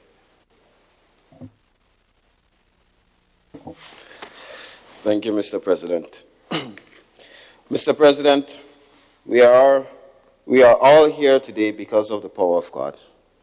Didn't have to take this crisis for us to acknowledge and know that He exists.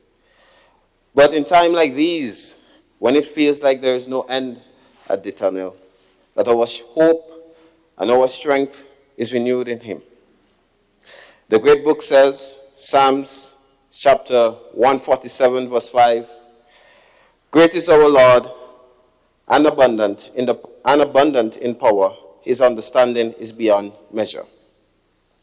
Mr. President, the novel coronavirus disease pandemic is deemed as one of the worst pandemic in modern, the worst flu pandemic in modern times. This virus, affecting approximately 210 countries and territories, causing a total of 130,000 deaths, and has decimated the global economy. Grenada not being spared. As a small island and a dominant terrestrial-level economy, this pandemic has severely hurt our country and our people. The significant loss of jobs due to the closure of hotels, limited to no activity in the construction, and the instant departure of over 3,000 SU students. And it's important to note that the St. George's University represents about 20% of our gross domestic product, affecting rental companies, farmers, restaurants, and a number of small businesses, hence resulting in the projection of an economic decline. The first decline in 7 years since taking office in 2013. Mr. President, it must be known, must be recorded, that no country in the world was prepared for this, not even the great United States of America, as it is shown that they are one of the hardest hit. The world was more prepared for a world war than for this virus. Understanding that fact, Mr. President, I am giving my unwavering support to this stimulus package. This additional $50 million will cushion the effect of the economic fallout due to this pandemic, especially for people and companies that are hardest hit. Mr. President, the ability of the government to provide this economic stimulus must not go unmentioned. This didn't happen by wishful thinking. It happened because of a visionary approach to governance, our prudent management of our country resources. Mr. President, you will recall from our last debate some careless and reckless statement, and I don't want to get into politics, but some careless and reckless statement at the last budget debate when a particular senator would have asked, what's the rush in reducing our debt to GDP ratio? You can recall, Mr. President, an uninformed and poorly researched question asking of the validity of our Fiscal Responsibility Act. Mr. President, I trust now that the views would have changed as relates to our actions. The government committed $20 million for payroll support will go a long way to help workers who have been seriously affected and who have been worrying in this time about their financial well-being. Clearly, Mr. President, this amount will not finance the entire salary for a given month. As it would have said in another place, about 40%, it will cover about 40% of the monthly salary, but it will definitely help. And I believe the private sector, because some of them would have done well before this pandemic, should chip in and help those workers. Some of these companies, Mr. President, as I mentioned, it is really the moral thing to do at this point in time, to take care of your employees in these difficult times. You're not the only one feeling it. We are all in this together. The additional $5 million for micro, small, and medium enterprise business soft lending facility at the Grenada Development Bank. Mr. President, I am encouraging the businesses that would have fallen in these categories to apply. Mr. Winston Churchill once said, never waste a good crisis. And I believe this philosophical view must be adopted by small businesses. Now is the time to look at your model, your strategy, and see the opportunities that exist in this crisis. Mr. President, I have no doubt that we will emerge stronger. Mr. President, the government contribution to subsidize 30% reduction in electricity to consumer for 3 months. Clearly, Mr. President, we know that the government cannot bail out everyone. But this initiative is a clear signal of the government attempt to reach all Grenadians, especially our vulnerable citizens. Mr. President, we should not underestimate how serious this pandemic has affected some people. And I'm saying this, Mr. President, because during that period of the great lockdown, I've seen some people trivialize some things. People making fun of some people's situation. Here people made statement of people standing in line to buy cricks or cheese or a pound of flour. Mr. President, this hurt me to the core. Because some people are really going through some hard times. And buying a pound or buying the cricks may have to last them for a long period of time.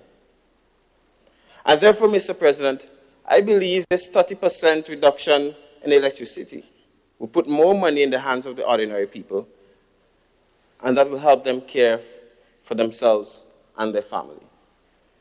I've heard a statement earlier that won't help. And sometimes I ask myself, why this heavy defense for that particular company? Why? It's just every time something comes up, and Mr. President, the history will show, and he rightly, the senator rightly said, in the future we'll have the discussion, and history will record it, that we have made the best decision as relates to the state of our electricity. Mr. President, I want to also speak at the situation with our banks, because at that particular time, I understand the decision by the banks to protect their workers. And rightfully so, Mr. President. But we have to understand that a lot of people were affected. Some people who do not use the debit and credit cards were unable to withdraw funds. I know of a situation of a young lady whose card would have got expired and could not have to borrow money. Could not have, in some cases, she, at the initial stages, was unable to buy food and had to borrow money to do so.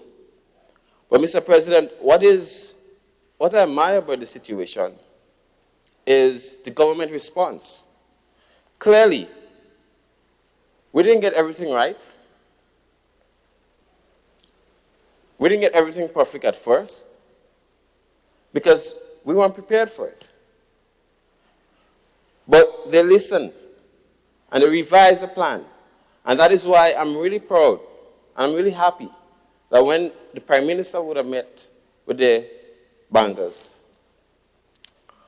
and they would have decided to open, I think, yesterday, today, and today, and providing the service to the public. Mr. President, I welcome that, and that must be commended, because, Mr. President, it shows that people, the government is listening, and people are having a direct say in what is happening. And we must commend this, Mr. President. Mr. President, I want to also talk about the psychological support that is needed. And I read the extent of this, and this is really important, the need for psychological support at this particular time. Mr. President, this is very important, because COVID didn't only affect the economy, but it caused psychological distress. We have seen, Mr. President, in some cases, in some places like in Germany, where a finance minister would have committed suicide. Same situation seen a video recently where a lady would have jumped off a bridge. Mr. President, I'm sure there are many people here that are deeply affected psychologically by this virus. Several Grenadians in the diaspora have lost their lives due to this pandemic. Some of them are breadwinners, Some of them providing much needed funds to the homes here. And so, Mr. President, I know it's a hard time for them, and they have to deal with the situation. I have a friend who would have lost her mom, and I know that mother would have been helping that family. I know that family is now going through some real tough times. And I think we need to look at this, Mr. President, and put more resources in the Ministry of Social Development. And not only financially, but also, Mr. President, you have to increase the manpower, ensure that we have the productivity to ensure that we can serve the people who are going through this tough and trying times. It is said, Mr. President, long after COVID, people will have to deal with the psychological trauma. So, Mr. President, I believe this has taught us a number of lessons, and I just want to highlight 3. This crisis has taught us a couple things, at least in the initial stages. All small business operation, including our farmers, needs to be registered and have proper records. Mr. President, you have seen when we announced the shutdown, farmers started saying that they need to go to the land, they need to go take care of the animals.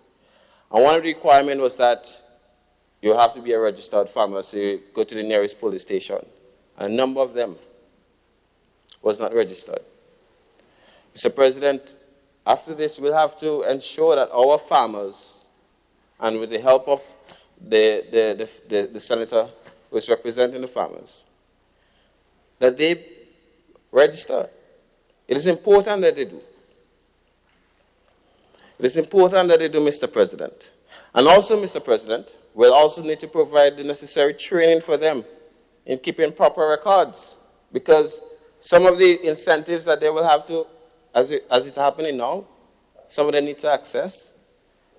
They need to provide the necessary records, and some may be unable to do so.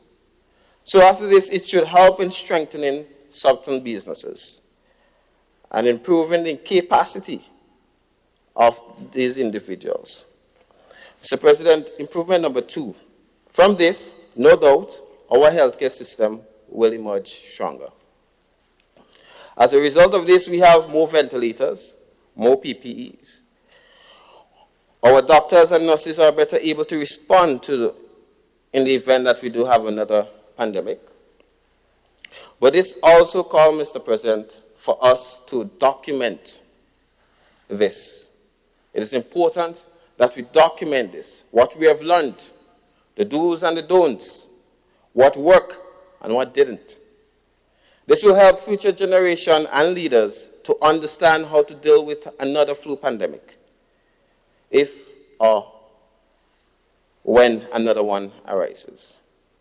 Mr. President, one of the reasons the world was so ill prepared in dealing with this pandemic is the fact that you have to look back 100 years ago, the Spanish flu.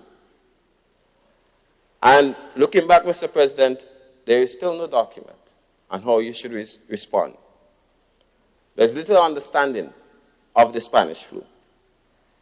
So, Mr. President, this virus, this pandemic, will definitely help science.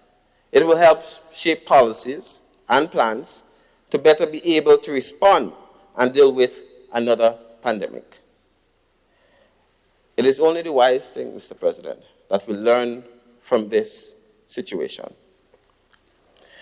Point 3, get back on our plan to diversify the economy. We need to do that, Mr. President. We need to ensure our agriculture sector is fortified, our tourism sector is more resilient, and we need to explore new frontiers for economic growth. This is important for the small island state economies.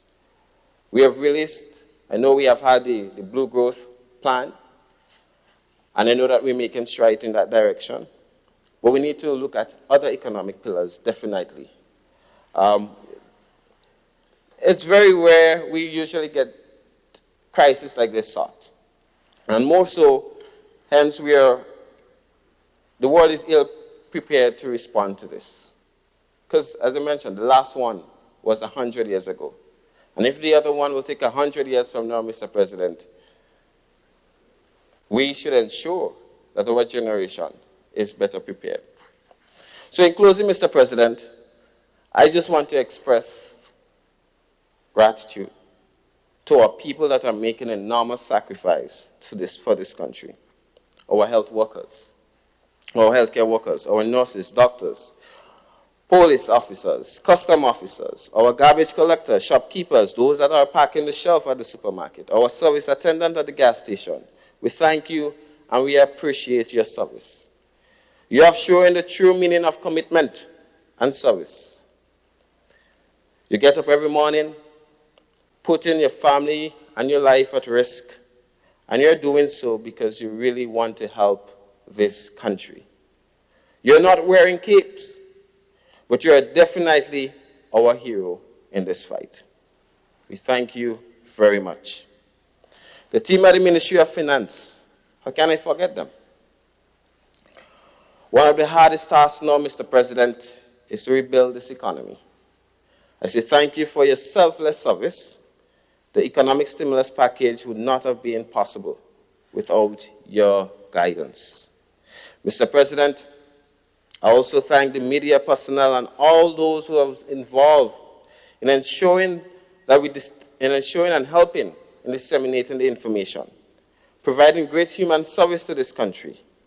Not all, but a vast majority. I want to speak, Mr. President. I know of one radio station that have done exceptionally well.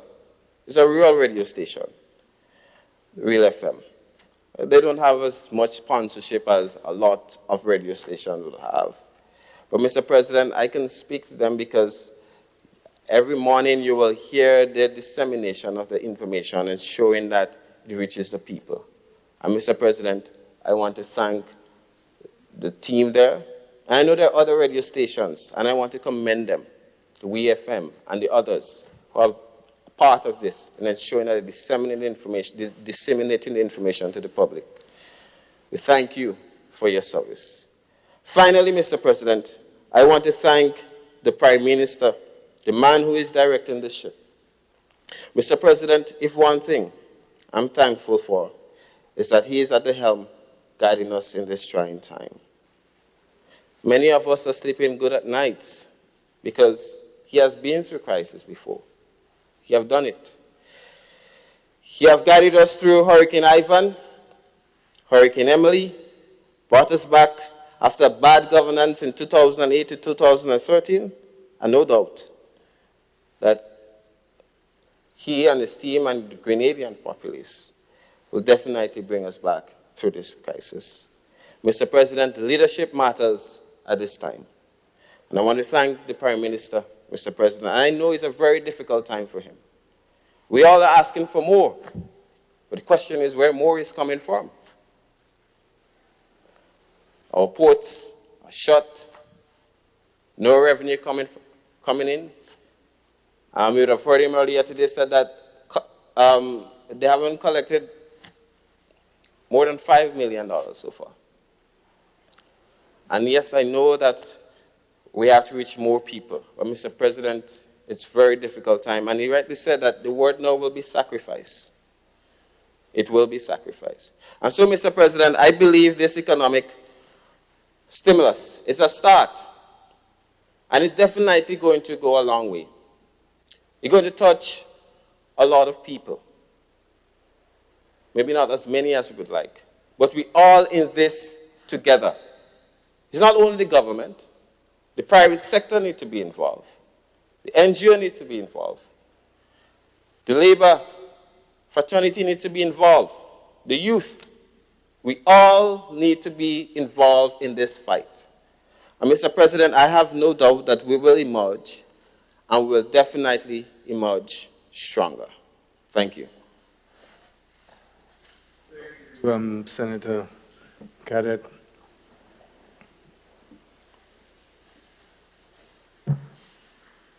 Senator the Honorable Dr. Dunstan Campbell. Thank you very much, Mr. President, I would not be very long. In fact, I have listened to all the presentations and I have noted the points raised. And in fact, up to what is said with regards to the other sectors that were affected by COVID, I think that we are on target. But as I go through the document, I notice that again, agriculture and fisheries not included. It's not included. If it's there, then I've missed the point. But what would I say to my constituency when I get out there?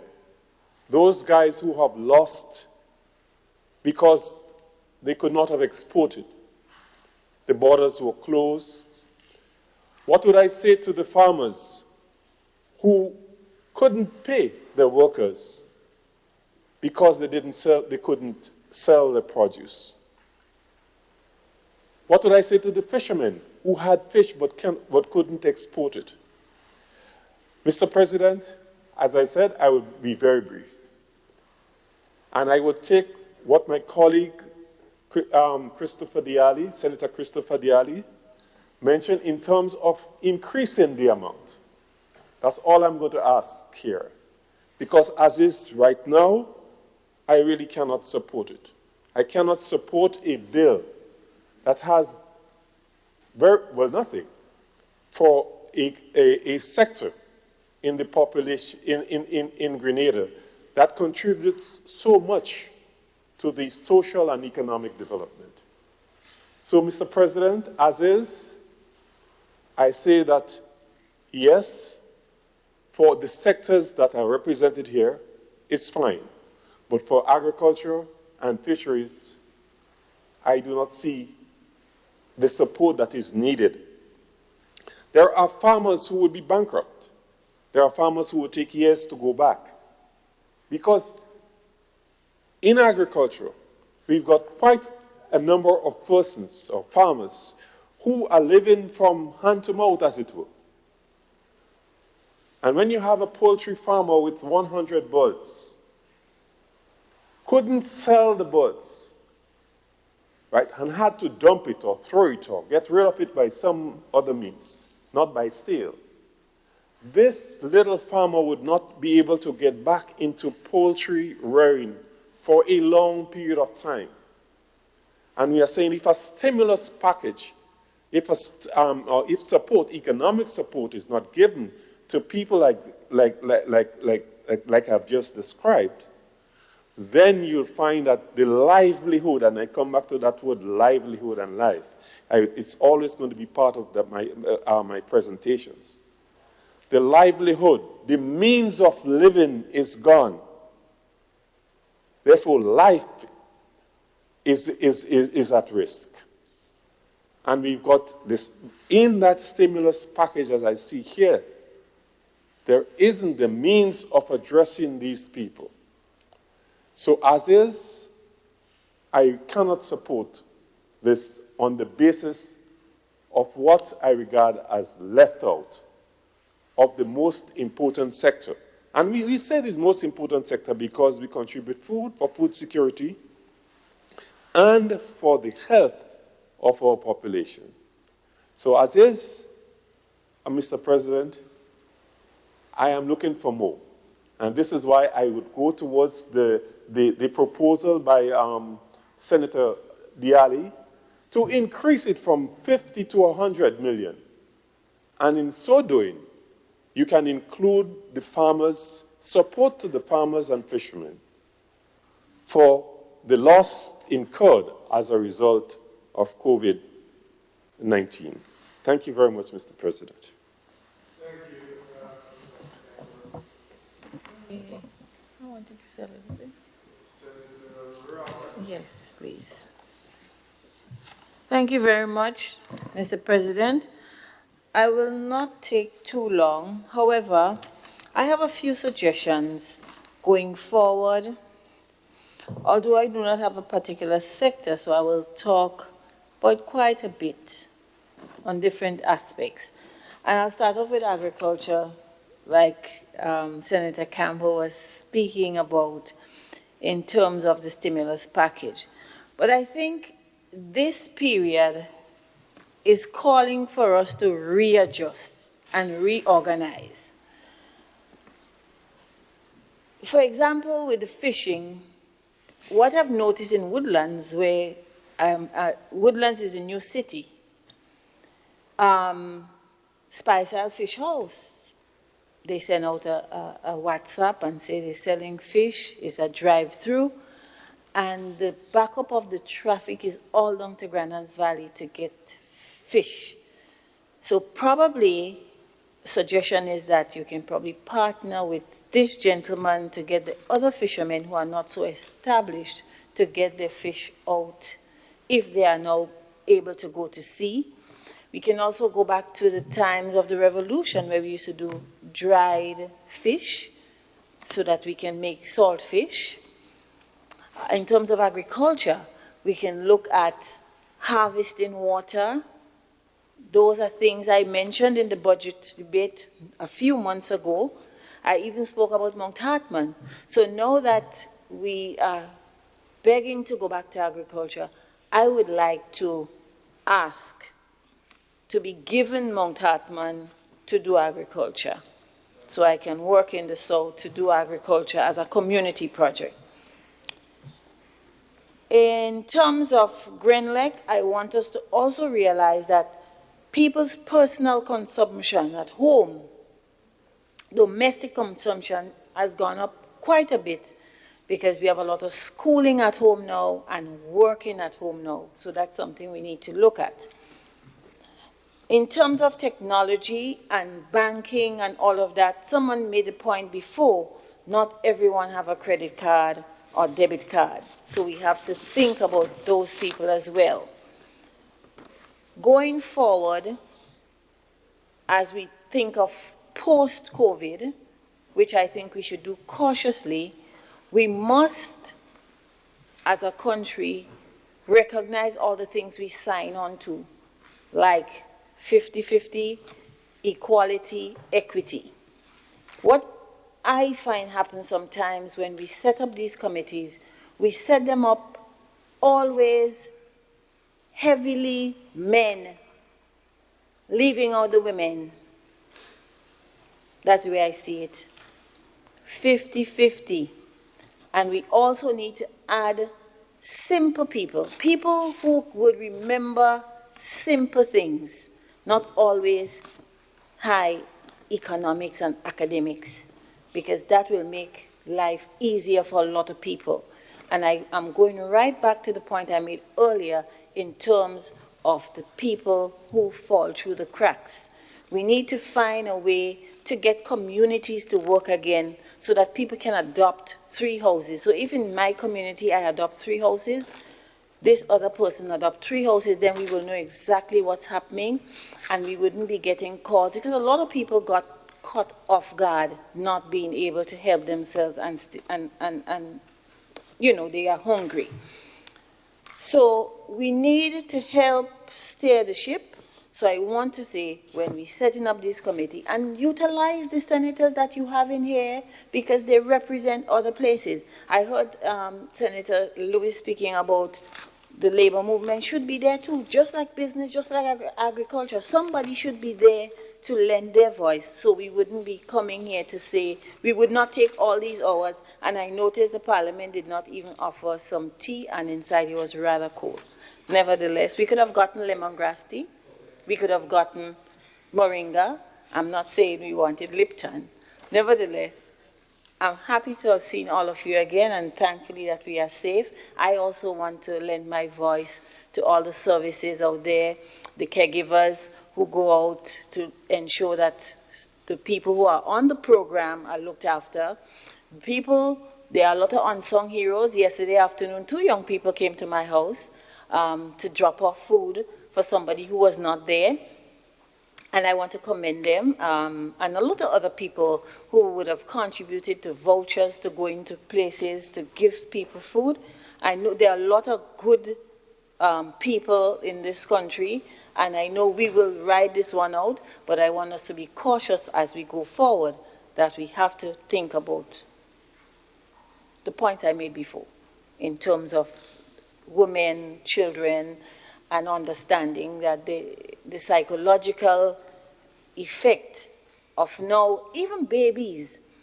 I have grandchildren, and now they are behaving so strange is that they're not accustomed seeing their parents 24/7. So you used to see mommy only in the morning because she is a chef. You're seeing daddy in the afternoon. Now you're seeing mommy 24/7, daddy 24/7. So at a certain time, like, they're getting crazy. No, and it affecting babies as well, this COVID. So we have to tread cautiously, see things, relax. I think that is the most critical thing for us to do, is to relax. I want to commend the government, all who's on the COVID team. They have been responsive. I've been asking questions and they are answering. But I want to also add to all of us, let's exercise patience, relax, reflect. There are a lot of things you can do with your time. A lot of us have cupboards, rooms, things that we're not using. And what this has brought us to is that all that we try to accomplish in our lifetime really don't matter now. Because with all the clothes we have, we can't go anywhere. So I want to suggest the persons dress up every day. I heard Chris said his wife dress and goes to work when he's just relaxed. Wear your clothes nicely, make yourself happy, and do things. Talk to your family. This is what COVID is telling us. We were not talking now, we were just running through. Talk to your children, talk to your friend, talk to your family, share moments, and we will all pass this by. Thank you very much.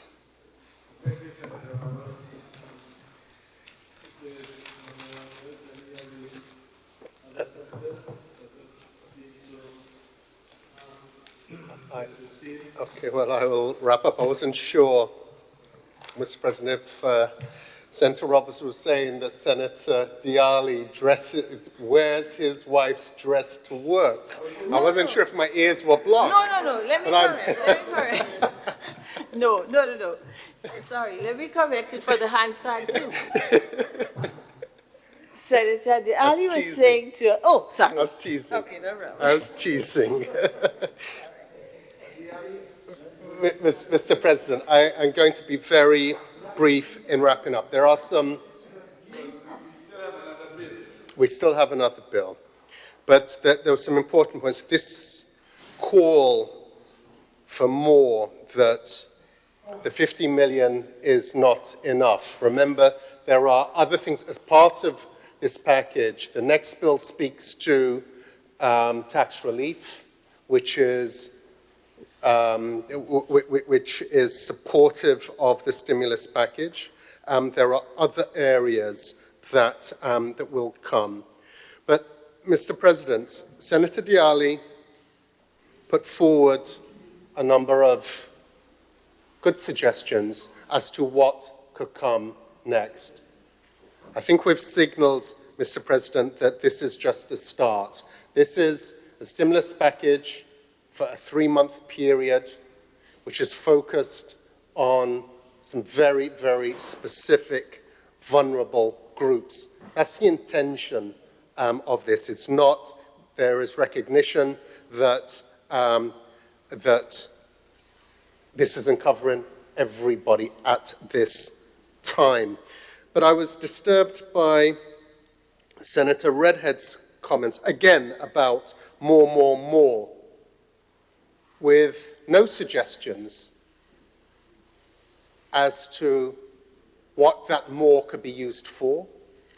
And more importantly, Chair, where is it going to come from? Where is it coming from?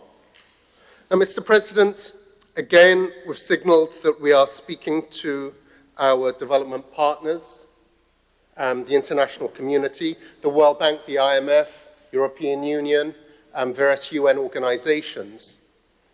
And there are significant resources that we should be able to access, we are seeking to access. And we at Grenada is able to access these additional resources, and those announcements will follow in due course because of our fiscal prudence and our history of strong fiscal management, the creation of fiscal space, the following of fiscal rules, the significant reductions in debt. Again, I heard Senator Redhead speak about debt restructuring. We went through that, a significant period where we cut our debt significantly, halved our debt burden over the 6-year period, reduced our debt to GDP ratio from 108% to 57%. Significant reductions, creating fiscal space that is enabling us to use local resources in order to fund this initial package of $50 million that is being presented. Again, in terms of where is it coming from, there has to be an appreciation of where we are. The Minister of Finance spoke earlier today about revenue inflows, whether it is to customs, the Inland Revenue Department, which is significantly down on where it should be because of the lack of economic activity. We recognize that. So there are calls for more, but you also have to be realistic as to where that more will come from. The package is focused on specifically vulnerable groups and those most severely impacted by the crisis, whether it's our hotel workers, vendors, small business owners, indigenous hotel owners, bus operators, small contractors, debushers, fishers, and farmers are included, Senator Campbell. In that $5 million package, the Farm Labour Support Program, work is ongoing in terms of with the fisheries sector in identifying the most vulnerable within that sector who require support. But work is going on with the Division of Fisheries and the Ministry of Finance with regard to defining an appropriate package to support them. Mr. President, there is also, Prime Minister spoke to this, Minister of Finance spoke to this, but the establishment of an economic task force, cross-party, multi-stakeholder, to again look at the future. There's a long road ahead of us, a long, difficult road ahead, significant uncertainties. So the approach right now is addressing the immediate, the most vulnerable. Work will take place in terms of monitoring how those resources are spent, how effective that support is, the impact that is having on those particular sectors, and what more needs to be done. And this economic task force will be part of that national initiative in terms of pooling our combined national resources, human resources, in terms of determining how we move forward. So, Mr. President, in closing, the package put forward is significant. The calls for more are heard, and in due course, there will be other programs in order to get us through these very difficult times. And it's for those reasons, Mr. President, that I commend this bill for a second reading. The question is that the Supplementary Appropriation Bill 2020 be read a second time. Honorable members, the question is that the Supplementary Appropriation Bill 2020 be read a second time. All those who have that opinion say aye. To the contrary opinion say nay. I think the ayes have it. The ayes do have it. A bill for an act shortly entitled Supplementary Appropriation Bill 2020.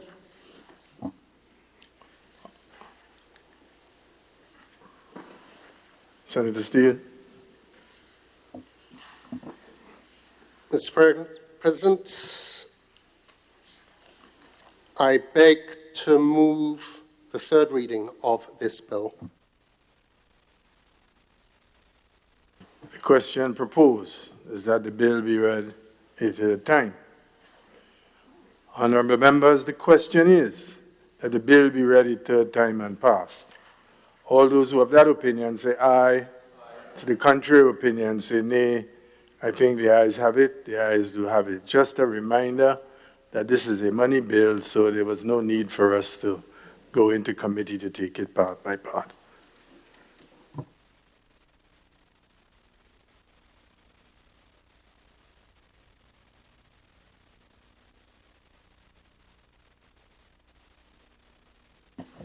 The Honorable Simon Steele. Mr. President, I beg to introduce for first reading a bill for an act shortly entitled COVID-19 Tax Relief Bill 2020.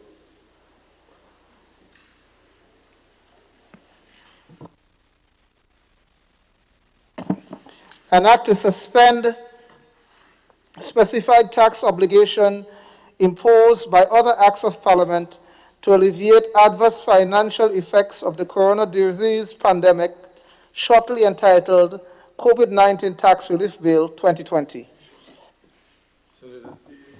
Mr. President, I beg to move the relevant standing order of the Senate be suspended to enable the bill to be taken through all its stages at this sitting. Honourable members, the question under consideration is that the standing orders be suspended to enable this bill to be taken through all of its stages at this sitting of the House. All those who have that opinion say aye. To the contrary view say nay. I think the ayes have it.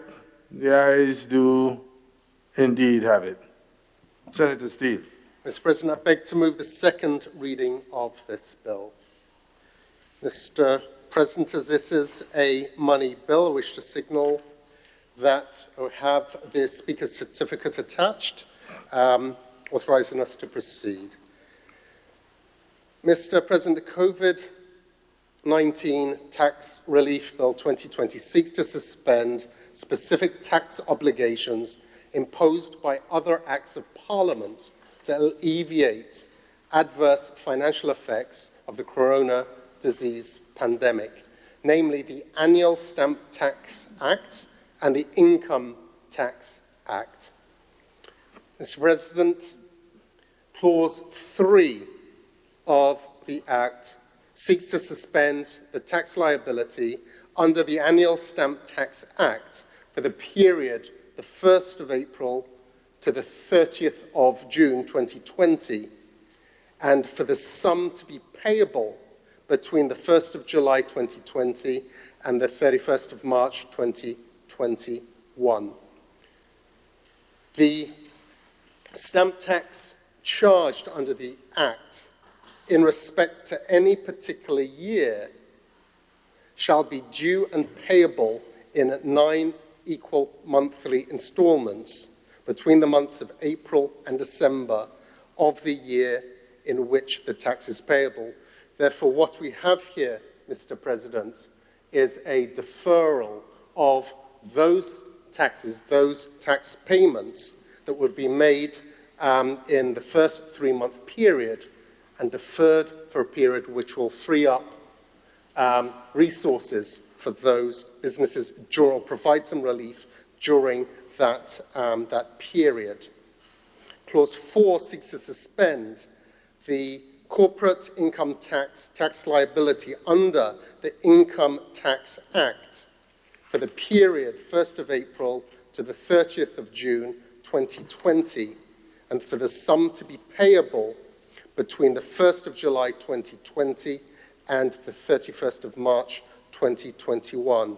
Again, Mr. President, providing relief to taxpayers in terms of their tax obligation for that period, providing relief for that period. So, Mr. President, this is a measure that will provide assistance in this difficult period to businesses here in Grenada. And it's for those reasons, Mr. President, that I commend this bill for a second reading. Honourable members, the question proposed is that the bill be read a second time. Thank you, Mr. President, and I'm going to be short as well, because I know the evening is drawing long. Mr. President, we in the private sector rise to support this bill because we were architect of this as well.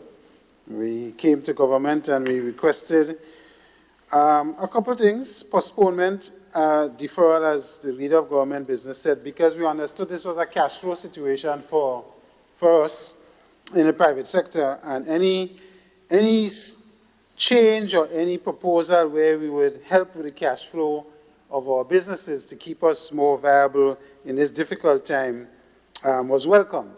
And we went to government and we made these proposals, and we got government to agree that they will make a deferral to assist with the cash flow of the businesses that would have difficulty in this time going forward.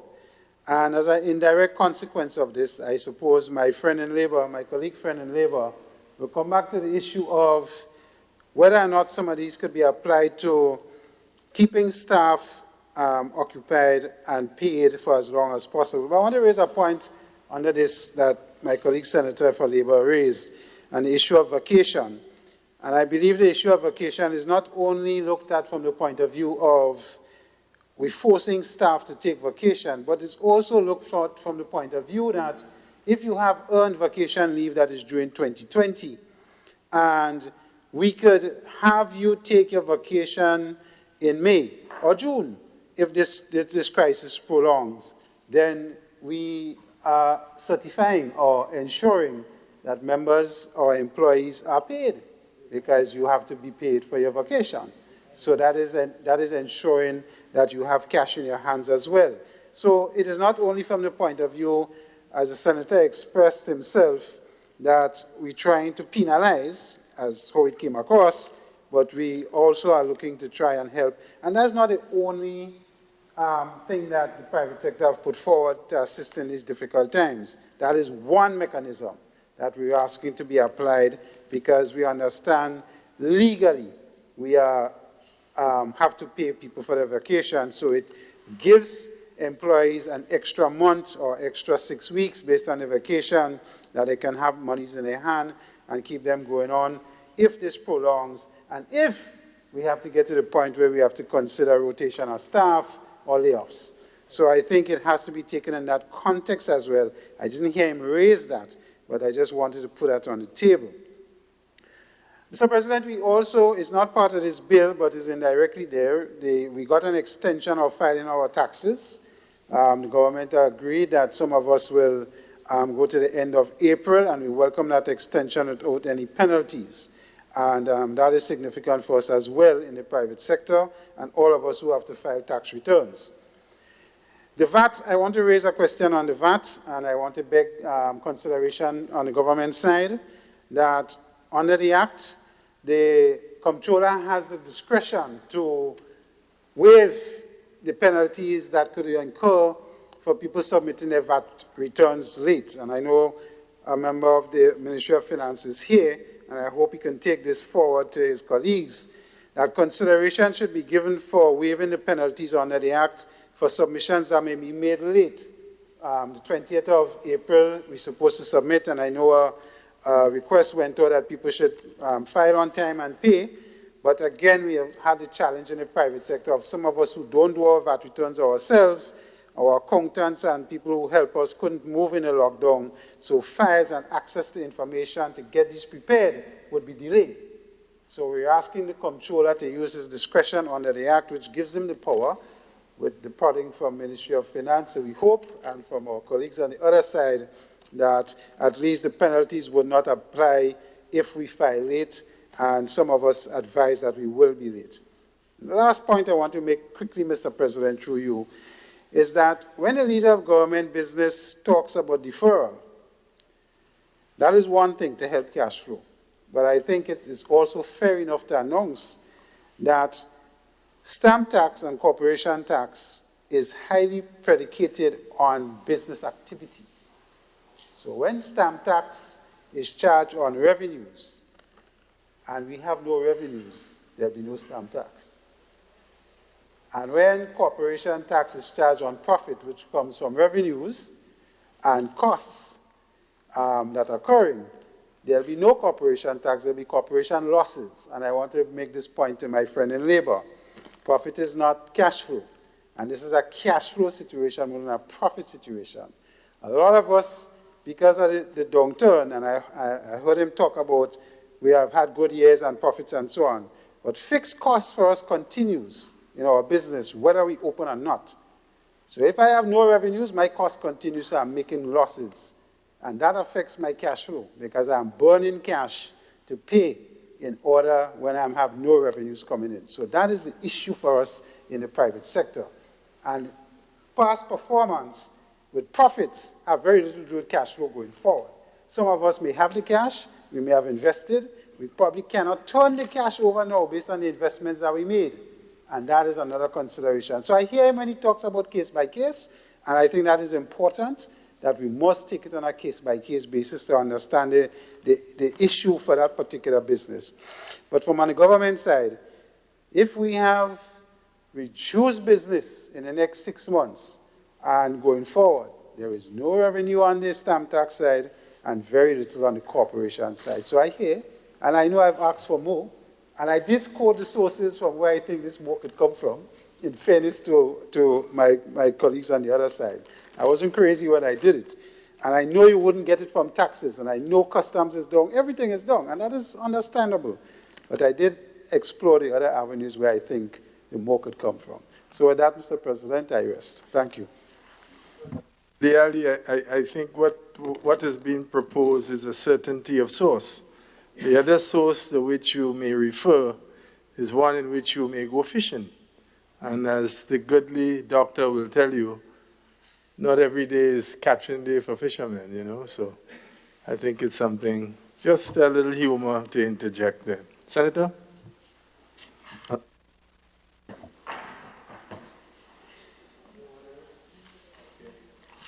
Well, in closing, Mr.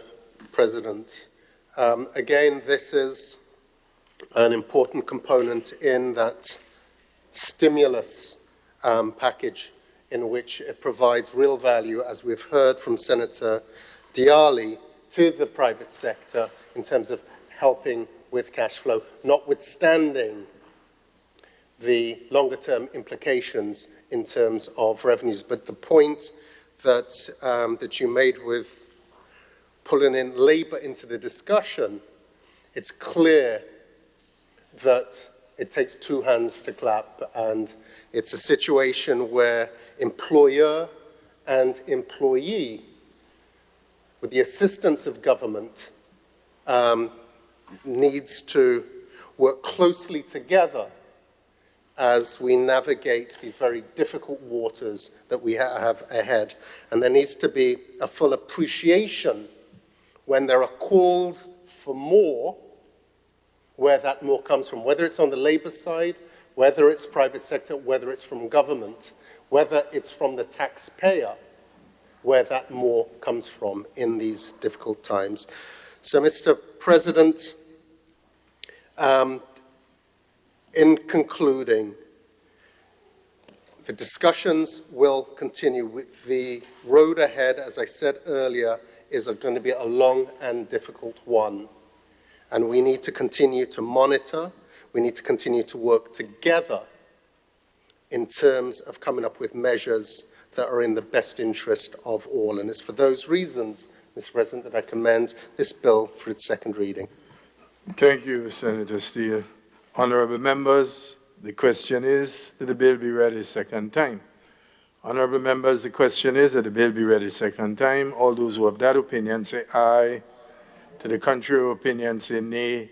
I think the ayes have it. The ayes do have it. Mr. Clerk. A bill for an act shortly entitled COVID-19 Tax Relief Bill 2020. Senator Steele. Mr. President, I beg to move the third reading of the bill. Again, honourable members, this is a money bill. The question is that the bill be ready third time. Honorable members, the question indeed is that the bill be ready third time and passed.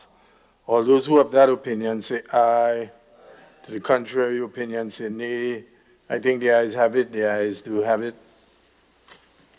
Well, A bill for an act shortly entitled COVID-19 Tax Relief Bill 2020.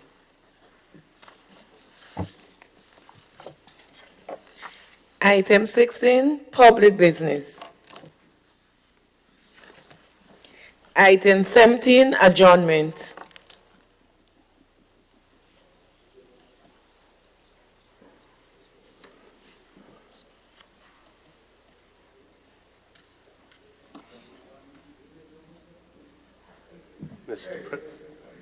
Mr. President, I move for the adjournment. Sine die.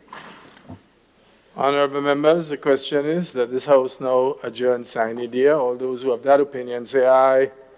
To the contrary opinion say nay. I think the ayes have it. The ayes do have it. Just to announce, senators, that a takeaway dinner consistent with the protocols that you can have dinner taken away is available. And I want to take the opportunity to wish all of you a very good evening and safe return to your homes. Honorable members, this House now stands adjourned.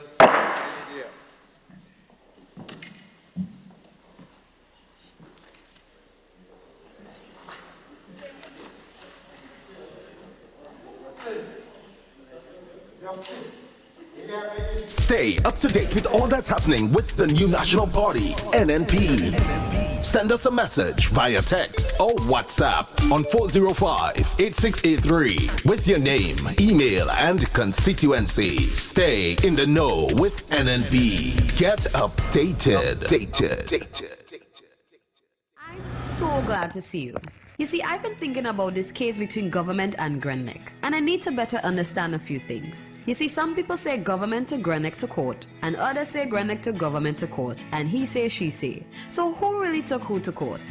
I know it can be confusing, Suzanne, but it is simple. If you study the ruling from the court hearing which took place in Washington, it clearly says that WRB, the company that owns Grenneck, took government to court.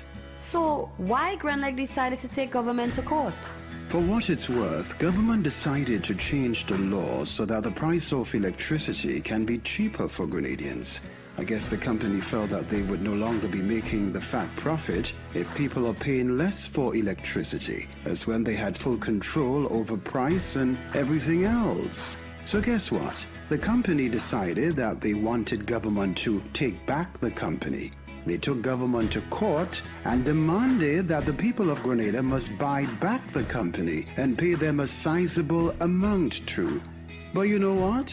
They could only have done this because of the contract that the NDC government signed in 1994, that if any government passed any law to make the price of electricity cheaper, the state had to buy back the shares.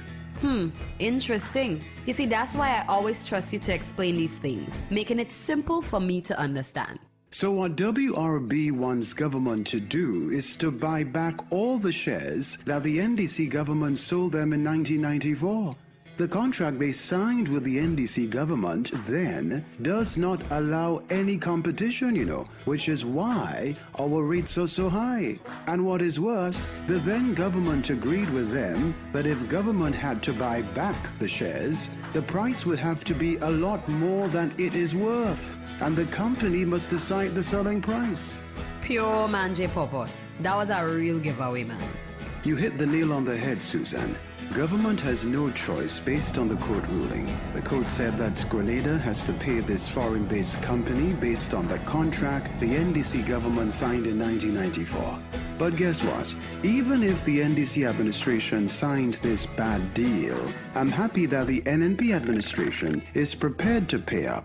And credit must be given to them that just a few days after the court ruled, government has already announced that our electricity bill will be reduced by 30% for the next 3 months because of COVID-19.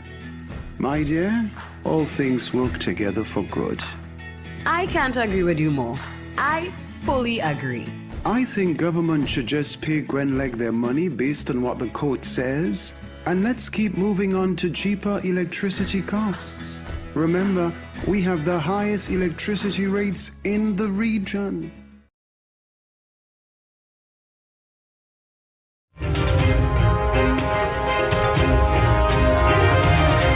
Welcome back. With the details to the news for Friday, April 17th, 2020, I am Sherry-Ann Noel. Prime Minister and Minister of Finance, Dr. the Right Honourable Keith Mitchell, has reiterated government's demonstrated fiscal responsibility over the last few years as the primary factor that now enables it to provide relief for those most affected by the economic impact of the COVID-19 pandemic. Addressing Friday's special sitting of the House of Representatives, Dr. Mitchell said the measures outlined in the COVID-19 economic stimulus package announced by the government are only possible because of the vast improvements made in the management of the local economy. These improvements were manifested through 7 consecutive years of economic growth, a significant reduction in unemployment, and 5 consecutive years of surpluses. Fiscal space and fiscal resilience were recurrent themes as we sought to exercise prudent financial management. It is only this prudent financial management and adhering to fundamental rules, Mr. Speaker, that could be responsible for our ability to provide some opportunity and support to our people in this period of greatest need. The Prime Minister provided some additional details about the stimulus package, including an unemployment benefits package of about $10 million to be rolled out by the National Insurance Scheme, reductions in the interest rate for the small hoteliers facility operated by the Grenada Development Bank from 3.5% to 2%, and the soft loan facility accessed through the Small Business Fund from 6% to 3%. Dr. Mitchell used the opportunity to appeal to businesses and individuals who are in a position to help others to do so. As a responsible government, while we cannot support everyone, we must provide relief to those hardest hit. Mr. Speaker, I make this point and I want to elaborate. Because there is a perception, Mr. Speaker, that the government must give all of us what we want. And those of us who are in positions to deal with the problems of the day, even turning to government and saying, what is there for me? There's some of us who have done well financially in the last several years, whether it's in the business field, in the construction sector, the retail sector, but you're calling to ask, what can government do? Do like John Kennedy. What can I do for my country at this stage? Moving along, the government of Grenada is pumping an additional $10 million into the budget for the Ministry of Health as it continues to spearhead the fight against COVID-19. The additional sum announced by Prime Minister and Minister of Finance, Dr. the Right Honourable Keith Mitchell, at Friday's special sitting of the House of Representatives, is intended to bolster the ministry's efforts. It is also in addition to the $2 million the Prime Minister announced when Grenada was in the early stages of its fight against the virus. Justifying the additional allocation, Dr. Mitchell said every attempt must be made to bolster the health infrastructure in the midst of the pandemic. $10 million is added to the budget of the Ministry of Health to procure protective gear and equipment for frontline workers and additional testing materials and other items that may be necessary. This country owes a great debt to our essential workers like that of our healthcare practitioners, those who have come forward in this time. Not all have done it, but those who have come forward, we owe them enormous amount. We cannot pay them for their sacrifices. Good news for Grenada as the country fights to keep COVID-19 at bay. Health Minister Honorable Nicholas Steele announced in Parliament on Friday that 6 COVID-19 patients have fully recovered. Yesterday we tested 11. more individuals or received results for 11. All 11 were negative. But Mr. Speaker, most importantly, of those 11, 6 of them were individuals who had previously tested positive. So we can most definitely declare that of the 14 individuals who tested positive in the state of Grenada, 6 of them have officially recovered.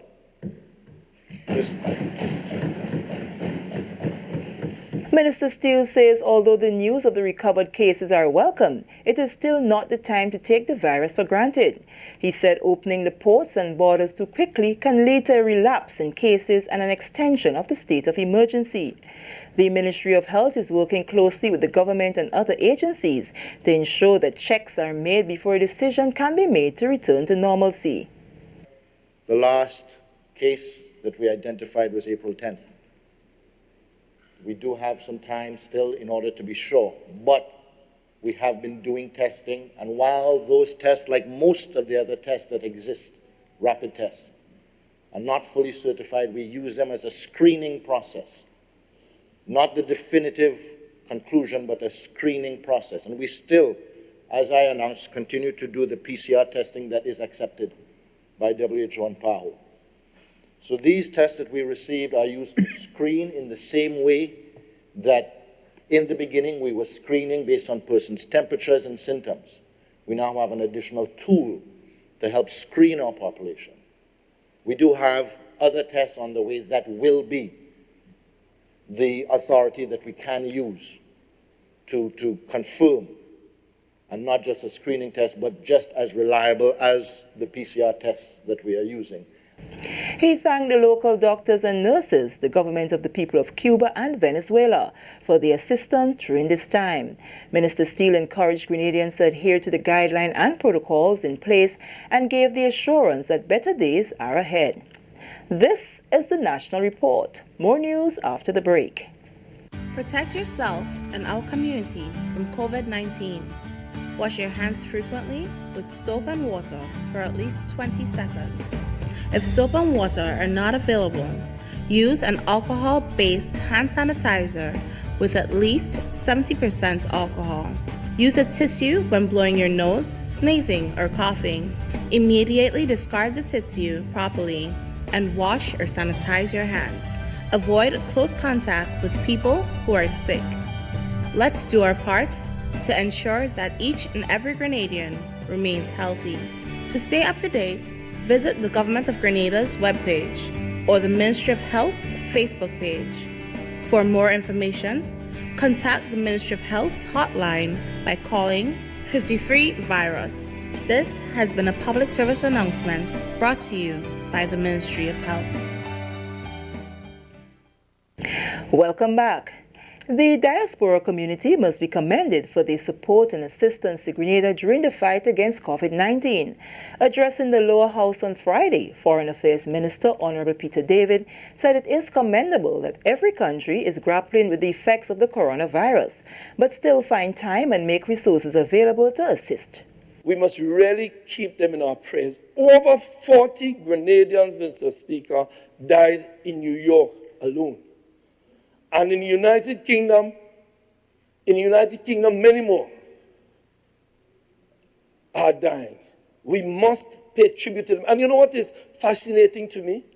While they are undergoing that, I have received messages from diaspora communities asking what they can do for us in Grenada. That is amazing.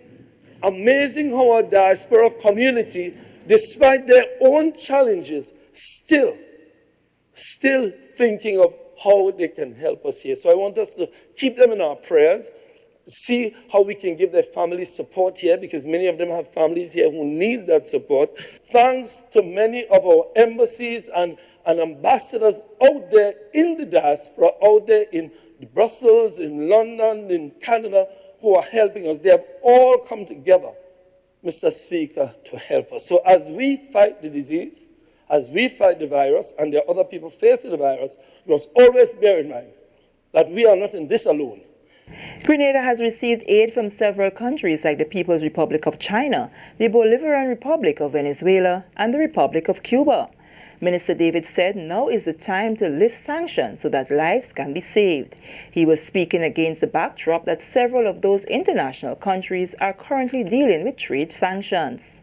This is a time when we should be seeking to support each other, to lift sanctions, as a matter of fact, in the middle of this crisis, so that we can save lives. In Venezuela, it does not matter if you're a supporter or not a supporter of the Bolivarian Revolution, you will suffer from COVID.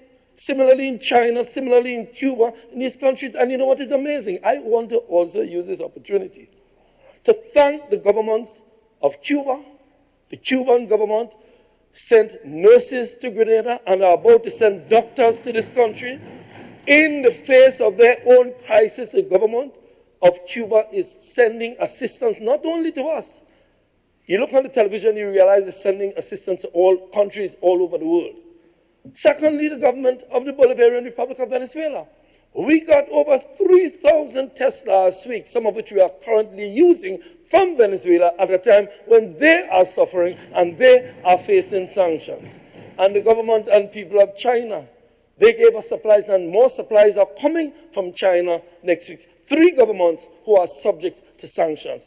And finally in the news, St. Andrew is referred to as the breadbasket of the nation, and farmers there are appreciative of the opportunity to sell their produce at the Grenville Farmers Market, even as the country remains under curfew to prevent the spread of the COVID-19 virus.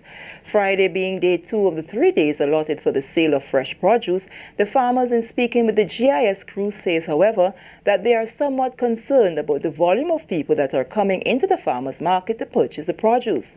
They made a plea for a review of the system so that adjustments can be made during the next staging of the farmers market. We're very grateful for the opportunity in this time, this crisis time now. But it's one problem we are facing now. We have the opportunity to come and sell, but if you look around, there are not very much buyers. So I think something had to be done. I don't know if we could get the buses running for the people to come and buy. Because even though we have a ton of stuff, as you can see, all the farmers have a variety of stuff. But at the end of the day, if you can't get your dollar, you still have a problem. If you can't get people to buy, there's still a problem. So I think the problem is getting people to come here to purchase your stuff. Well, I would think let the buses run. I know it's a challenge for them too because they have their own issues with the 4 or 5 passengers in the bus because they complain about the gas and it cannot really pay.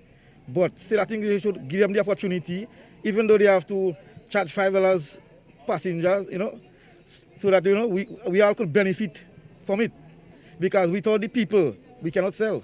We need them. So I think that is one of the areas we would like them to look at for us, the vendors. Put something in place so everybody could get it done. You know what I mean? Instead of then we have to go out, take it in our hands then, and go and put on the street. One thing slow here, we have to take chicken in our hand, we have to take the eggs in our hand and go on the street to see what we guys sell. When the people are supposed to be coming into the market to purchase. So we see it as a no-no, because nothing will happen really for us. Chief Extension Officer with the Ministry of Agriculture, Randall Shares, has been assisting with the coordinating of the farmers market in the various parishes. Shares says it's an excellent initiative by the government through the Ministry of Agriculture and the COVID-19 response team. While many farmers were hoping for a greater influx of customers, he says that is because of the system in place. It's an excellent initiative. Farmers, yesterday we had 23 farmers and vendors. Today we have 39 farmers and vendors. So we've seen a drastic increase in the number of persons that we had today. In terms of the persons coming to purchase stuff, you would not find a large crowd coming at the same time, because if you look at what is happening in the banks and at MoneyGram and so on, people are being released, 2 by 2, 1 by 1, and so on. And that's how just as how they trickle off from the banks and from the Western Union and so on, that's how they trickle into the market. So you find from around 8 o'clock to up to 5 o'clock, they will just trickle into the market. You wouldn't see a big crowd coming into the into the market. Mr. Shez says the concerns of the farmers will be addressed when a feedback is given to the team on the 3 days designated for the sale of fresh produce. The number of farmers present at the farmers market on Friday increased from the number that came out on Thursday. And with that story, we come to the end of the National Report for Friday, April 17th, 2020. On behalf of the entire news and production team, I am Sherry Noel, thanking you for viewing.